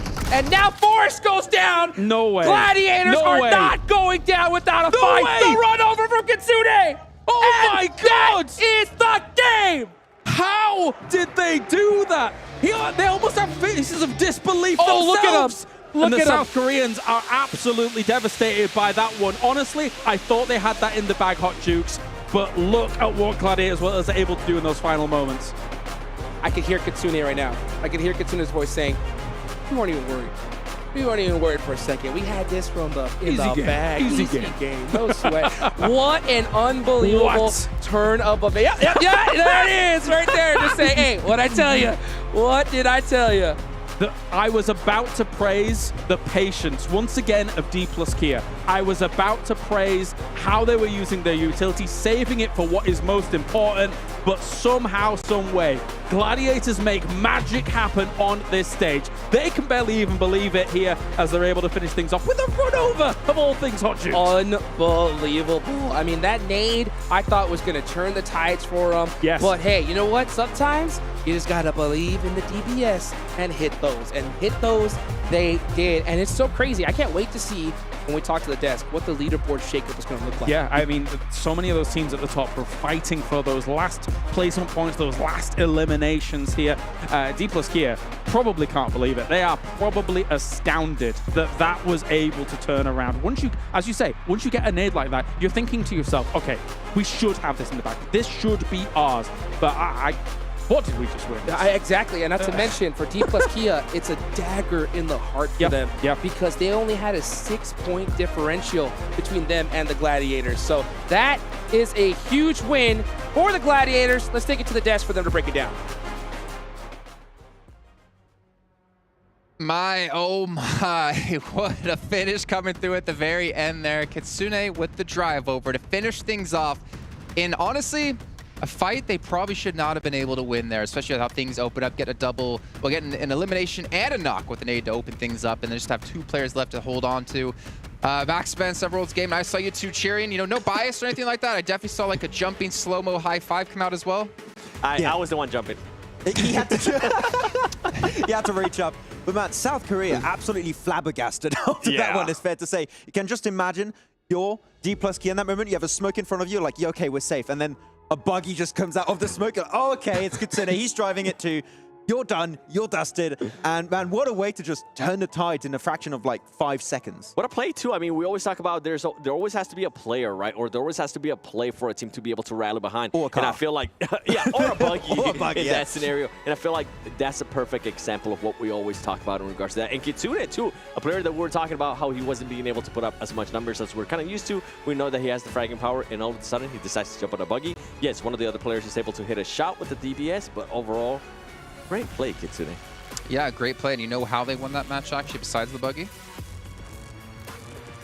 With their device. Their device? Yeah. Their Honor Magic 5 Pro, powered by Snapdragon 8 Gen 2, and Honor self-developed GPU Turbo X. That is exactly right, boys. Wow, that was amazing. Phenomenal. Does that mean we get one? No. For once, I know where you're going. You have to be a certain height limit to get the phone. Oh, he can't reach on the counter. That's No, not tall enough. Oh, not tall enough. no, you're even off. I'm off camera. But no, honestly, Gladiators, like we've been hard on them, to be honest, and they've had a really bad day. Well, for a reason too, because they have definitely slowed down in a big way, especially after day one, even yesterday too. We saw what they were going to be able to do in Sandhawk with the circle favoring them, and then after that, it just became pretty much a pure decline from what we were being able to see out of them. We know what this team can bring to the table. We've seen in so many of the events, and like in PMGCs, we saw it back in their home region of now Europe, in the championships too. And the fact is that they've been a little bit disappointing in recent times, but this compound they were holding when I think there were 7-8 teams fighting in Milta. We didn't even start talking about Milta. All the teams were just trying to survive, or as long as they possibly could. The fact they could play that compound surrounded by fields on the rooftop, Vampire, AGONxI8 were not able to cause any issues for them in the southern edge. And then when they have to focus their attention on D+, well, the buggy did the rest. You mentioned it perfectly. The proactiveness of making sure that nobody came near them. And if they were able to third party a fight, they were able to just do that. The aggressivity. Aggressivity. Aggressivity. You know what? Aggressivity. The play that was so nice that we're going to watch it twice. Let's go ahead and take a look here. Actually, at the final moments of that last match and start to break it down a little bit. Again, the nade opened things up. You can see D+ Kia pushing through the smoke as well. But the thing is, when you push their smoke, they're going to see you pretty much first, and they meet the hands of a shotgun to the face. The nice DBS. Yeah, DBS, I mean, really well played, but that's the thing. It took so much of the attention. Like, you just see, what is going on? Picks up one, picks up two, just closes up. It's great, honestly. Like, it's fantastic to see final matches like that. And we talk about Sparks. Like, obviously, D+ has been playing well, but like Gladiators, finally, the pressure off of getting a victory. We know they're slow starters. They get the dub. They get themselves pretty secure now going through into the main event, but that's a good start. The thing too is for D+ Kia, like that could have been the extra points that they needed, right, to get them closer to DRS and push them for that second place. Because yeah, even though you are going to be qualified to be making it to the main event, what about the money at the end of the day? Like, you want to be able to be in that second place. Yeah, nobody's going to be able to catch Vampire, so gotta go for the next best thing. You're at the point where now teams in the top 7, if they get themselves these big games, it pretty much secures their position in the main tournament. And now there's not a lot of slots remaining where you can make it up, so there's very little space for improvement. I mean, let alone get into the main event. Like, the standings are still so close that you could, like, make another $30,000, $40,000, $50,000 if you just get a victory under your belt. Let's take a look at the match rankings, right? We're talking a lot about Gladiators, a lot about D+ Kia, but how many points did they get in this last match? 22 and 18 respectively. So a good job by them to help close the gap again. DRS, they still get 10, right? So the gap's going to be closed a little bit by D+, not as much as they were hoping for. But Falcons, another 11. Mezexis even got on the board here with 4. And Yangon Galacticos, we haven't talked about them too much. They were down, I believe, 16th place, you said, at the start of the day? They were low. Yeah, 10 points isn't going to be There's enough. a reason why. I do like their approach of the game. They saw that mess happening in Milta. They're like, okay, which most teams probably want to avoid is they want to avoid whatever mess was happening inside Milta, so they just rotate north. They crashed onto R8 Esports, I believe, at one point, which actually was a really strong push from them. I think the most aggressive we've ever seen Yangon Galacticos actually be at that moment. And then D+ Kia and GG took too much control, so it was hard for them to negate that control and the space those two had. But yeah, the best performance from them. But is it maybe too late? I still think so. Oh, yeah. I definitely think so, too. What I want to see... Oh, yeah, it's true. Yeah, for sure. What I want to see is that we were kind of talking about this, too, while we were watching that match. Is it too late for S2G if they're not being able to be consistent? And at this point, have they done enough to even... Do we want to see them at the main event? Currently, with the results, it's tough. There's a group of people next to us that might beat you up for saying that, or even asking that question. We're just being honest here. I mean, at this point, I don't feel like they deserve to be at the main event, especially out of the defending champion. And the reason why we're saying that, too, and we're talking about this, Max, we're saying when you expect the PMGC champion, you think of Nova, right? They were able to just dominate everything after they won the first PMGC, then go back the second year and win it, and then going even into the third year, they were the favorite ones to win it too. I just don't get that feeling out of SCG. It's night and day, very clearly. I do not know what's been happening yet. I will say one thing to your point is that you look at Nova and like PELs and they're not like winning all the time. They get into PMGC and they win there, right? A little bit of a different beast, but I do agree with the sentiment that, I mean, this is similar to a PMGC finals, right? You have 3 days of matches. You got to be able to perform here. Maybe we can take actually a look here as we bounce back to Gladiators at their stats in the last match, because we've been very harsh on, well, not very harsh, we've been harsh. Trust me, you haven't seen me very harsh on Kitsune. I'm curious about how the stats go across the board here, as we do see him actually, he's got the lowest damage, but he had the biggest play.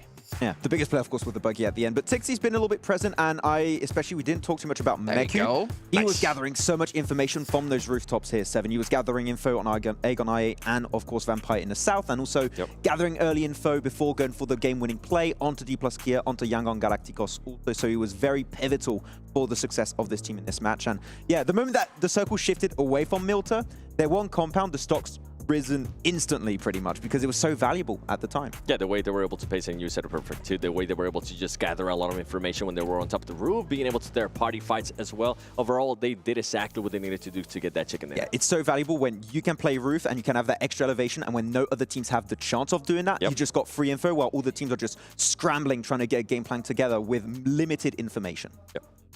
One thing though, I do feel like if it would have been for that buggy, they would have ended up losing. Yeah, I mean, we all saw the name. It was getting close. We all saw the name popped up. I was like, okay, it's over. D+Kia is going to win, and all of a sudden the buggy just came out of nowhere. Though, to be honest, we talked a lot about Gladiators. We didn't talk too much about D+Kia, right? And D+Kia, the way that they were able to avoid also all the fights happening in Milta, playing the more northern edge, just constantly shifting on the edge of the circle every single time a circle came in, and also especially holding on to that utility. That opening nade from Sadon was absolutely massive. If they don't get that nade, I think Gladiators win it even easier than if they didn't have the buggy play. But yeah, the D+Kia pretty much always have a few utility remaining. Buggy play. I don't know, man. Is strong. You think about it, right? Because they got the confirm on one and they got the knock onto another with the nade, then they decided to push through the smoke because they're like, okay, we got like, was it 3 players left alive against Gladiators 2?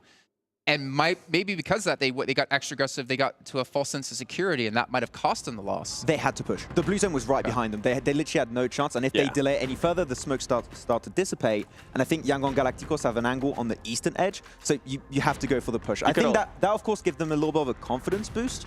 But even without, they have to commit to the play. You can see D+Kia still wasn't expecting that. Especially with you have a smoke and you have a buggy coming in. You're like, how do you react? You can't. You can't do anything. Yeah, well, we're actually going to see D+ in the stats here across the board for the team here in this last match. And Sadon, like the opening nade out of him, phenomenal. But unfortunately, it wasn't going to be enough in the end. The nade was good enough to stop the 2 players of G Gladiators, but it wasn't enough to stop the buggy out of Kitsune. As you can see, 5 eliminations coming in for him. You know, Forrest and Fabian, I mean, D+ have been a little bit quiet. Usually it's Forrest and Fabian were the ones to really kind of push forward. What's up, son? But something that I am seeing, though, it's not just Forrest and Fabian, right? It's good to see Sadon being able to step up, and something that we always say is not just going to be either 1 player or 2 players. It needs to be everybody in the team being able to put up the numbers when they need to be, and that's a perfect example right there that this team, D+Kia, whenever we do make it to the main event, they could have a chance at winning everything. Yeah, and not only him, actually. Osal is kind of playing the role of Ravenclaw for Vampire Esports, where he's the mostly scouting, gathering info, and getting off angle for his team. So sure, the stats might not be as ever present for him, but Osal is also doing a really big part of the work for the team. Okay, what about their 2 stats against each other? I'm actually curious because we saw the healing was extremely low to both teams. We saw the eliminations, I think, favor, if I'm not mistaken, D+ there. But when it goes in the head-to-head and damage, I don't know. Who are you favoring? Give it to me, Max. Prediction. If you get this right, you don't have to do the eyebrow cut. Wait. So re-say again, because I think I missed a part of that. Wait. Nope. Oh, okay. Oh, you're getting the cut. Forrest! You know what? I'll take it. Let's see actually a head-to-head here between those 2 teams and see if Forrest was the correct answer. It is. It was? It is? All right, so only 7 has to get a cut now. Wait. Hold up a second. Forrest. Oh, it doesn't work like that? No. You should have said Alpha7. That's the equivalent for you, yeah. I mean, pretty close, of course, but Mostly what was happening for D plus Kia here is that with they had some nice high ground elevation north. They were mostly checking teams like Galacticos, R8 Esports, and the teams trying to escape outside of Milta. Yeah. So they were able to get a lot of eliminations a bit early in the game, while you're looking at Gladiators, they just picked up all the elims at the end when they were trying to go for that game-winning play. Yeah. Yep. Okay. Well, we do obviously have a little bit of a turn happen here in our matches, right? That was our last Erangel of the day. Going over to double Miramar here, and this is where things get a little bit interesting. And Max, going into this, I want to remind the viewers at home, which teams are you really looking forward to seeing here on Miramar? Which teams have that little bit of an extra power level on this battleground? AGONxI8 is the one I'm still looking at. They got himself that big win that pushed him in a race to potentially reach that position. And looking back in PMPL Pakistan, it was their standout map. And UZM has been doing better.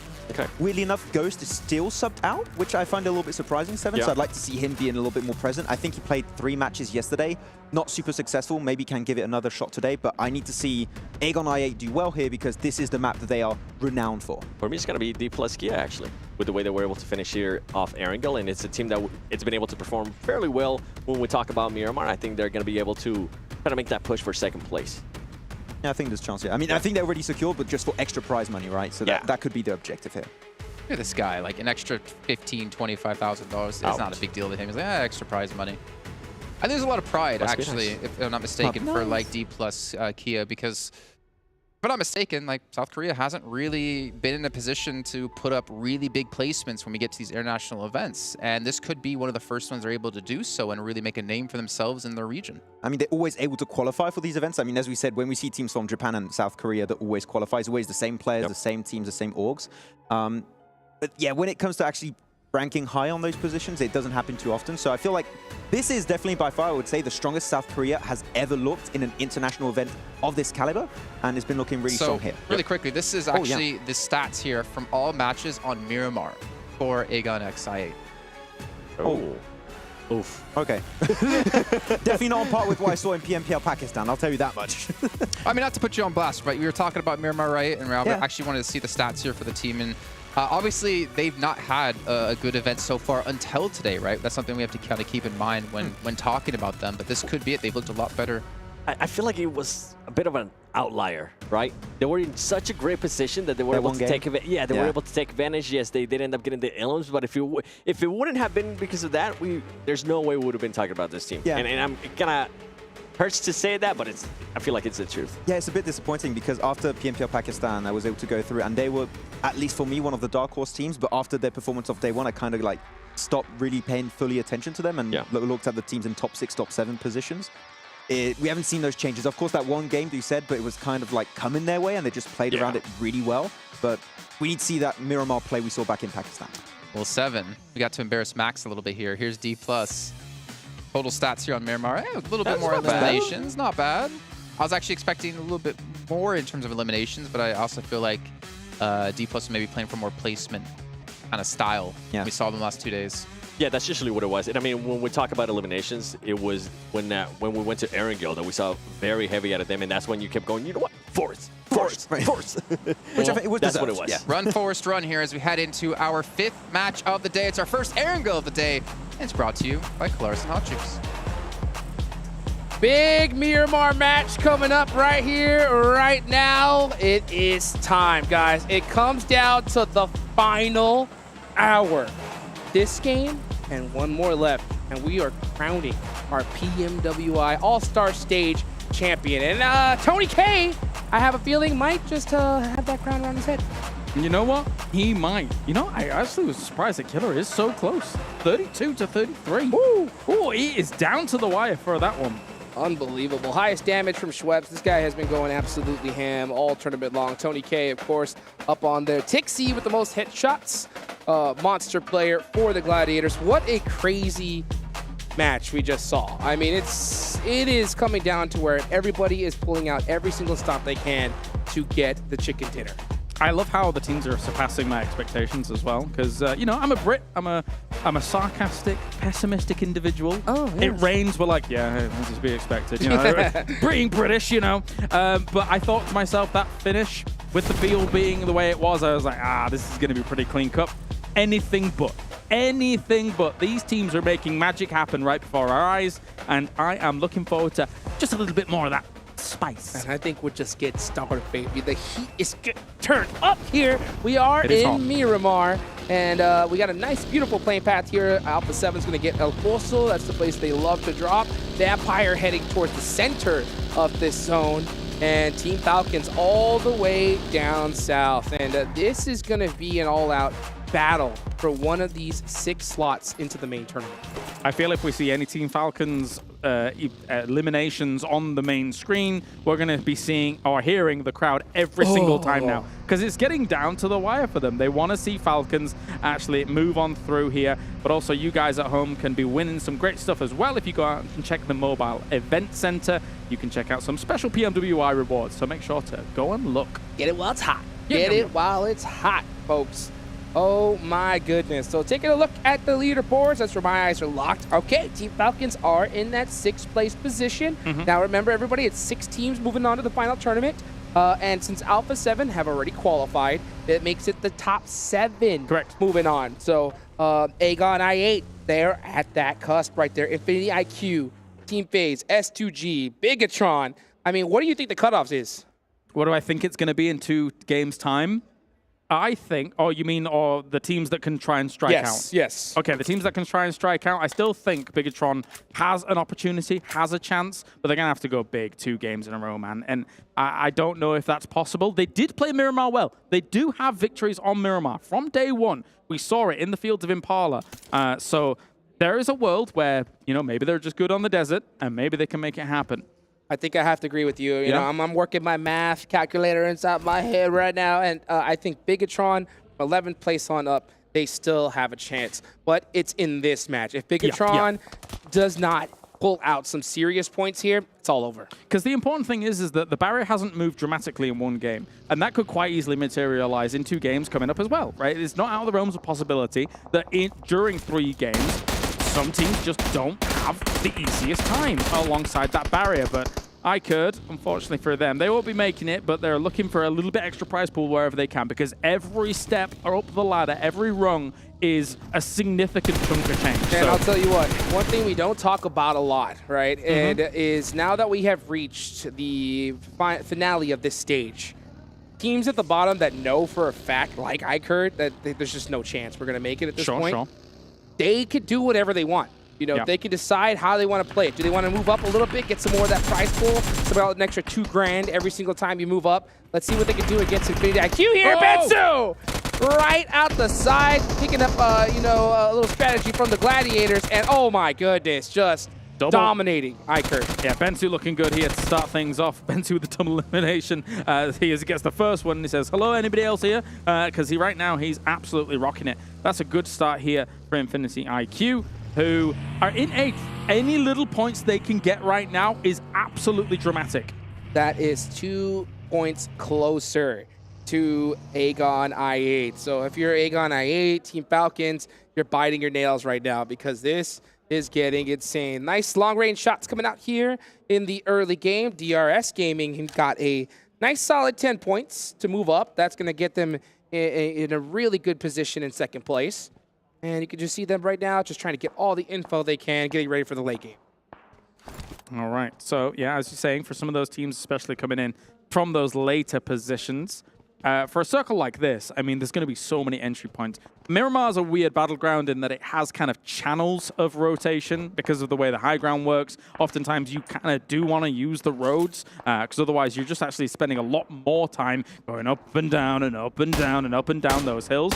So you can actually lay, not traps per se, because I don't think we're going to see many teams do that on those rotation channels, but just we're going to take a compound near those rotation channels, and if something does come past, we'll be happy to take some shots. Oh yeah, you got to at this point, especially because we look at DRS, they're in 2nd place, like I mentioned earlier. D plus Kia right below them with a 10-point differential, and even though it is just a 10-point differential, that is a $25,000 difference between 2nd and 3rd place. So D plus Kia are giving it everything they have right now. giving it the beans. Yes. The beans. That's right. I'm going to turn you into a Brit yet, Oh, Hot Jukes. well, you know what? I heard that your beans are out of a can. Mine are refried. Actually, I don't like them. Oh.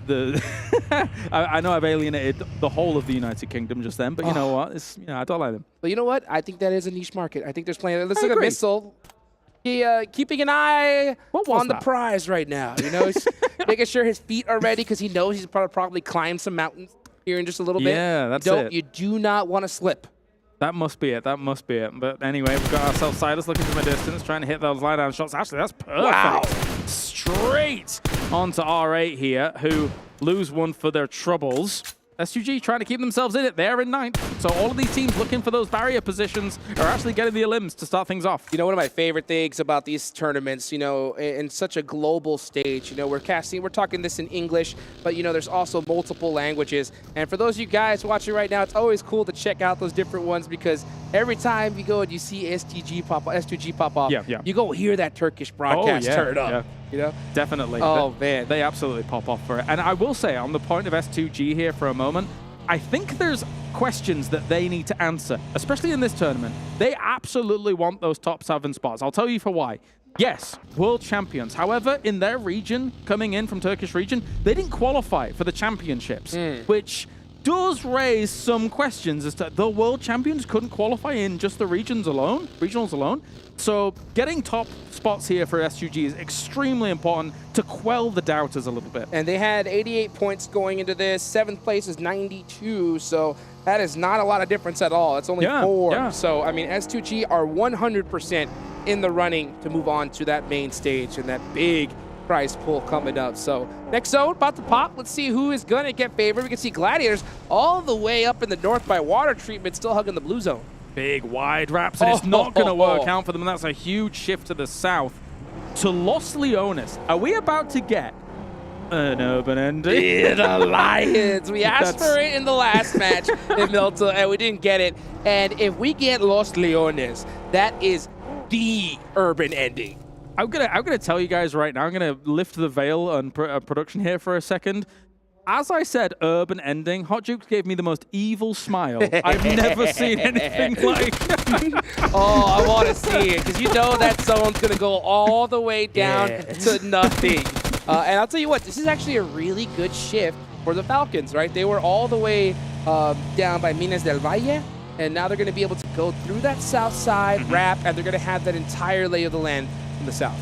Yeah, for Los Leones is a weird city because generally we would use the advice of don't go into a city unless you know it's going to end there. Los Leones, 1, is huge, so it already encompasses a lot of this circle. 2, actually there are some decent paths out of Los Leones to be able to survive if you're kind of being battered from those extremities. So it doesn't act like most cities. It is a very, very different dynamic you're seeing compared to a Picardo, a Minas Generalis, etc. 100%, yeah. In Los Leones, there are some sneaky areas where you can hide some vehicles because you definitely want to keep them just in case that zone goes away from Los Leones, like you mentioned a little bit earlier. So such a vast city.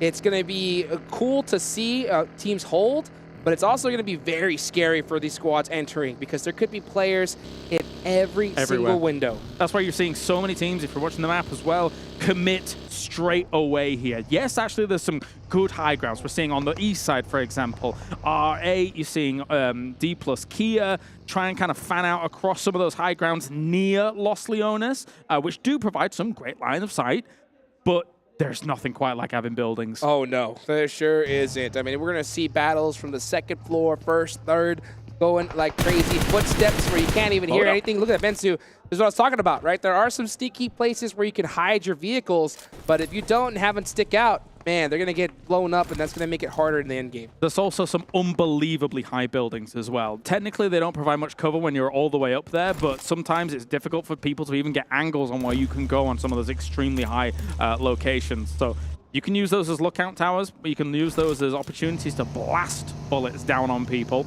As Alpha7 coming in, wide wrap, looking for that entrance on the east side. Vamos! You can see that right there, saying, fast. let's go. Nice. And let's see where they're going to head, because Alpha7 always playing that edge of the circle. Next zone's about to pop. I want to see it. Come on, bring it to Los Leones. I want to see it gonna happen. dead center on it. If it goes south, Okay. There's some warehouses down there. Ooh, half and half. You know. Okay. Oh, man, that hurt. I mean, we could still see that Northern Shift 100%, but this is actually, I'll tell you what, I may be saying wah, but Alpha7 is saying, oh, yeah, because that is a great circle for them. Giving us the big macho man, I'm okay with it. We've got ourselves, as you say, Alpha7, they've got a lot of room to play with this. Likewise, so is D plus Kia, though, as they were spread out across this area. DRS, second place, looking to have 2 big pop-off games to try and catch up with Vampire here. They are going to be running and gunning. They've already got elimination points on the board here, but Aton trying to salvage some points. Yeah, 39-point difference for them, so they need to have a monster game. Definitely possible. We saw it a little bit earlier. Right? Let's see if it can happen here as Aton Esports, Milos gets some nice shots, tries to go for the double, but man, can't hit those on Ragnarok. That one's going to hurt. Yeah, rocking up the way he did as well. No. Here comes the DBS, and he might find himself the double here. Where is the last threat remaining? There's a vehicle to his west side. He's going to go for the heal up, but the thing is, while this is going on, there's the potential. Information's relayed, and they know his position. This is a huge battle right now. This is between AGONxI8 and FaZe Clan. And FaZe Clan were forced to tuck their tail between their legs and run, and they're running into shots. So this is brutal as FaZe Clan go out. They were in 10th place. That is a massive, massive fight for AGONxI8. Yeah, there's a potential if some of the teams above you get just a few more points here for FaZe, then they might be just out of reach if they don't have an insane game in the next one. But DRS here looking for more elimination points. They're absolutely on the hunt. They want to try and strike out at #1 at the moment. They get themselves a few knocks on the board. If they take out R8, that's another good chunk of eliminations. I love to see what DRS's strategy is. They're playing that edge. They're looking for those weak teams to soak up eliminations because they know what they need to do if they want to even have a chance at catching Vampire. They're playing the Mad Max strategy. They are on Fury Road, and they don't care who they run over at this moment, which is exciting to see because any team would be bamboozled by the idea of trying to catch up with Vampires at this point, but DRS is taking the challenge. And they know that they have a little bit of buffer here, so the odds of D plus Kia catching them are not that high, so they say, you know what, let's just go for it. And that's what I love to see. Teams mix it up, do whatever it takes to get the biggest prize pool that they can. Gotta try, as we get now on board with iKURD, who have found themselves a few of these dilapidated buildings to try and get some shots off against Mazexis in the distance, but they're in some of the kind of multi-story buildings, so they'll have a lot of cover. Next zone about to pop. Will it go up north or down south? This is going to be a huge circle shift for these teams, especially those teams in the center right now, not just of the map, but on the leaderboards. They need a favorable zone, and it is going to go south. So Alpha7, even S2G, Team Falcons in a really good spot here. But this is where the caves are. Oh, that's right. You wanted this. I talked about this off. Okay, I may have said caves in Sandhawk. You liked that, but I wouldn't mind to see some cave action in Miramar. That would be wild if that did occur. It's first.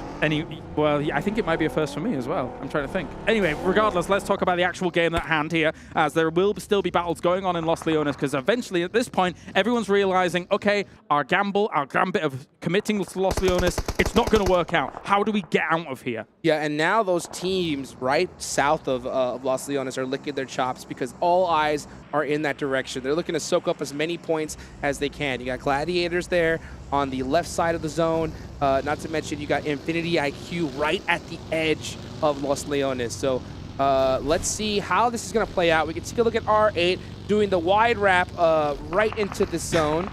And they're running right into D plus Kia. Yes, they are, and they need to stay alive as long as possible here. No. And it's going to be a spin out. You already talked about previous games about how quickly Buggers will spin out like that, and you're just easy pickings from there on. Ragnarok goes down to 7-9. The 7-9, but I think that is D plus Kia. Oh, the steal. Stealing a major point for them. So good on them to be able to get that 7-9. You know, kicking some rocks right there.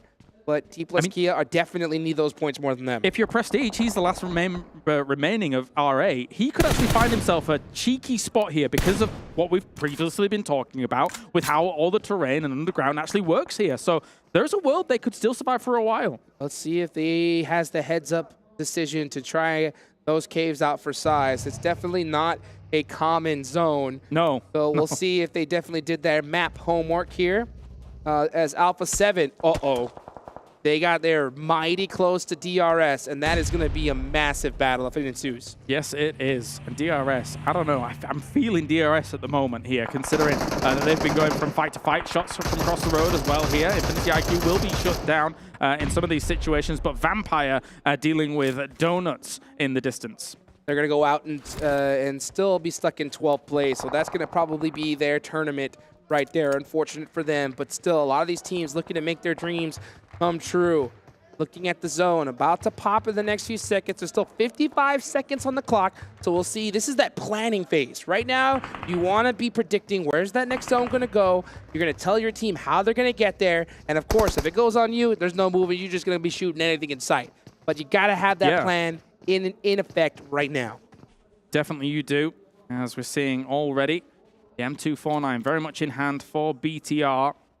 At this point, it's getting really kind of, you were mentioning it's sort of minutes to midnight here for a team like BTR. If they don't start making something happen with eliminations, etc., it is getting way too late for them to make a double big game strikeout. 100%, 100%. If you're Bigetron Red Villains, you were hoping that you have the performance that you did in day number 1. You want to pop off right at the end, and it's a lot harder than any other day because those teams at the bottom, they have nothing to lose here. So we might even see them start popping off because there's no more nerves as the zone goes up north. Yes, it does. Onto some big hills up there for D plus Kia. This is an opportunity for them to get even higher when it comes to some of this prize money. They're fanned out quite spread, I would say, for a circle like this, but they know that a lot of teams are going to have to come up high ground towards them. So it's a position of power, strength. Yes, it is. And a position of weakness is going to be on the side of S2G, a team that really needs those points. They are on the south side. They're going to push up right into some monsters in the lobby. That's going to be Alpha7, R8, D plus Kia in that area as well, DRS. So if they want to continue in this tournament, they're going to have to do it with an M4 on their back. Yep. It's not a bad gun to do it with, admittedly. It'll definitely help, I'll tell you that right now. And Miramar is just one of those maps where you need the most utility that you possibly can get. You want to be able to spray and have the shots during the side. Mazexis with the YOLO push. Currently in last place, looking to achieve the not last position. And they made it. Yeah, 4 players all in, no knocks so far, although they are being shot from another angle here. There's going to be a nade also thrown towards them from Infinity IQ, but they're already in the building. This is way too late, did not go through the windows. So Mazexis makes a bold move, and it worked out. All in, what was that, one vehicle in the monster truck? That is crazy. Take a look here at Team Falcons, the squad that this entire stadium has their eyes on. They're in a pretty solid spot, focusing on their backs, something they definitely need to do, and they are going to hold that position until the next zone. Yes, they are. Infinity IQ also just trying to transition in from building to building, throw down a few smokes, making an aggressive push here on iKURD, who now have been smoked off. Their sight lines have been alleviated, taken away from them, but shots from the distance here, shutting them down. Mazexis getting some points on the board. Here's S2G. They're hanging out by the caves. Just on top of it right now, but Gladiators are very close to them. Let's see if Kitsune has the heads up to realize that Razy is down. That's a huge loss for S2G. Yeah, it's a big push across here for them. And they've got MG3 in hand as well. If they're able to make something work here in close combat, they're going to be ripping them apart. But Matic is found. Doesn't even get a chance to shoot a bullet here as Mafioso shuts it down. That is a huge break for S2G. Now Gladiators are the one in trouble. And Mafioso and Alpha7 realize the squad that they're going up against. I wouldn't be surprised if they want to press the action, but it's going to be very difficult with DRS on your back. Are 2 members of Gladiators going into the cave? Well, they may be, but anyway, regardless, we've got ourselves still Alpha7 now, considering the position that they found themselves in. They are fortifying this location. Going to be looking north above all of this. iKURD is shut down here. Infinity IQ pushed on. As we said, they blocked their lines of sight, shutting them down strongly. Infinity IQ losing one player. That's going to be Huga down. That's going to hurt them. But they still have 3, and they're looking to put up as many points on the board as they can. AGONxI8 with the most eliminations so far with 3, tied with Alpha7. Actually, Infinity IQ picking up 4. That's going to help them out a little bit.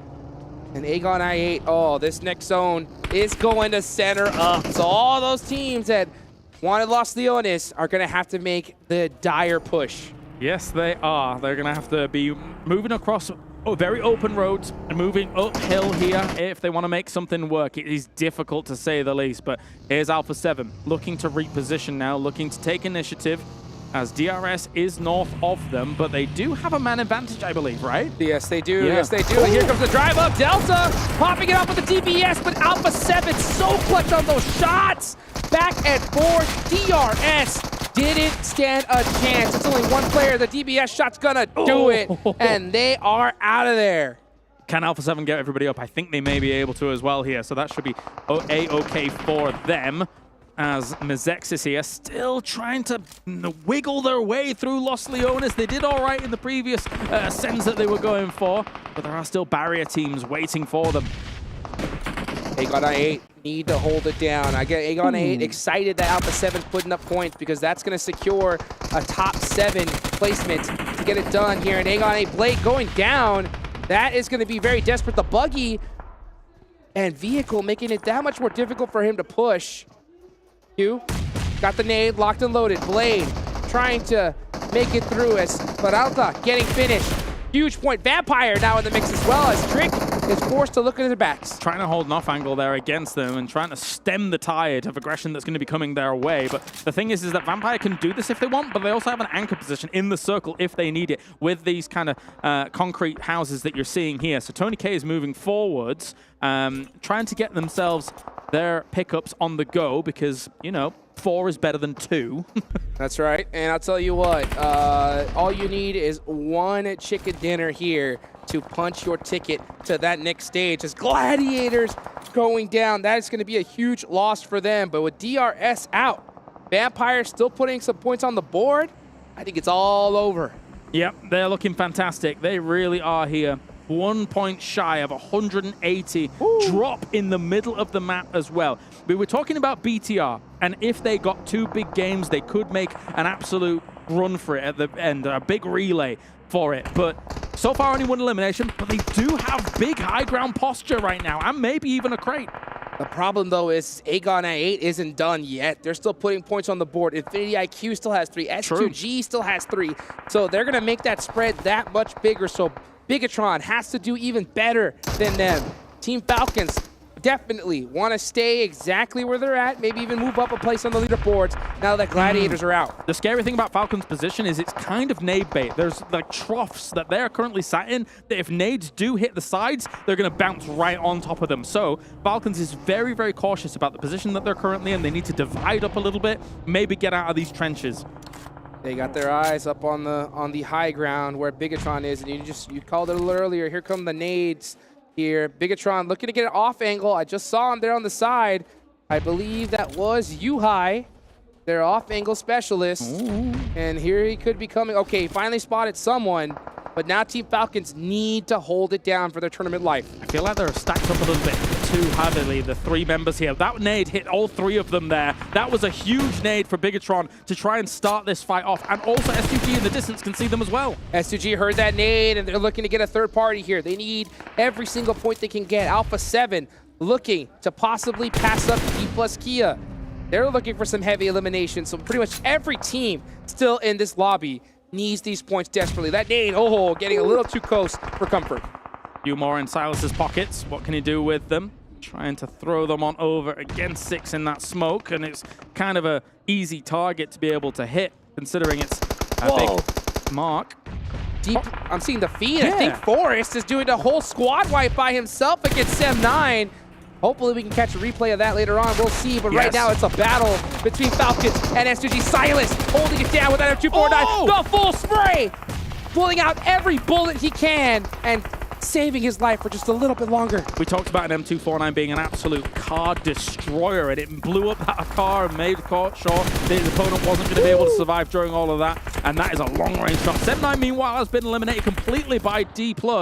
As we take a little bit of a replay on board and look at a previous situation, Mezexis going down to AGONxI8. Major points for them, but man, S2G isn't done. They are trying to keep their tournament alive. The previous PMGC winners still having stuff to prove. Meanwhile, AGONxI8 putting in some work against Vampire. This is a huge elimination for them. This might end up boiling down to not a free win for Bigetron Red Villains, but just a win in general. Everybody's stuck on the edges right now, and everyone's in three-way battles, basically, on the edge because they can't get up this hill. They can't breach this position because they're being covered constantly by all this fire that's peppering them down. Schweppes, oh, with the shotgun shot, but it ain't going to be enough. Young on Galacticos takes them out. Oh, S2G getting eliminated with only 4 eliminations. That has got to hurt them. Everyone's falling, and Bigetron is just chilling for the moment. They're taking some big fights though themselves. They're taking some big shots with the M16s in the distance. And unfortunately there for Alpha7, they weren't able to shut down D plus Kia. But look at this. Bigetron has full control of the high ground. That was so huge, and they took that point away from them. Now they have the high ground. All they got to do is press D plus Kia here, and they should have 3 more eliminations to their name. What is Bigetron going to decide? They had an insane split, an insane 2-2 split, 2 across one side of the circle, 2 across the other. They knew that if they just assist teams into each other here and just give a little bit of supporting fire, they can absolutely dominate this circle. Bigetron acting as the ushers here in match number 5. What can they do? I think they made a little bit of a mistake by letting D plus Kia get their breath here. They let them breathe for a little too long. They have a full reset, and now it is a 3v2 because they're rocking a split.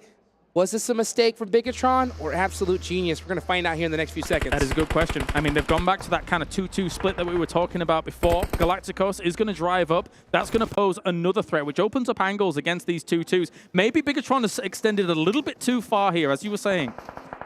Right now, they're still holding the high ground. 37 seconds left on the clock, and now here comes T-Falcons off the back. Can he be able to hit these shots? Oh, he does go for the laydown, and finally takes him out right on time. D plus Kia heard this, though. Yeah, there should be people kind of jumping at the opportunity to try and punish that, considering how split they were. However, now, the rendezvous is on the way here. Bigetron realizes, okay, yeah, we took 1 knock. That was just a little bit too close for comfort. Let's get back together for a moment. But I don't know how well this is going to work out. They've split once again. Oh, I could hear all the sighs from the voices in the stadium watching Team Falcons go out when they did with only 5 eliminations. It's going to come down to the wire for them, the last game, if they want to make it into the next stage. Final circle here, Zone 9.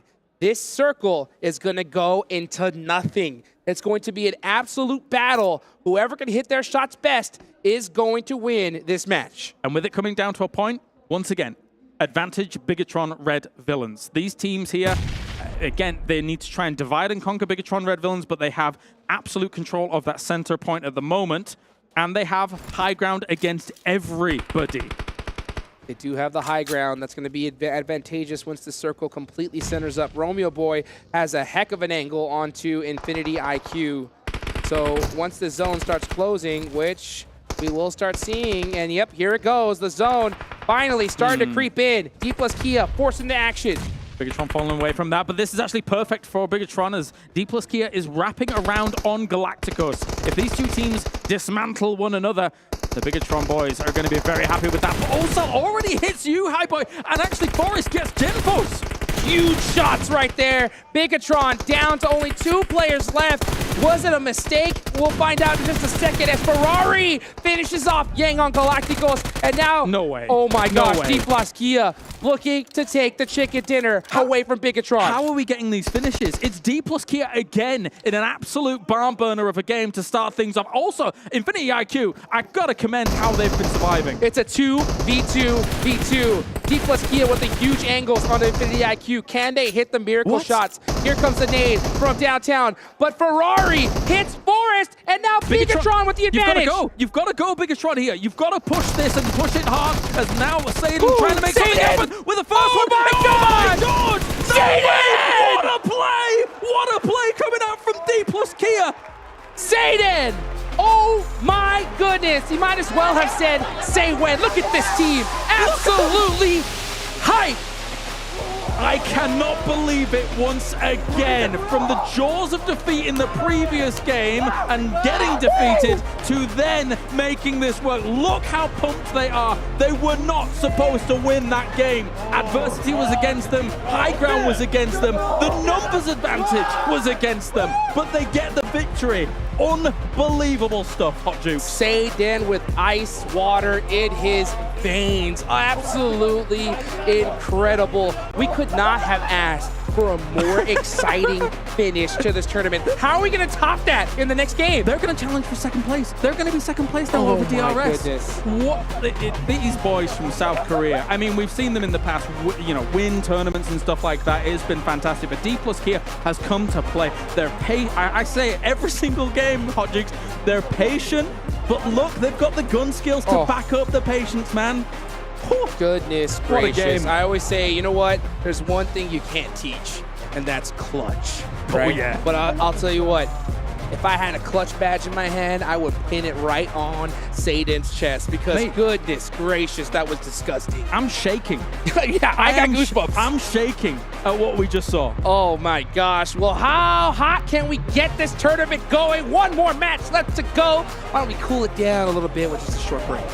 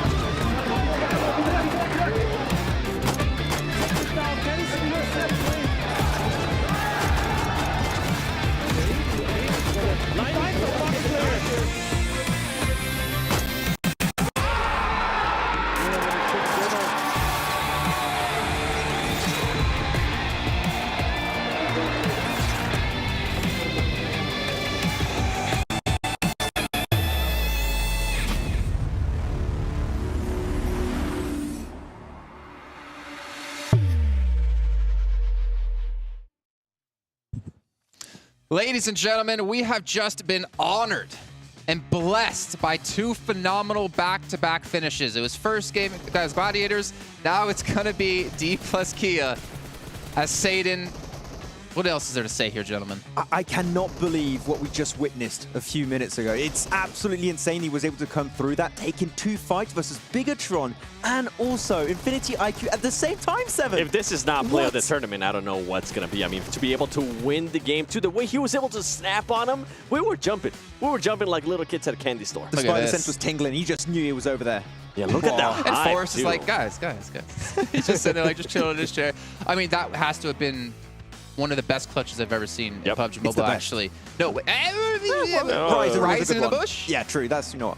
Hands down, one of the best. Like, that almost needs to be immortalized in that spot in Miramar going forward. That should never have happened. That was, let's be honest, if Bigetron hit the shots like they should have, that should never have occurred. But for him to clutch it out. With the amount of control Bigetron had this entire game, I have no idea how they were able to like keep away Yangon Galacticos, Infinity IQ, and Bigetron that center circle had, I think, 3 angles at the time, and yet they're able to just multitask like crazy madmen in that entire match. And as you said, the way that Satan's able to flip over to that final player of Infinity IQ is just, the game sense is insane. The awareness, too, because they knew that he was going to be coming up, too. Teammate was able to call it out, and to just being able to control your nerves to be able to do that, that is just so impressive.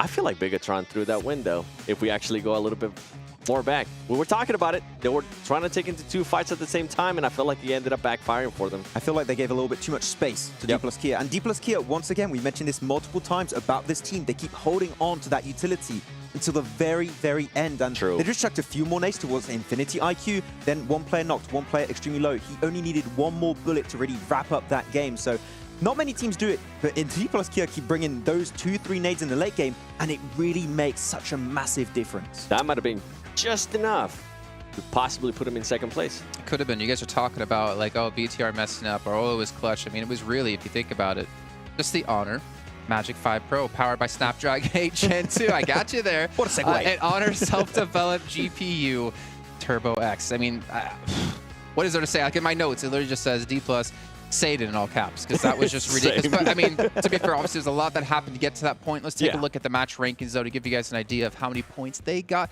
But also Bigetron, I mean, we're obviously being a little mean to them. We can't forget about the fact that they got far into the match. They still got 16 points. They were a team who was outside of the bubble, and those 16 points they desperately needed. And that is the main reason why I'm criticizing them. Yeah, 16 points are great, but if they would have been able to finish off Infinity IQ and Diplaskia, there would have been the extra points to put them a little bit closer there towards the end, especially with S2G. S2G has been able to get just the right amount of points to hopefully push here in the last match for that 7th place. Actually, I checked before this game, BTR needed 18 points. They just got 16, which means they still need to perform once again in this final game. They were just 2 points less, yeah. So, well, again, it's right. The bubble's still going to move. So that's something to keep track of. It's not just 2 points. It's 2 points plus what anyone else gets here in the lobby. But D+, let's go back to them really quick. See their player stats in this last match.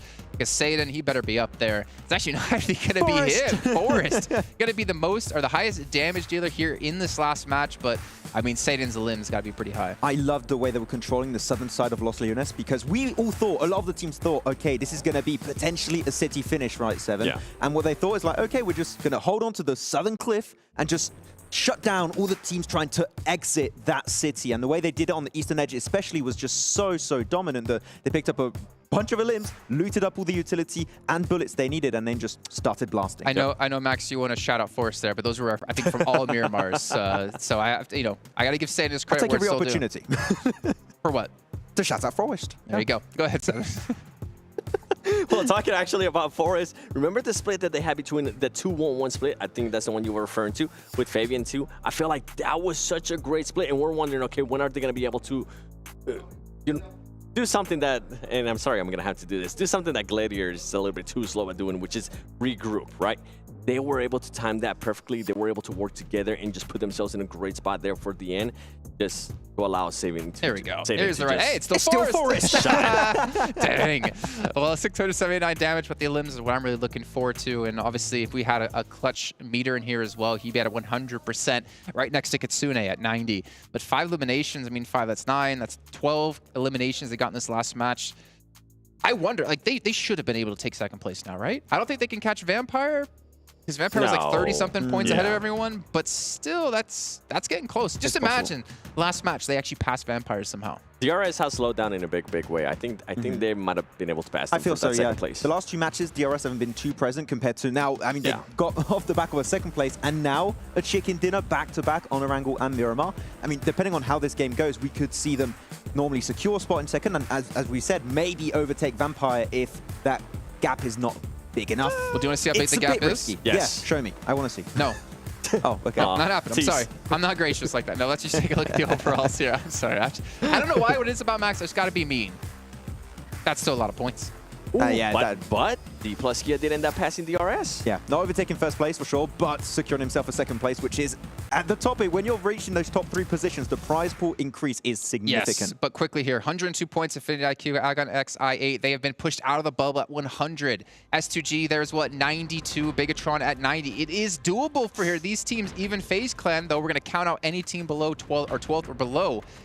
But these teams here towards the bottom, they need to have a pretty decent game. And honestly, I almost want to count out Bigetron because I've not seen them hit that clutch factor when they needed to. That was the perfect opportunity for them to do so, and unfortunately, it didn't work. I'm with you, and this is kind of what I was hinting at, that they needed to get that win. They needed to be able to flush out everyone else. They needed those extra elim points, which they weren't able to get. And at the end of the day, yeah, they were able to put themselves within those 90 points, but you got to remember that gap is always increasing. And for them to be able to make up, 102 points, while everybody else is still going to be playing, and now the other teams are probably going to end up playing a little bit cautious, going for those placement points. I just don't see I don't see a match where Bigetron is able to do just the right amount that they need to do to qualify. Seven, calm down. I know you're excited. I know you want to see what's going to happen. You can hear the music. You can see the plane come in just a few moments as well. It is time to get underway here with our final match here of the All-Star Stage at PMWI. Let's find out who's going to make it into the main event.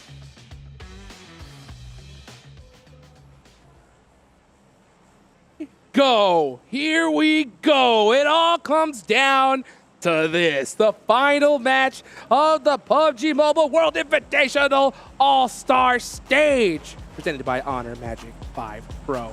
This is it, Pelaris.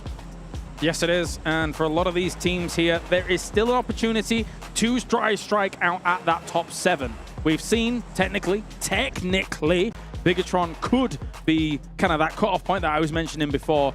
But, I mean, with a finish like that, that was a golden opportunity to do so. And I do feel like there was indecisiveness about how they were kind of approaching that final moment. The 2-2 split, the rendezvousing together, back and forth, then they split again, then they get back together, then they just holding and not asserting. And I don't know if they can do it here. We'll see as time goes on. What do you think? Man, I think that Bigetron should have pushed D plus Kia earlier. When they were down and just trying to res, Bigetron, you could just see it. The indecisiveness, they decided to let them res up, said, hey, we just want to get to the late game. And that decision, I think, cost them. They were so down and out. If they would have just full pushed. Another southern zone. Yep, that's quite the circle. Hey, let's go Los Leones again. Whatever. I wouldn't mind a repeat of that previous game, if I'm honest. Because talk about clutch factor. You said it yourself. Talk about clutch factor coming in from D plus Kia, who have found themselves in second place. DRS is not going to be happy. They were actually out of the plane almost first, to be honest with you. They dropped straight down next to Hacienda del Patron and got themselves that split going because the plane went straight over it. So they're going to get looted fast. I think DRS is going to start rotating fast, and maybe they play that Fury Road style again I was quoting earlier. Oh my goodness. I mean, I think they have to at this point because that is insane. D plus Kia, I thought that DRS was almost guaranteed second place with just that little point bump, but D plus Kia refused to go down, and now we have seen them jump them. Now, for everybody that could possibly just be tuning in for the first time, you could see the leaderboards right there on your right-hand side. It is top 6 that make it over to the main stage. But Alpha7 has already previously qualified to that stage. So because of that, it is now down to top 7. AGONxI8, 2-point difference. S2G, 10-point difference. BTR with a 12. That is not going to be easy here because you have to make sure you out-frag Agon. That's if they go out early. And then not to mention, all those teams below them? Yes. They can pretty much do whatever they want. So keep an eye on that barrier, the 7th to 8th barrier. Now, what's crazy about that is, Hot Jukes, is as we're sat in the back, I don't think anybody would have been talking about AGONxI8 having a chance. But the fact that they were able to rack up 32 points in one game alone with the 22 eliminations and the victory just put them in the running once again. And over the past 2 days, I would have never, considering the performances they put on, I wouldn't have said they would have made top 7. But there is a real-world possibility that they're able to make it here in this last game. Totally possible. And then you got those teams all the way at the bottom that, you know, they have pretty much no chance. They don't have a chance of making it here and now. So they can pretty much do whatever they want. There is a point difference. Wow. What a shot onto Vint Ores, and that is a member from FaZe Clan out, and they were at 11th place. That's honestly, that's like a dagger. That has got to hurt. That is rough. You're not expecting to get caught out from that as soon as you're starting your rotations from places like Picardo of all places. That's, you know what? That was a cool jump. Good job, Kelsey. Smooth. As he's going to be riding on to the rest of his teammates and getting rendezvoused and good to go. But for FaZe, this whole last game just became a whole lot harder, and they were one of the teams in contention of trying to draw blood into that top 7. Oh my goodness. Looking at the prize pool as well, difference between 8th place and 6th. Extra $12,000 to take to the bank here. So, I mean, it is crazy here. Even all the way down from 15th to 12th, that's a $6,000 difference, you know? So I wouldn't be surprised if we see some of these teams at the bottom still want to go all out. But at the end of the day, it is all about the main stage ticket, that golden ticket, and it's going to be so close. Because, again, there is, what, 3, 4, 5 teams that could still potentially do it. FaZe with that loss, that's going to make it pretty tough. Yeah, at this point, I may count them out. But, I mean, you know, anything can happen. Magic can happen. In the last 2 games, we've watched Magic happen here on the stage. But for now, we do have BTR making the move. A lot of eyes on them. A lot of fans for the Bigetron Red Villains as they are going to be entering this circle pretty rapidly, to be perfectly honest with you. But again, there's a lot of space. And the problem for all the teams is there's a lot of diverse terrain in a circle like this. You could pitch up on those south northwest hills, which are very different to the northwest fields, which are very different to Los Leones. So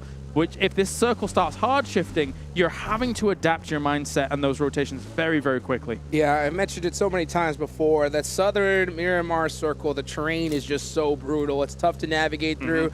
And I think looking at this zone in particular, for everybody that's looking at the map feed, you know, I think we're seeing a lot slower rotations here in this one. I think we're seeing very careful movement. Teams just leapfrogging little by little. They do not want to get caught out and lose a player early on because they need everything they can as we take a look at some of the stats from VTR. Actually, 24 minutes average survival time is pretty darn high. So nice to see that they're able to get up there. But again, when you're only in 10th place and you still need a lot more points to actually strike out at that top 7, I guess you're going to need even more. A lot more, to be honest, because with this point system, it's first place gets you 10 points. Not to mention you have 1 point per elimination, so a first place finish and 2 elims will get you there, you know? So the rest of these squads really need to make sure that they're putting up major points on the board. AGONxI8 moving through the middle of this circle at the moment. Now the big question is where do you even start your campaign from here on a circle like this? As I mentioned, there's a lot of varied terrain. Honestly, towards the middle of the circle, some of the compounds aren't even that great. They're not really high prio compounds. So I think that's maybe why we're seeing some slow rotations here and there. Because ideally, a lot of teams would be like, okay, the center of the circle is Impala Fields. There's 3 great locations, you know? Or, oh, the center of the circle is West Picado. There's actually some great warehouses to take there. Center of this, I mean, there's Los Leones, and beyond that, there's some hills. I think right now, honestly, prioritizing that high ground is going to be huge. I would agree. Right, just getting as much vision as you can, as much information is going to be huge because the zone's been going nuts all day today. It's been shifting like crazy. This AGONxI8, they cannot lose Blade. Blade desperately trying to get away. Woo! Barely does in the nick of time. Especially when Blade was so clutch for them in a lot of scenarios when they were kind of up against it in previous games throughout the last 2 days. So do not be losing Blade. He gets himself out of that. Kudos to him. Heal on up. Get back out there. Oh, too close for comfort. And very. You know, we talked about clutch factor. You know, we saw E plus Kia. They got it. Satan got it, right? These other teams are going to have to prove if they do. And it isn't going to be easy. The nerves are at an all-time high right now, folks. Let's see where this next zone's about to pop. Will it decide to center up? Will we get that desired Los Leones finish, maybe? I'm hearing some Carnage in the background. I don't know what's that. But anyway, we're waiting here for a second. As you say, you're seeing lots of teams coming in slope. We're heading west of Los Leones. So between Chumacera as well, it's hillside battles, baby. Oh, yeah. That high ground is going to be so valuable. You see Bigetron already securing a nice spot in this next zone. Team Falcons, a team trying to make sure that they punch their ticket in. They're right there in 6th place. They could still get passed up potentially. They definitely want to put some points on the board and secure their ticket to the main stage. Now all the health bars as well, a little bit misleading. I mean, you can actually also see that these teams are in the blue, so what I was about to say is a mute point. So ignore me. Yeah, they just need to heal up once they get into the circle and they'll be fine. But at least for Gladiators coming in on the west, they'll have Chumacera to move through. They could even take the high ground above Chumacera, which is very valuable, very nice. But again, it's an edge position. Big shots coming in from FaZe here. They need to salvage some points. Actually, that's a great little shot coming in against Ravenclaw, ultimately from a few members. They need any point that they can get because they were 1 man down to start things off.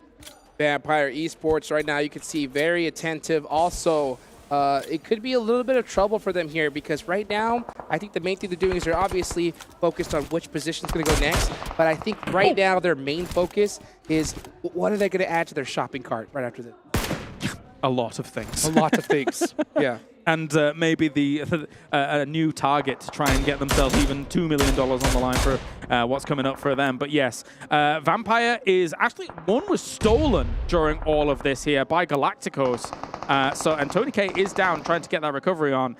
I mean, again, for them, I don't think they're really sweating too much, even though they're still taking this game very seriously. Oh, yeah. 187 is their point system. Everybody in the U.S. knows what that means. As we take a look here at Young Galacticos shooting some vehicles, making it tough for them. Now, DRS Gaming, they want to pass up D plus Kia and secure that 2nd place once again. Galacticos stole the 2nd as well. So for FaZe, who were up against it because they lost one already, yeah, they were like, wow, brilliant. 2 knocks, 2 steals away from them. They can't catch a break here. That is so brutal. I mean, and they need those points so desperately. That would have at least tied them with BTR, but they are still so far behind in this lobby. Again, for FaZe, they need 12 points just to catch up to AGONxI8, 14 to Infinity IQ at this point.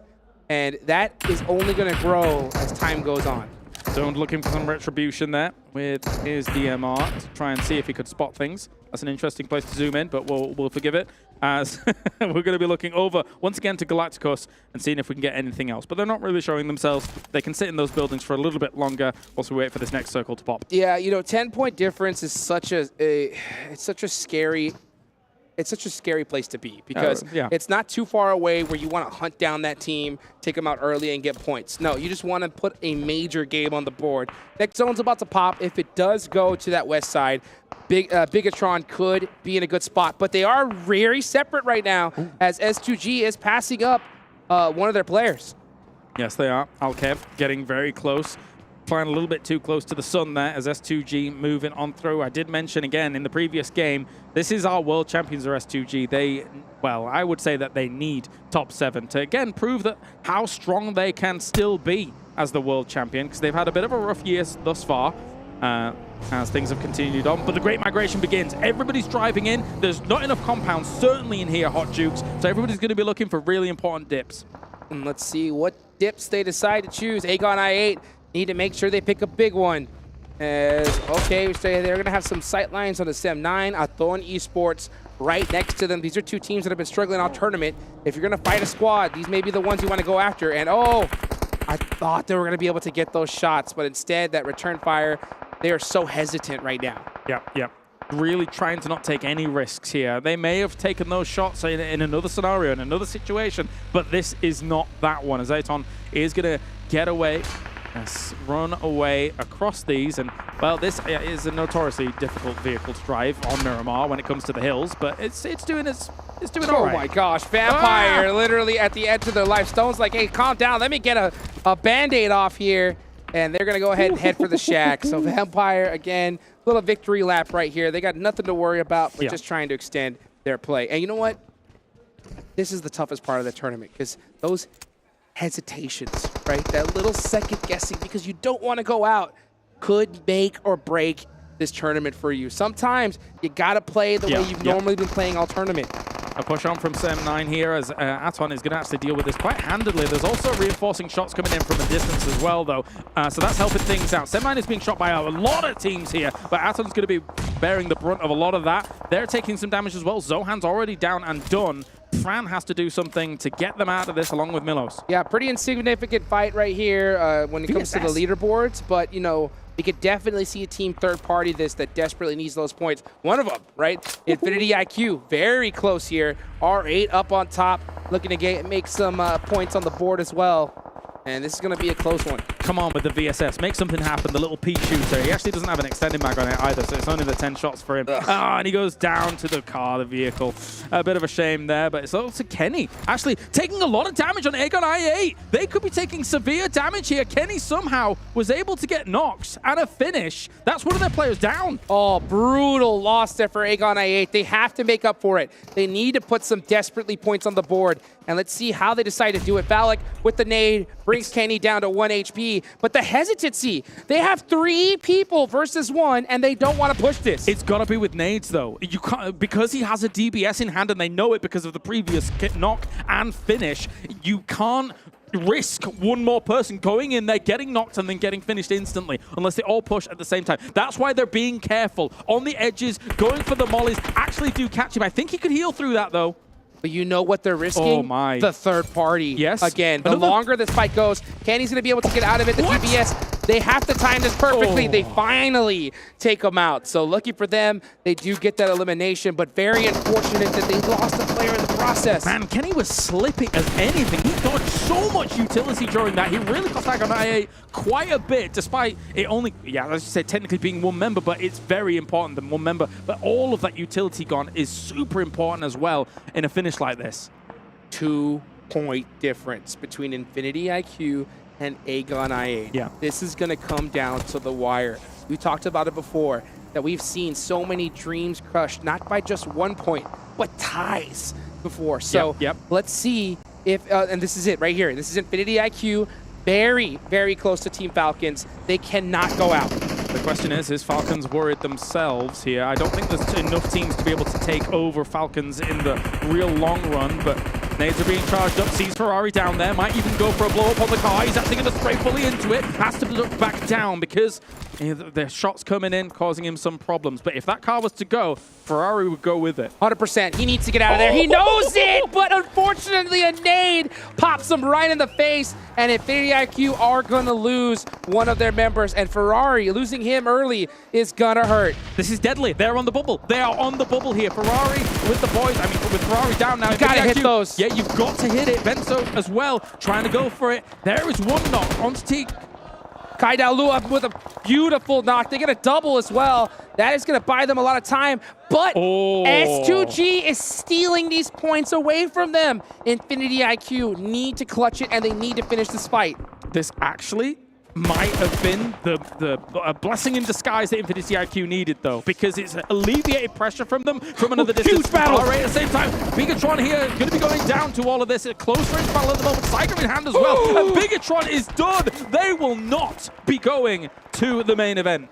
Absolute insanity. This is what I was talking about those teams that got nothing to lose, putting it all on the line as the last game ensues, and Bigetron pay the price. D plus Kia, an absolute monster of a squad. 2 back-to-back chicken dinners, looking for possibly pulling out the third here, as Infinity IQ are just trying to stay alive with everything they have. Yeah, so constantly teams barreling down on this position makes it really, really hard for them to survive. They're going to be done here. They are going to be going out of the main event unless they can somehow make absolute miracles occur.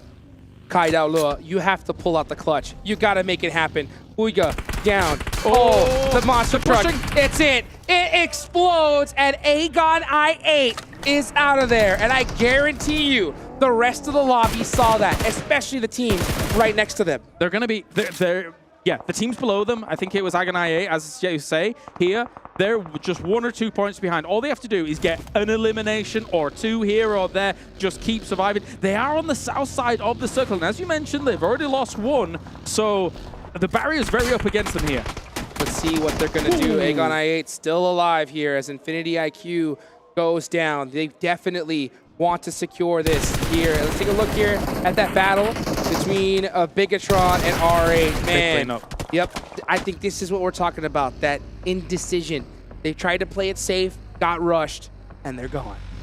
S2G now on the move throughout the edge, wanting to try and secure themselves a top 7, but they need some points to be able to do so. And in the distance, iKURD can see them as they're trying to make those rotates. So it's quite a vulnerable spot. They're eventually going to have to crest that hill and try and get across the road.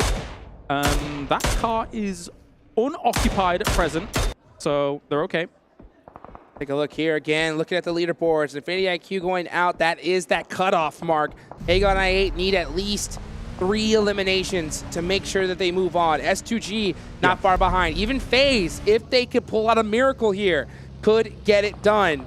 But it's going to be very difficult. That's a big game we're talking about. Yeah. That's a big game we are talking. But, you know, anything is possible. We've seen 32 points as we dropped here throughout the day, as big spray coming in from Tixi, they've done enough for the most part, as they're just looking for any little bit of extra placement that they can get some extra money on the board. Spray goes up against Donuts over in the distance. Technically, maybe in nade range if you get for a jump for that, but I mean, you're wasting utility at that point. 100%. You can see the Team Falcon 6 just chilling right now, just saying, you know what? Hey, Agon, you know, seeing Infinity IQ go out is a good thing for us. Let's just put up maybe even a couple points on the board. Hitting Galacticos from a distance here is Gladiators as well with some of those DMRs. Realizing now driving's happening and turns away from it, as just staying in the smokes here are Donuts trying to hold off on this angle. I'll tell you what, though, if you are a Team Falcons fan, the last thing you want to see is a 1-2 finish from AGONxI8 and S2G. Yes, so that would be terrifying. That would be absolutely horrific for them. And Alpha7 is going to go out. It's a monster on the leaderboard, but we could still see Gladiators now in a position to steal 4th place from them. Yeah, with Alpha7 having 123 points, though, there will be no change in terms of that top 7 going, of course, because you know Alpha7 is still up in there, and there'll be not enough teams to be able to take them over ultimately. But Donuts still taking this fight against Gladiators. I feel like, where has this Donuts been all tournament? I feel like they're not taking a bad fight. They're probably going to lose it out in the end, but they really gave them a run for their money. This is what happens, right? When the end of the tournament happens, you got nothing to lose, and you start playing like yourself, but he's just a little bit too late. Let's see what Donuts can do here. Gladiators want these points because they want that 4th place finish. Difference $10,000 in prize pool, and only a few points needed from them. Very nicely done. Some more shots coming over the hill here. It's wow! Donuts! Kezimaru is actually doing quite a bit of work here against them, but he will go down. That's Donuts gone. But as I was saying, that was them holding their own in a little bit of an uncharacteristic fashion compared to what I've seen from them this tournament. Oh, Alpha7 was cheering the Donuts on so hard right there, and unfortunately, they were not able to get it done. A huge, huge play, though, for the Gladiators, and I believe they will be able to get everybody up, so perfectly timed for them. Yes, they will, unless, for example, someone like FaZe crests the hill and tries to put on pressure, but it doesn't look like they're doing that right now. They are in close vicinity, but not to try and go for a huge push just yet. We're seeing D plus Kia here down towards the south, and they've got themselves 3 elims on the board, but again, my eyes really are on AGONxI8. They're still down there. It's going to be hard for them to get into this circle without taking casualties. Oh, it's going to be so difficult, and I'll tell you what, we have noticed a difference in this last match versus the others. We already see, what is it, 5 teams out already, and it's only zone number 5, so an absolute war is happening. FaZe Clan, again, need a monster game if they want to make it in. Mela found one as a knock. Did he get the full confirm? Regardless of the fact. They're trying to still put pressure on Vampires. They're gone down. Galacticos here will be able to clean them up. Vampires, yes, you're down in 13th, but rest easy, friends. You have done enough for that number 1 spot. Oh, yes, they have. This team has been unstoppable from the start of the tournament all the way to the end as FaZe Clan pick up a member of Gladiators. Gladiators, again, trying to steal away that 4th place finish, that $10,000 difference onto Alpha7. Can they do it?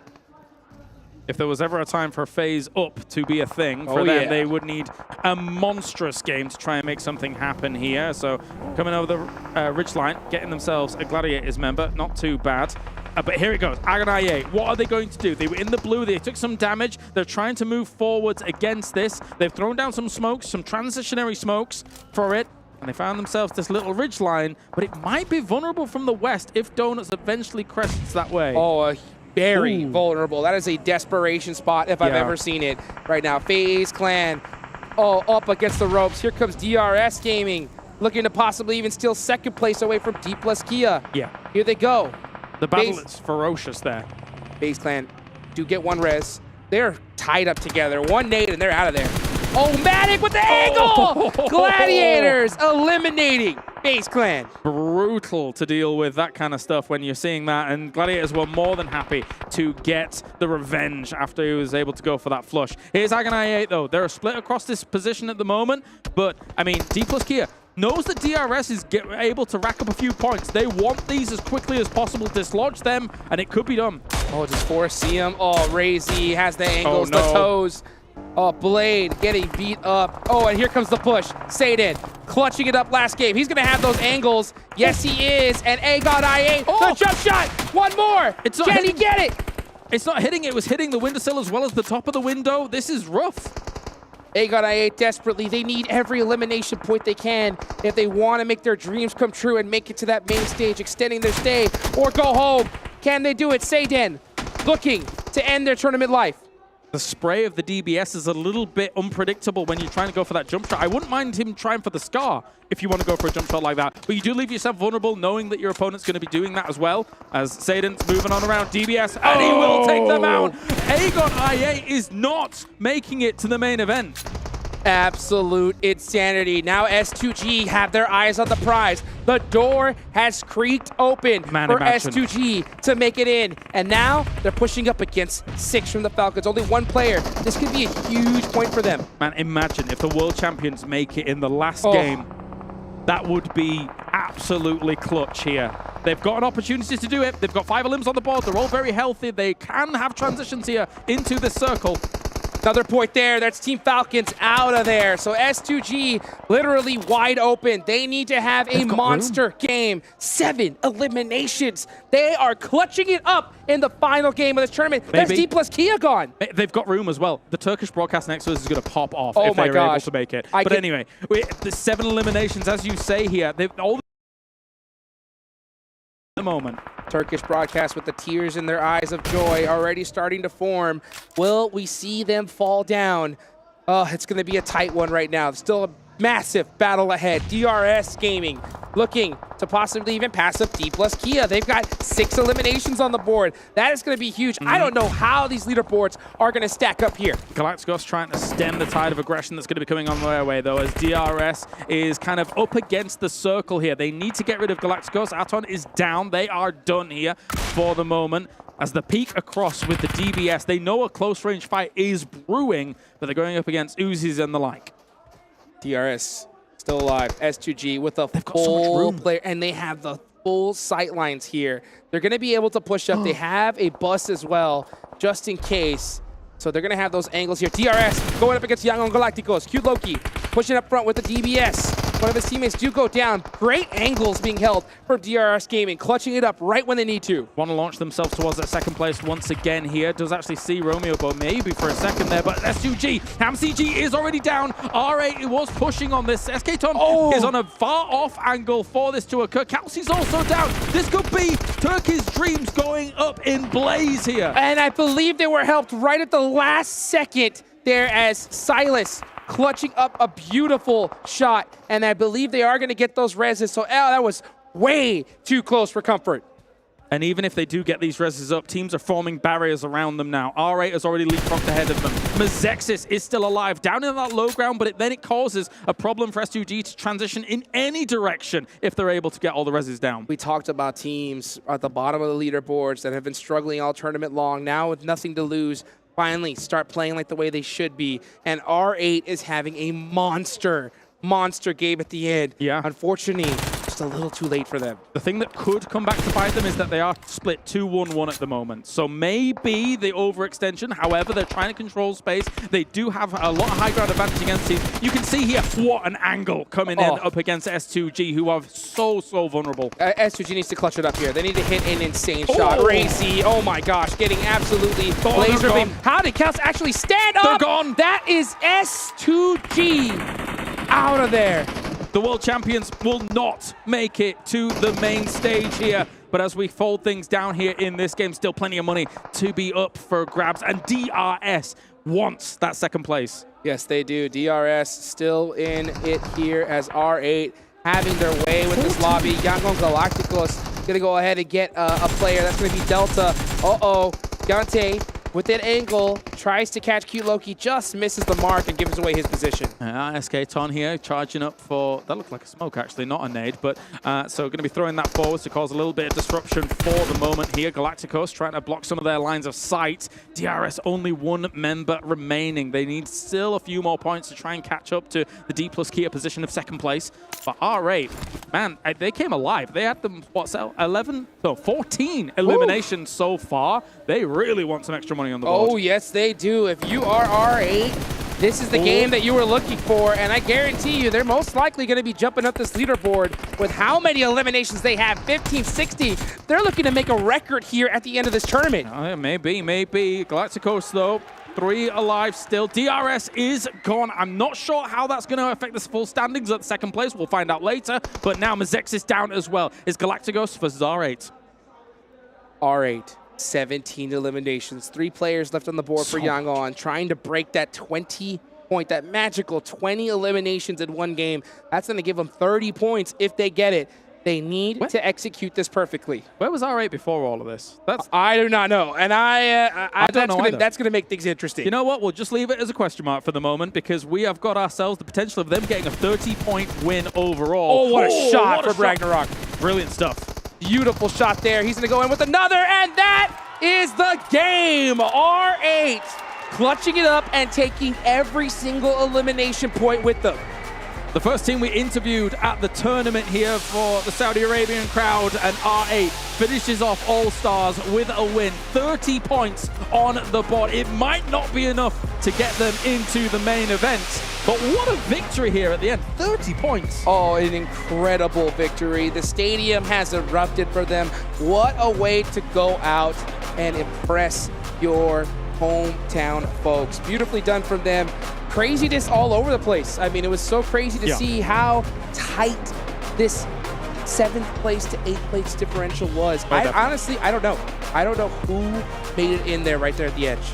And for R8, you can see them there as well, cleaning things up, good to go. But I mean, I said at the day number 1 that this is a better team than sitting in kind of the bottom 4 of this. And indeed, they have been able to prove themselves. Again, not able to get to that main tournament, but probably around 90-some points on the board here for R8 after what is a huge victory. And I can see the look on their faces. I can already tell what they're thinking. You see the hands on the head, and they're just thinking, why didn't we play like this earlier on? You know, we had it in us. You know, we just finally played the way we've been waiting for and have the most monstrous game, but it's just too late. This is the thing that just really gut-wrenches me the most about esports, but this is what I've been talking about, is you may have those nerves, but you gotta shake them off early. And that is going to be it for us, ladies and gentlemen. Let's take it on over to the desk to see who won this thing and who's going to the main tournament. Well, I don't think we're going to be disappointed about the teams going through into the main event, as we've gotten quite a few of the ones that we expected to make it in.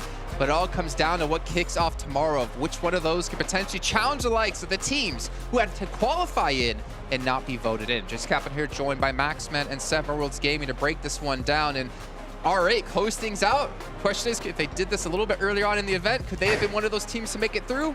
Well, now, unfortunately, we'll never know. It's definitely way too late. Yeah. For that, I mean, good for them to get himself a win there. He's going to get some extra prize pool, which is still significant for the All-Star Stage here, Seven. But so many dreams have been absolutely shattered in this game. We're looking at, of course, S2G, i8, and FaZe just not able to live up to the expectations of this final game. And it's unfortunate because the bubble team died right super early, but it just didn't happen. It didn't happen indeed, but you know what? That's sometimes life, and gives them a little bit of a lesson coming into next season, next year. But what we have is 2 and 4 handsome gentlemen on the stage for an interview with Sertani. The lion's share of $1 million, and you have placed first at the All-Stars Stage. How proud are you of your team? Yeah, I'm really proud to them because we want to win this tournament so much, and we did it again. So I hope we continue in the main stage. And a question for Schweppes as well. I just wanted to ask you, how confident are you that you could do the double like you did last year? ก็มีความมั่นใจขนาดไหนที่จะแบบคว้าแชมป์2 แชมป์ได้เหมือนปีที่แล้ว ก็มีความมั่นใจมากครับเพราะว่าเราแบบเหมือน UCL ที่มีมาดริดนี่ก็ PMWI ที่เป็นแวมไพร์ครับ Yeah, we are really confident because you know, when you're talking about the football, you fight Champions League, you think about the Real Madrid, but PUBG Mobile in PMWI, you will think about the Vampire Esports. I absolutely love that analogy. Okay, and just to round things off, I just wanted to say, you know, you came into this part of the tournament as the reigning champions. You've absolutely dominated the All-Star Stage. Is there anything that you would like to say to your community who have supported you throughout this tournament?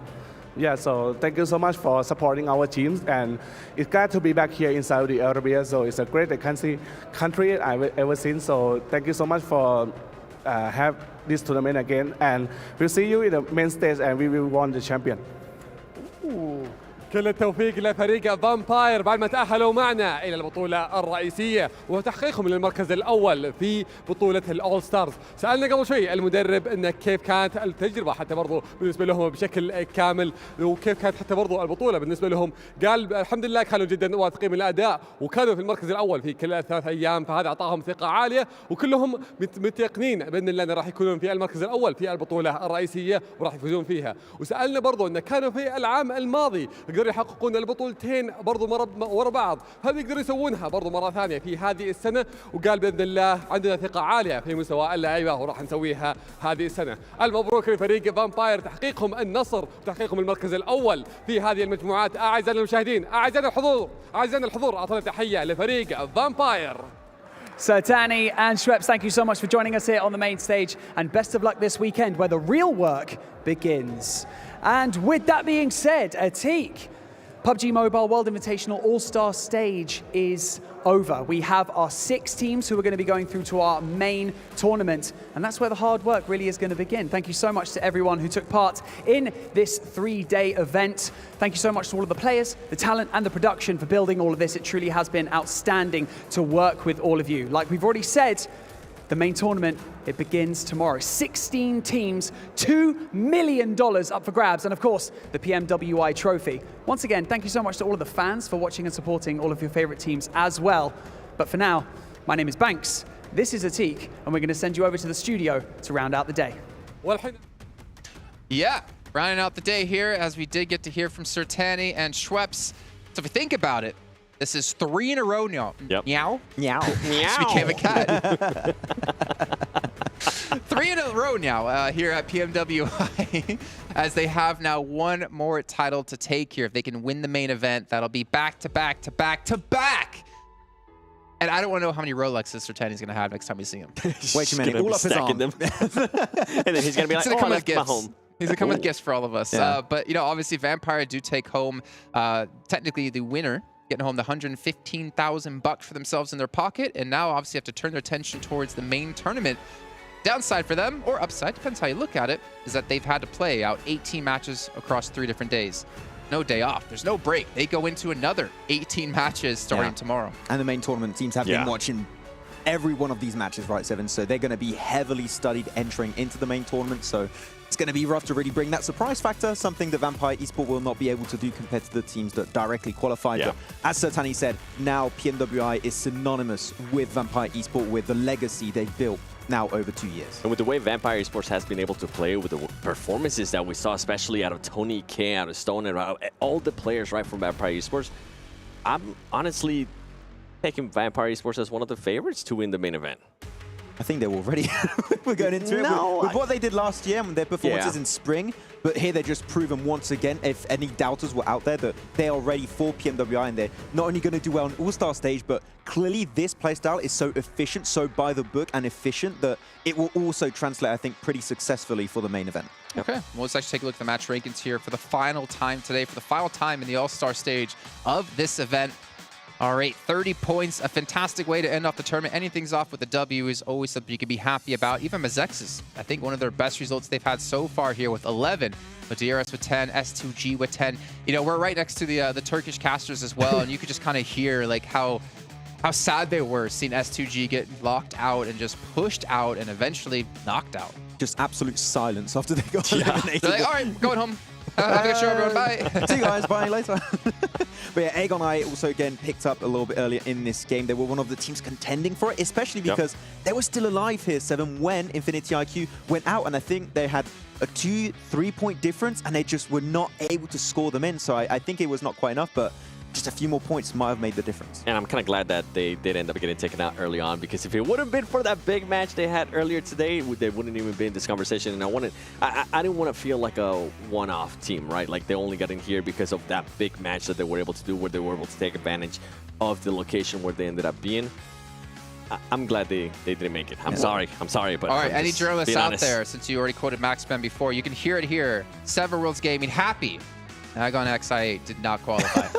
You're done. True. Your Instagram. I want to see the article. No, it is a shame, unfortunately, for them, but again, a lot of experience picked up for this team, and a lot of teams out there as well. The teams who, unfortunately, you know, were towards the bottom of the leaderboards, if I can get my words out now, they at least get the experience, get to take it home with them, and look forward to the next season of PMPL coming up. We're talking about experience, right? If you're S2G, how are you feeling after all this? Because, man, it's such a...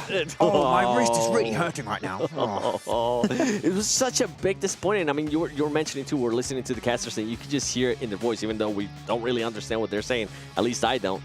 Just hear the disappointment as soon as they got eliminated. It's like, they started improving, but it was a little bit too late. I wouldn't say improving because they have good games happen once in a while and then completely fell off. There was they weren't streaky in any sense of the word. So the new football list. But, I mean, yeah, that's the thing. Good event, bad event, might come back in the full season, but they have to prove themselves again. Did they recently visit the Maldives?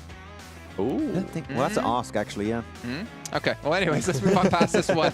It is time to not scream forest, by the way, Max. Oh, okay. The Colonel's Choice brought to us by KFC. What do you think it's going to be? Satan. Yes. Same team, different Not player. fair. Not fair. No, I think we all agree. Let's actually take a look here at what our Colonel's Choice is going to be. Pretty much our highlight play of the day. I mean, you have Kitsune coming in from GG as well. Actually, it's not even going to be that. Okay. Yeah, it will be Satan. What a surprise. Yeah. I felt like it was going to be Kitsune at one point until this happened, and I was like, okay, this has to take it. I mean, the way he was able to just take on all those players, that's flip too. So impressive. You know what some might say? Yeah. Some might say that play was camera on me. I'm going to wait for it. Finger looking good. All right. Okay. How to get that in there? Why are you making me hungry? I mean, that doesn't take much, Seven. Come on. I've been asking for KFC all day. Just saying. Okay. All right. Well, I'm glad you said that because I was going to say something else. But no, honestly, I think well deserved. Like Satan. Yep. It's kind of a shame for Kitsune as well because we were all so hyped up. He got 3 knocks with his buggy, but then Satan just destroyed. He might have the drive-by of the day. Well, potentially that's going to be an award. Yeah. Maybe. Yeah. Maybe Kitsune will get the save of the day. Save of the day brought to us by Dr. Suleiman Al-Habib. Could be because he did save his teammate. True. But I could be wrong. Oh, the FaZe one. Yeah, I remember that one. We kept having, I think we had 3 crashes in a row in that one compound, so FaZe were heavily reliant on being able to get the reses through, so those actually were really impactful reses. They were, but I'm with Jason. I feel like Kitsune should have won. He said no, hey, actually, Kitsune, I think we'll win something. Oh, the drive-by, yeah. What drive-by? I mean, the drive-by, yeah. With the drive-by? With the car, yeah, but what does he win? What is it? Oh, I forgot the name. This is why you don't jump the gun. This is why you let me finish talking. Okay. The ride of the day brought to us by Abdul Latif Jamil Motors, and that one has to be Kitsune. If it's not, I'm coming back to production. Not this production. Any production, I'm coming for you. It's got to get it, man, right? Yeah. Waiting. Oh, what? I'm out of here. Bye, everyone. I'm See gone. you, Jason. I'm out. Nope. No. Oh, wait. It's right by. So yeah. Okay, let's give it that was hope. a bit weird. Let's give it hope. If Kitsune's not in here, we riot. Oh, wow. Nice dodge. Nice. That was a dodge. Yes. There we go. Yes. How did he get 3? Production, you live another day. It's okay. Don't worry. He got 3 in the smokes. I still can't believe how that just worked out perfectly. I love that the guy in the smoke is just standing there and all of a sudden it's like, oh. See, this is actually, you know what the funny thing is I look at that and I'm like, Max, when you have a license, right? I do have one, but I'm scared of driving. But I think that's exactly what would end up happening. And then we won't be able to work with you anymore. Yeah, I mean, no, I don't. That's why I don't drive, okay? Especially if you got smokes around, I'm just going to aim for everyone, okay? Plus 10 points. That's why I don't drive, James. I don't like it, okay? The intrusive thoughts are there. Let him drive. Just see someone crossing the crosswalk. He's like, that's one elimination. One elimination. Got He it. said, Okay. Oh, wait, it was just a knock. Gotta go back. I'm going to be featured on the right. Did you really just say, that's a knock, I have to go back? Yes. Really? All right, well, France, please take away this man's driver's license. Instead, let's take a look at our qualified teams into our main tournament. Oh, that was the highlight of my day. We got Vampire Esports, T+ Kia, DRS Gaming, G Gliders, Team Falcons, and Infinity IQ. Vampire Esports able to get himself once again some extra cash on the board, able to secure himself so many extra good games there. And I'm trying to move on from this. But yeah. It's the fact that you said it and then you also like, you know, put your hand on the steering wheel and like we hit it in reverse. He doubled down on it. Well, this is our results here, and it came down to just, well, 1 point, because AGONxI8 have the win on chicken dinners. Oh. All they needed was 1 more point, and they would have won the tiebreaker against Infinity IQ. Wow. I was almost quoted differently. Yeah, and we're going to have Falcons actually making it through. So that's going to be a lot of local fans pretty happy about that one up there. Of course, with also the side of, you're going to have Crypto, you're going to have etc. the entire team with Rolkis. Crypto!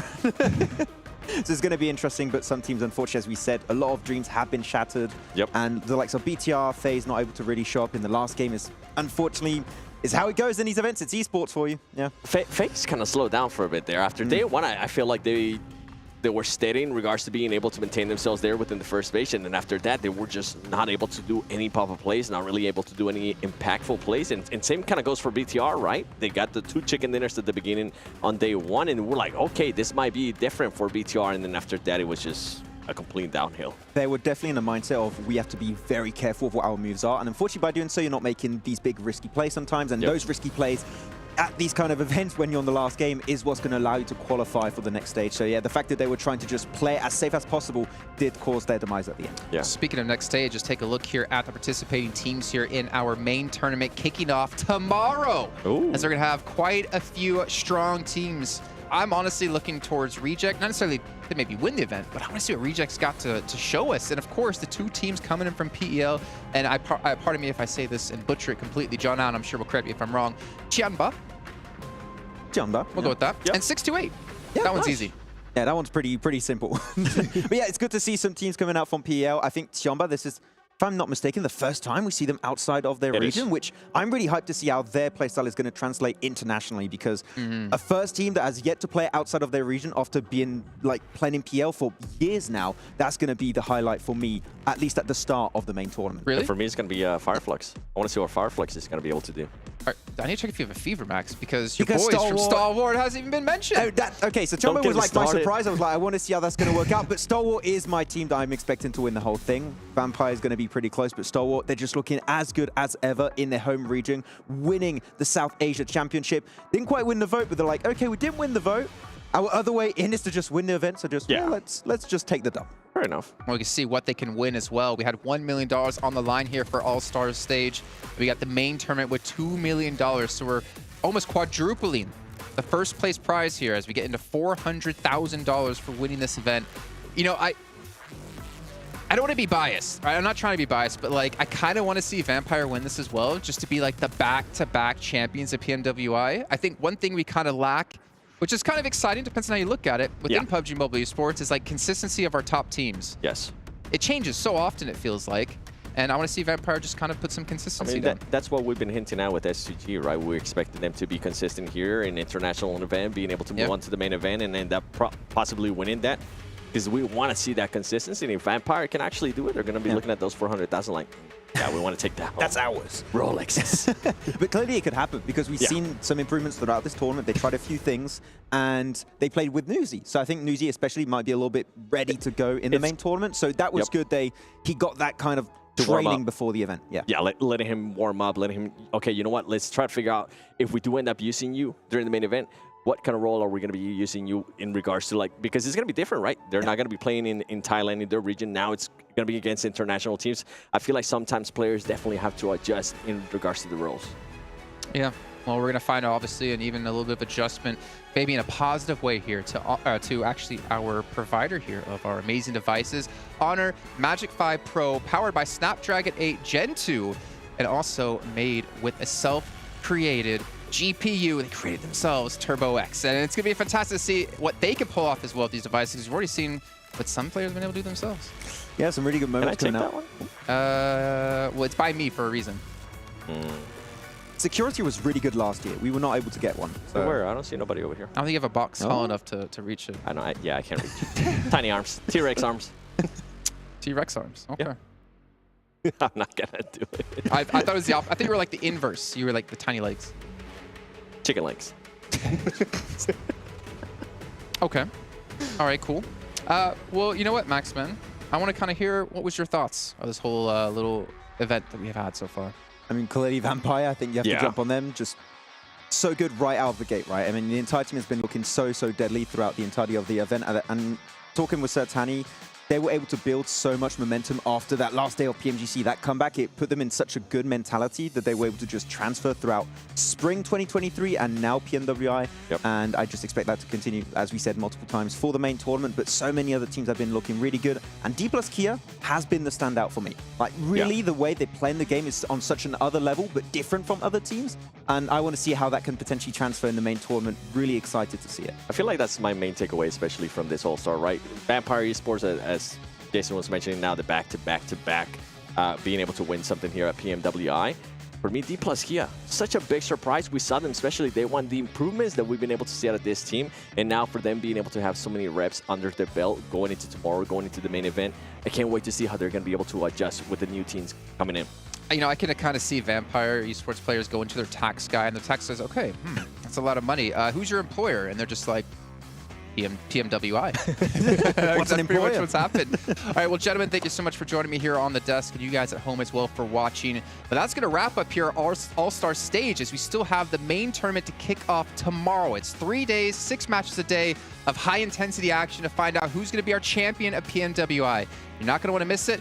And honestly, we're going to see you guys then. And if you're not, this man's going to hunt you down like a T-Rex.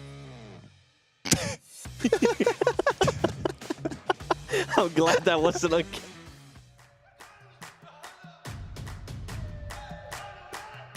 Dragging us down, face on the ground. Still we so proud, just look at the crowd. Making some noise, making some sound. We got a choice, they're hearing us now.